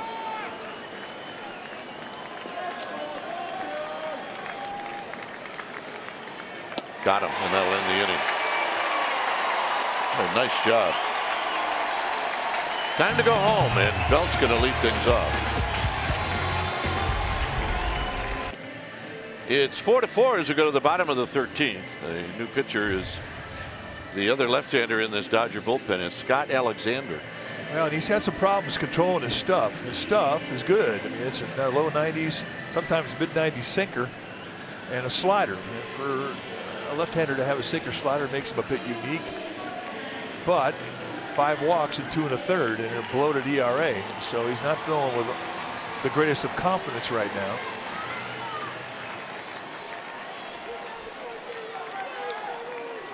So here's Brandon Belt.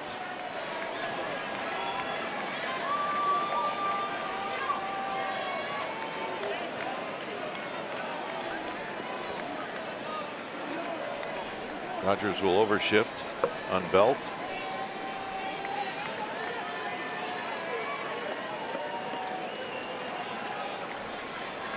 Crawford on deck.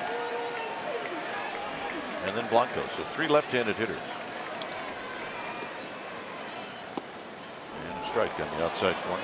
So a guy who's been having some problems with command, he goes out there and paints the first pitch in the absolute nastiest part of the strike zone.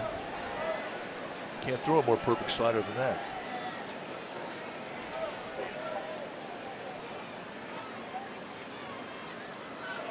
And he throws it to the backstop. It's a ball and a strike.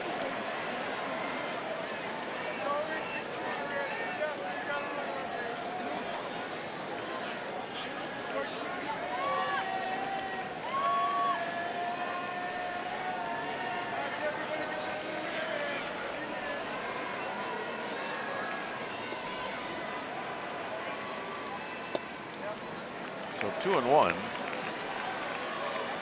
Think about a guy that's struggling with his command. You know, he's not really thinking corners. He's thinking strike zone.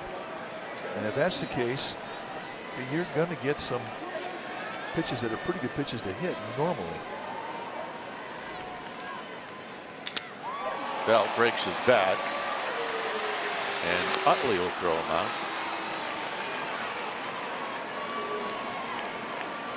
So here's Crawford.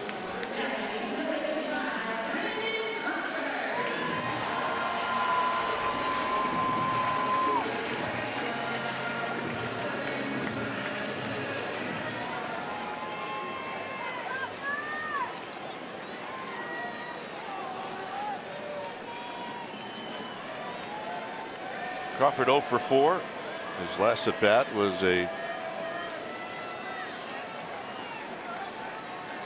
pop-up to Seager.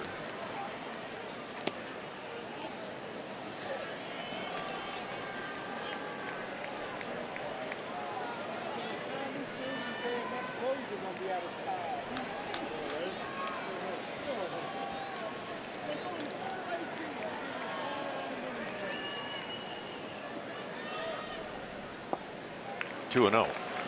Staying away with every target.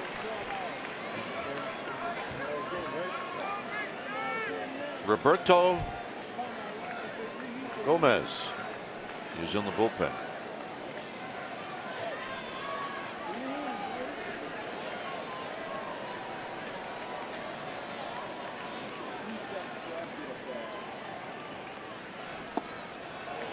Three 3-0. No help.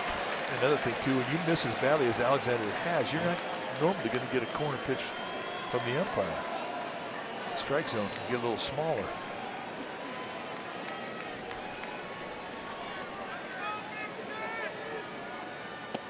And a strike. Giants will take a base runner at this point any way they can.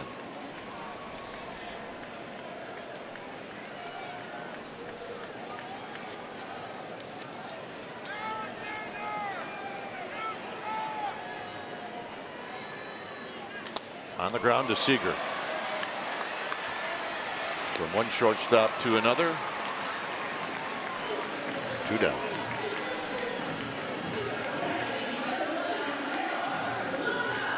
Here's Blanco. Blanco singled in the 11th inning.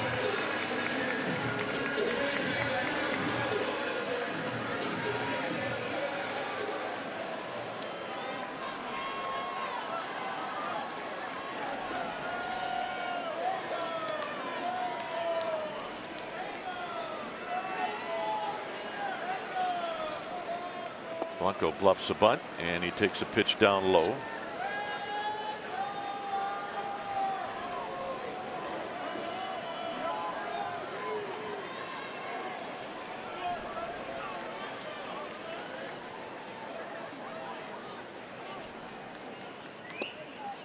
There's a called strike. And Blanco protesting the call. Thought it was outside.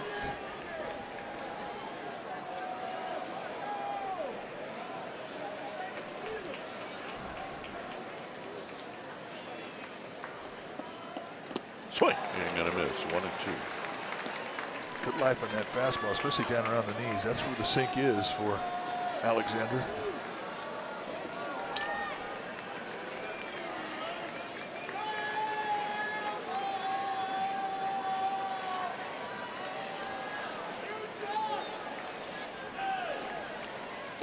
Got him, and that'll end the inning. 14th inning coming up.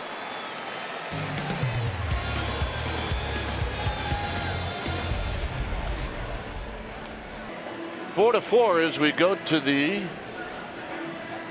top of the 14th. Roberto Gomez is coming in, and for Gomez, he may be looking forward to this because the Dodgers roughed him up for 4 earned runs in 1 inning on Sunday night. Well, he had a great spring. And it's a big guy, 6'6", 200-pounder, goes hard. It's got a low 3/4 release and a fastball with two types of movement, 2 and 4 seam.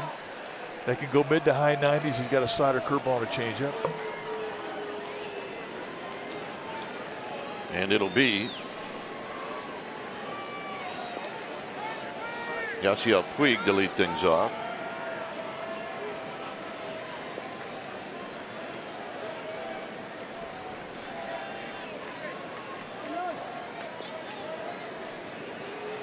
Puig is 0 for 5. No balls and 1 strike. Yeah, that's a big 95-mile-an-hour 2-seam movement too, exploding in on Puig. Toby Tomlinson is at short. That's a double switch. He will hit in the leadoff spot. Tap foul.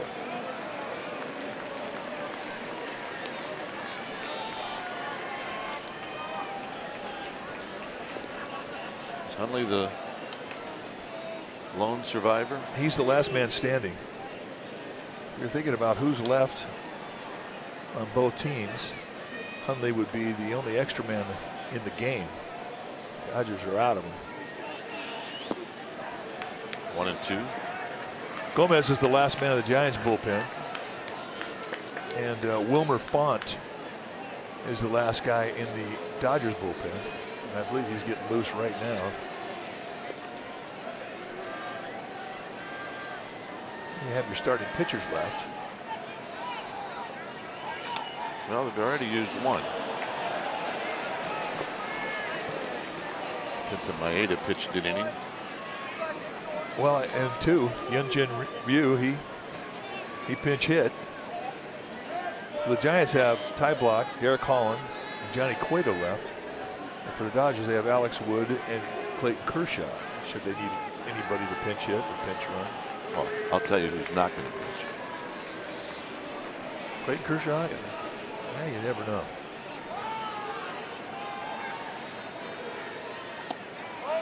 Just inside, 2-2. Good pitch.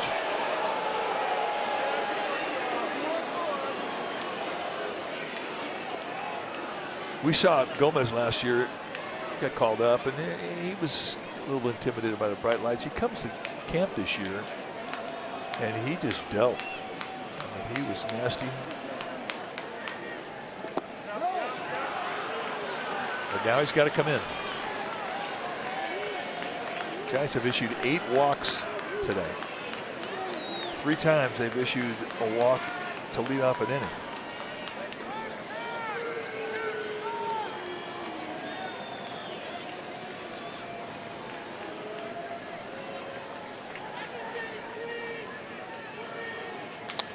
Up the middle, and that'll be a base hit.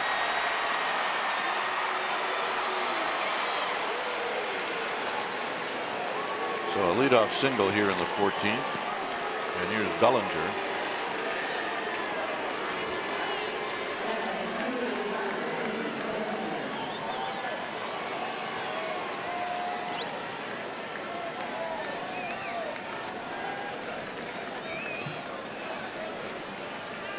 Bellinger 1 for 6.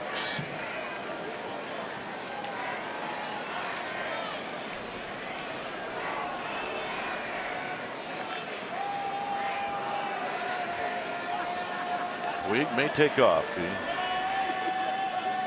will do just about anything at any time, so you got to be careful.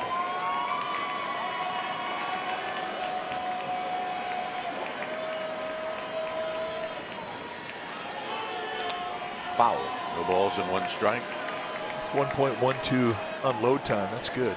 1.25 is average, so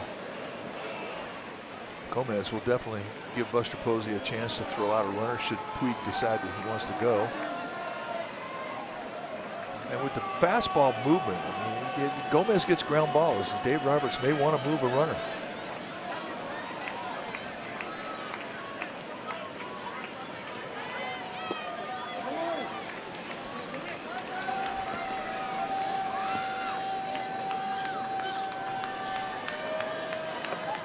Forsythe is on deck.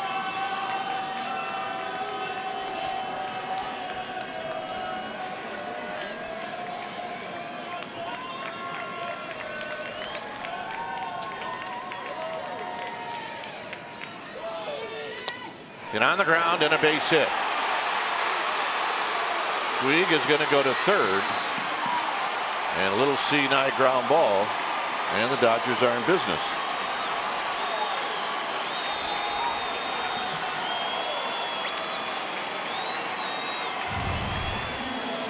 And once that ball gets by, Puig knows that's a go light to go to third base.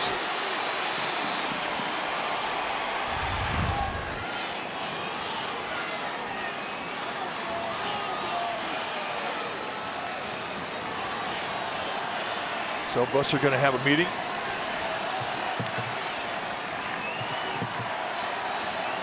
And with Forsythe in the batter's box, I mean, he's a bat control guy. Lots of speed at third base with Puig.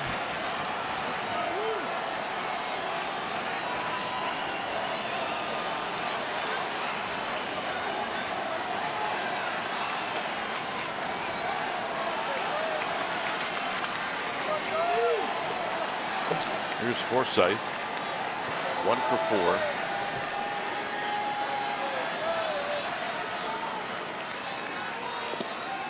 And a strike. Good fastball was sank. Saw Clayton Kershaw getting a helmet on. The on-deck hitter is Kike Hernandez, and after that, that's the pitcher spot. 7th spot in the lineup.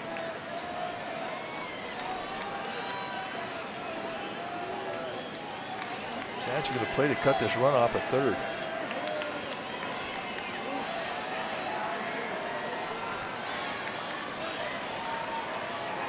Everybody in the infield in.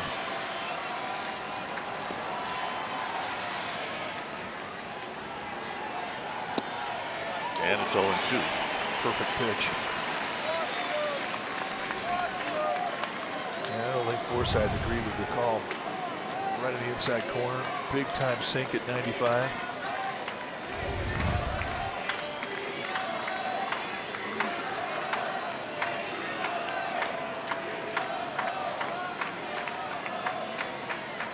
Now you have a chance to pitch for the strikeout.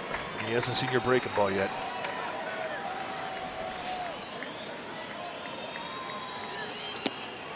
One and two.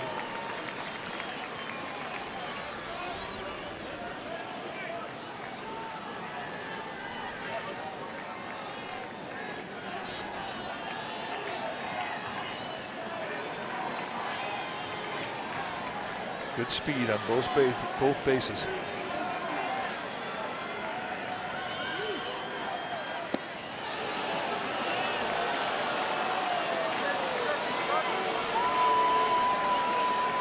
Two and two. A couple of ground balls that got into the outfield. And we're at runners at the corners with nobody out here in the 14th.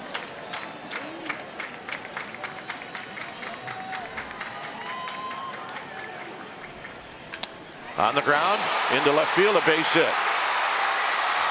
Tweed comes in to score, and it's 5-4.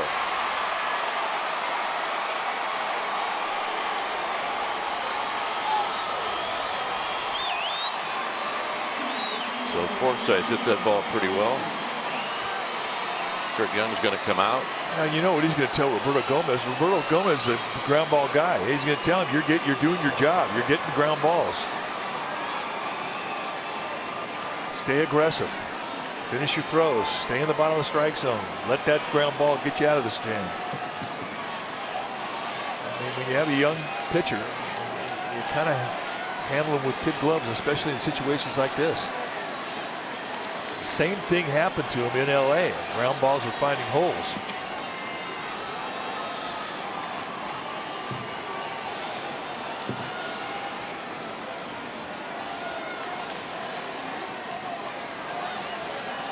So here's Kike Hernandez, who's 0 for 3.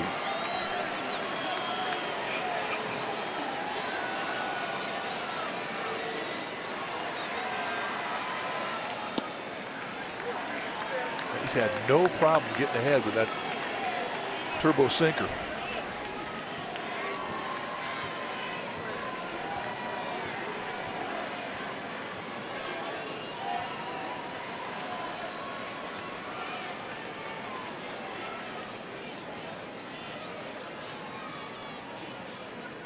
On the ground towards the hole.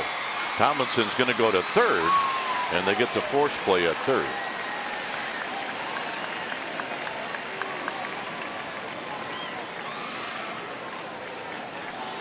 And that'll bring up Kershaw. Really, for Kelby Tomlinson, was right there in front of him, sliding into a backhander. And they get the force at third base, and that was his best option. Look out, Evan Longoria, don't get spiked.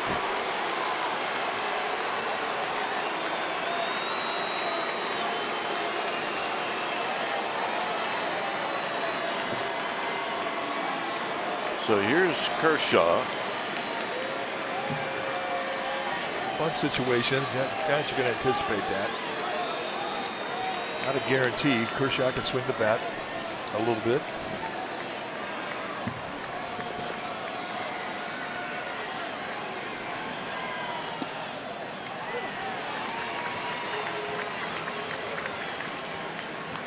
That's Forsythe at third, or at second. Kike Hernandez at first.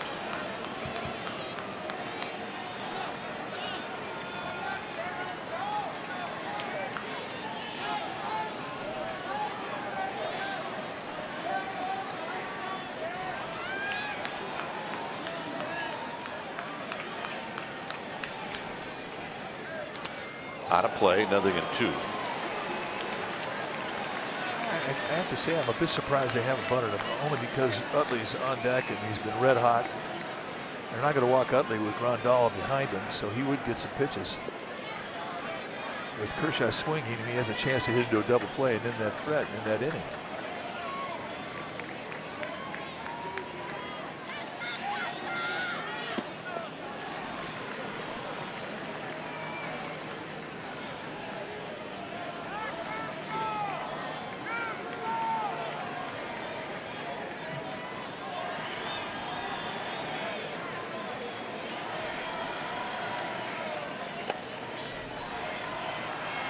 And Kershaw's out swinging.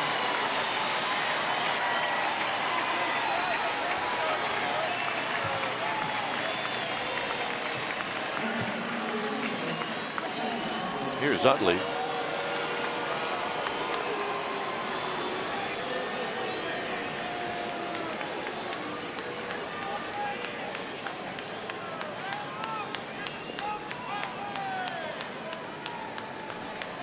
Utley 2 for 5 with a home run.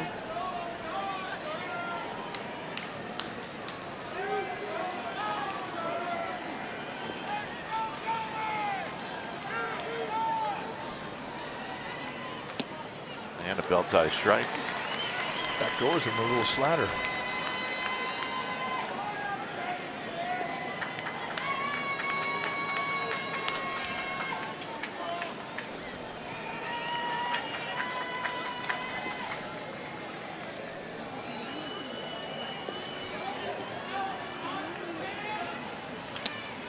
High and foul. It's now 0-2 for the Giants in the bottom of the 14th. It'll be Tomlinson, Panic, and McCutchen.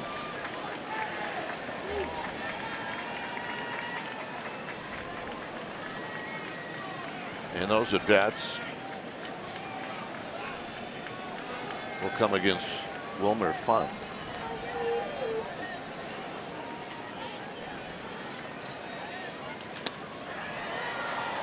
Down the left field line, it's going to be out of play.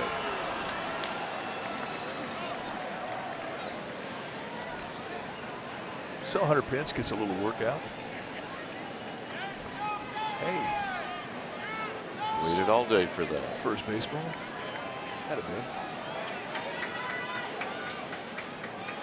Mom is psyched. He will be 2 in a couple years. It's 0-2 to Utley.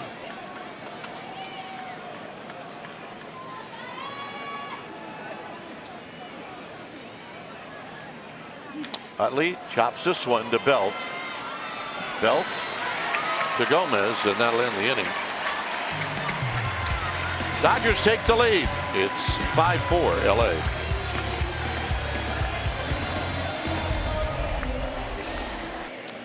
It's a 5-4 lead for the Dodgers.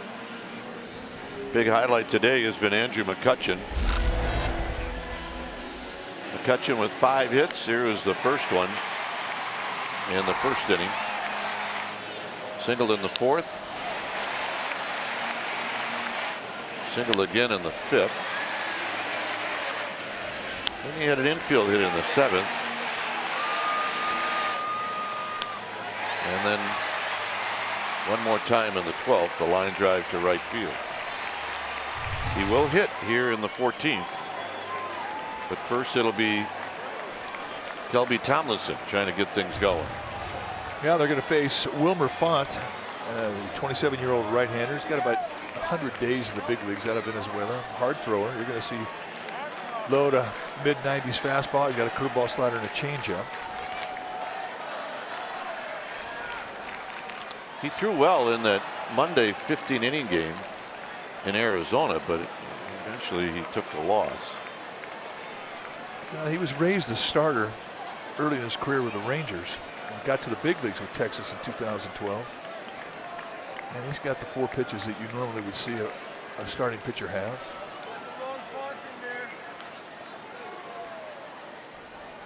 High to Tomlinson.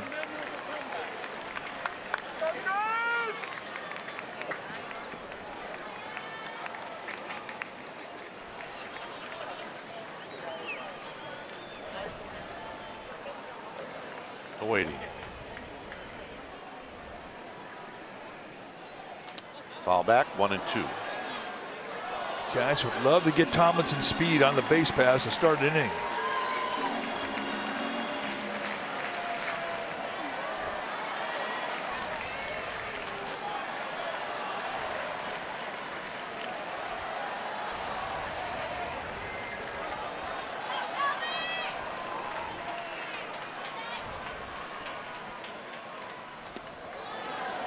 And a 1-2 high fastball. It's 2 balls, 2 strikes.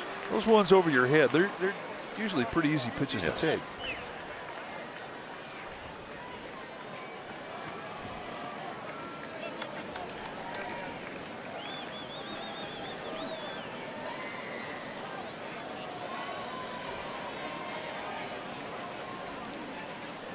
2-2 pitch.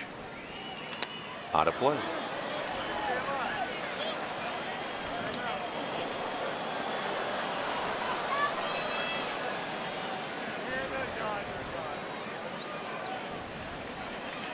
Panic on deck, and then McCutchen.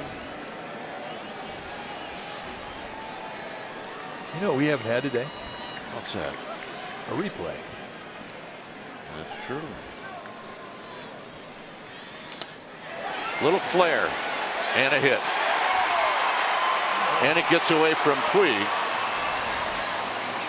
I don't trust that guy. He might have did that on purpose. You're right. So the Giants get what they want. They get Tomlinson on. They get his speed on.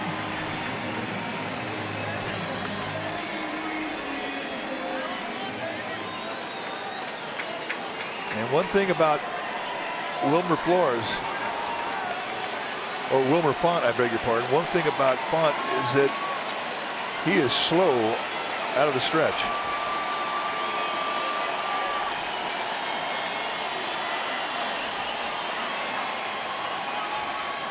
And a big breaking ball for a strike.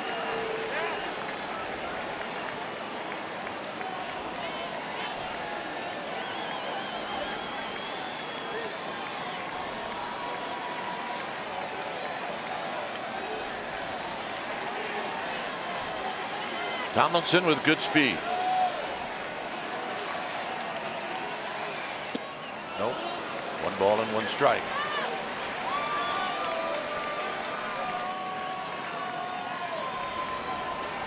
Two for 6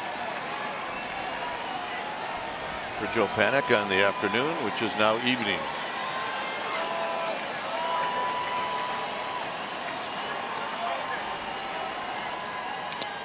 Base hit. Tomlinson can go. He's going to challenge Puig. Here's the throw. Not in time.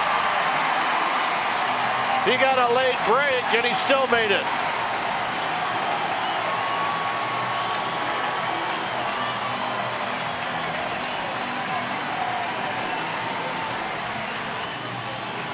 And here's McCutchen.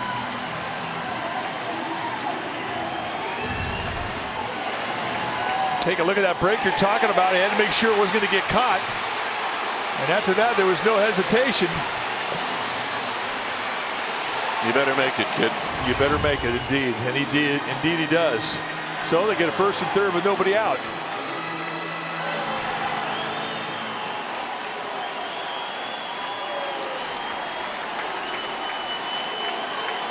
So here's McCutchen.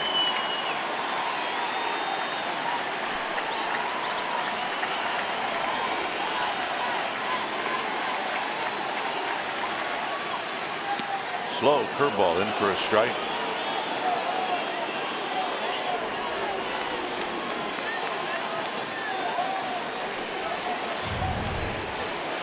Big rainbow to start off the at-bat.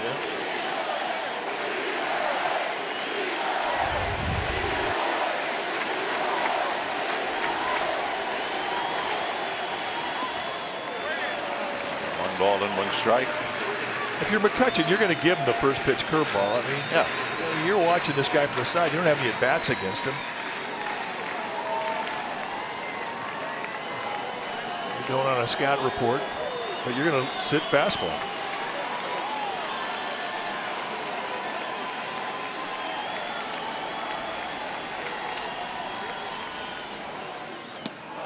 One and 2. Went right at him with the fastball at 94. Well, now you're loose.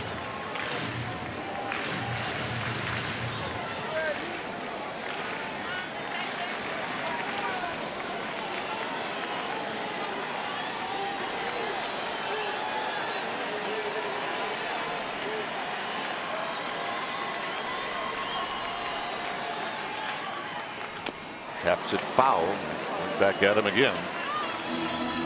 This one a little lower in the strike zone.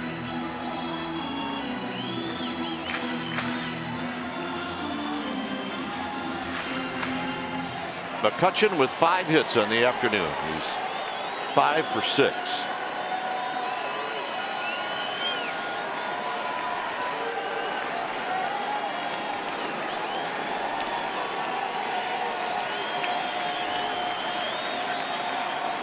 2.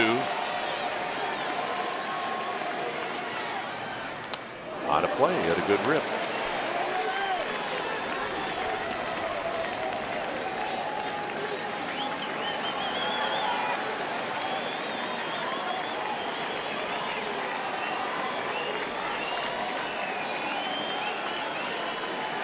One ball and 2 strikes. We'd like to welcome you viewers who've been watching the Warriors and the Pelicans. Here's the 1-2 to McCutchen. Curveball rolled foul. What a good rip. The Dodgers took the lead in the top of this inning, which is the 14th. The Giants came out with a Tomlinson single and a panic single, and they've got the tying run at third with nobody out. And the hitter is Andrew McCutchen with Buster Posey on deck.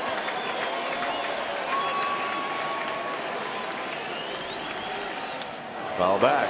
That's exactly where he wanted to put that fastball. And McCutchen shortened up. He was on it. 5 for 6.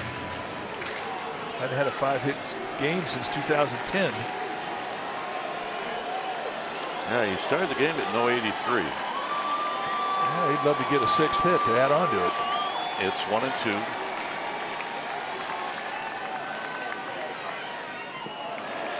Two and two. I think McCutchen has now seen about everything Font's got, and he's seen the ball pretty well. Nice block there too by Grandal, running third base.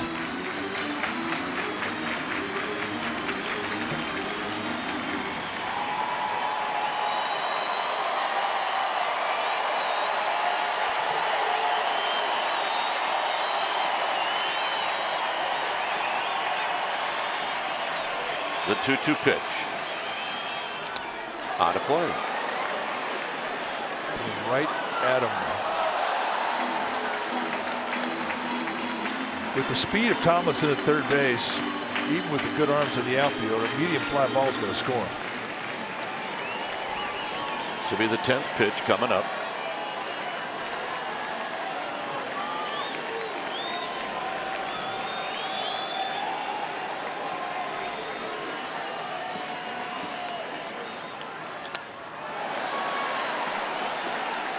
We've got ourselves a battle here, folks.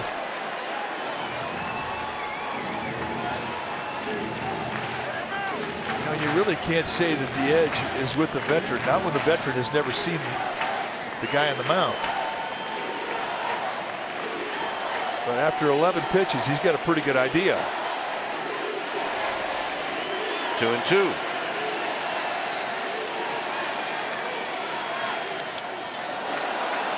That's a perfect pitch at 93 in on the hands.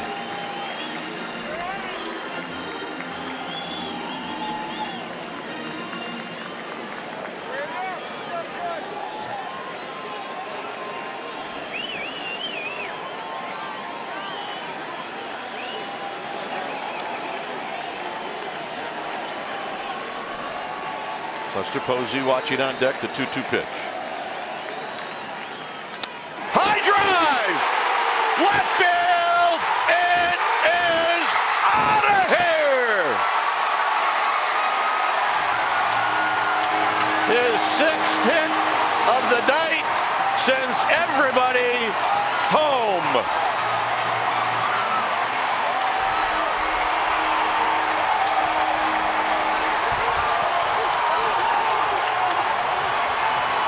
Welcome to San Francisco.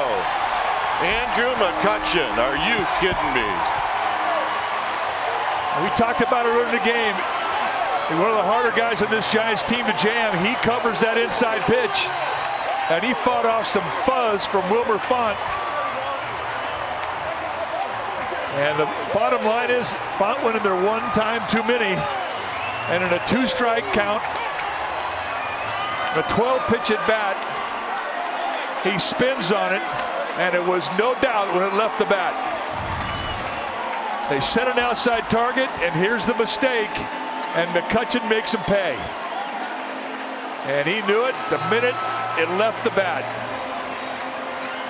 This game was over.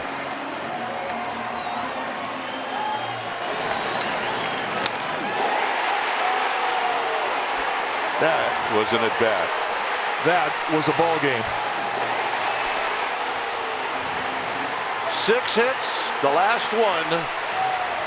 Walks it off, and now let's go to Amy G. Amy. All right, have a day, Andrew McCutchen. Wow, it is your first 6-hit game of your career, and you end it with a walk-off home run. You just won every single San Francisco Giants fan heart. What can you say right now? It's so fresh. Finally showed up today. Finally, you know, it's only game 7, but you know, when you're not getting hits, it feels like it's been forever. But it was good, man. You know, it feels good to show up today and get the job done. We've been watching you adjust to a new team and a new yard, and your defense has been stellar. With this kind of game, is it an absolute, I'm comfortable, I'm settled now? I mean, that's what it's always about. I mean, I'm trying to be comfortable from the start. You know, I feel like I was comfortable since I've been here. You know, spring training.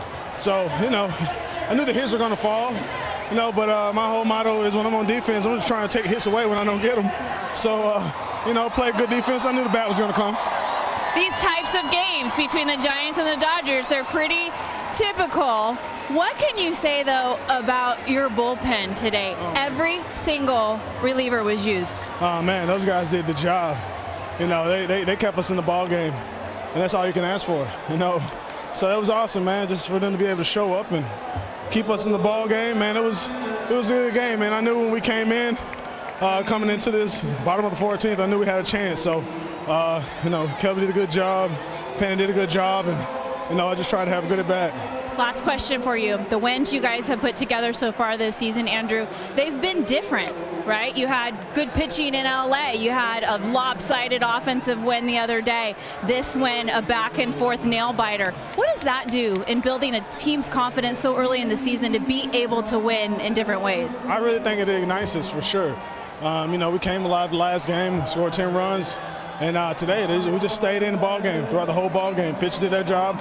You know, and we just knew it was a matter of time for the offense to do something. So it's good for us. It's good. It shows the type of team that we have, the type of team we're capable of having on an everyday basis. All right. 14 innings. You end it. Congratulations, Dwayne and Mike. Let's get up to you.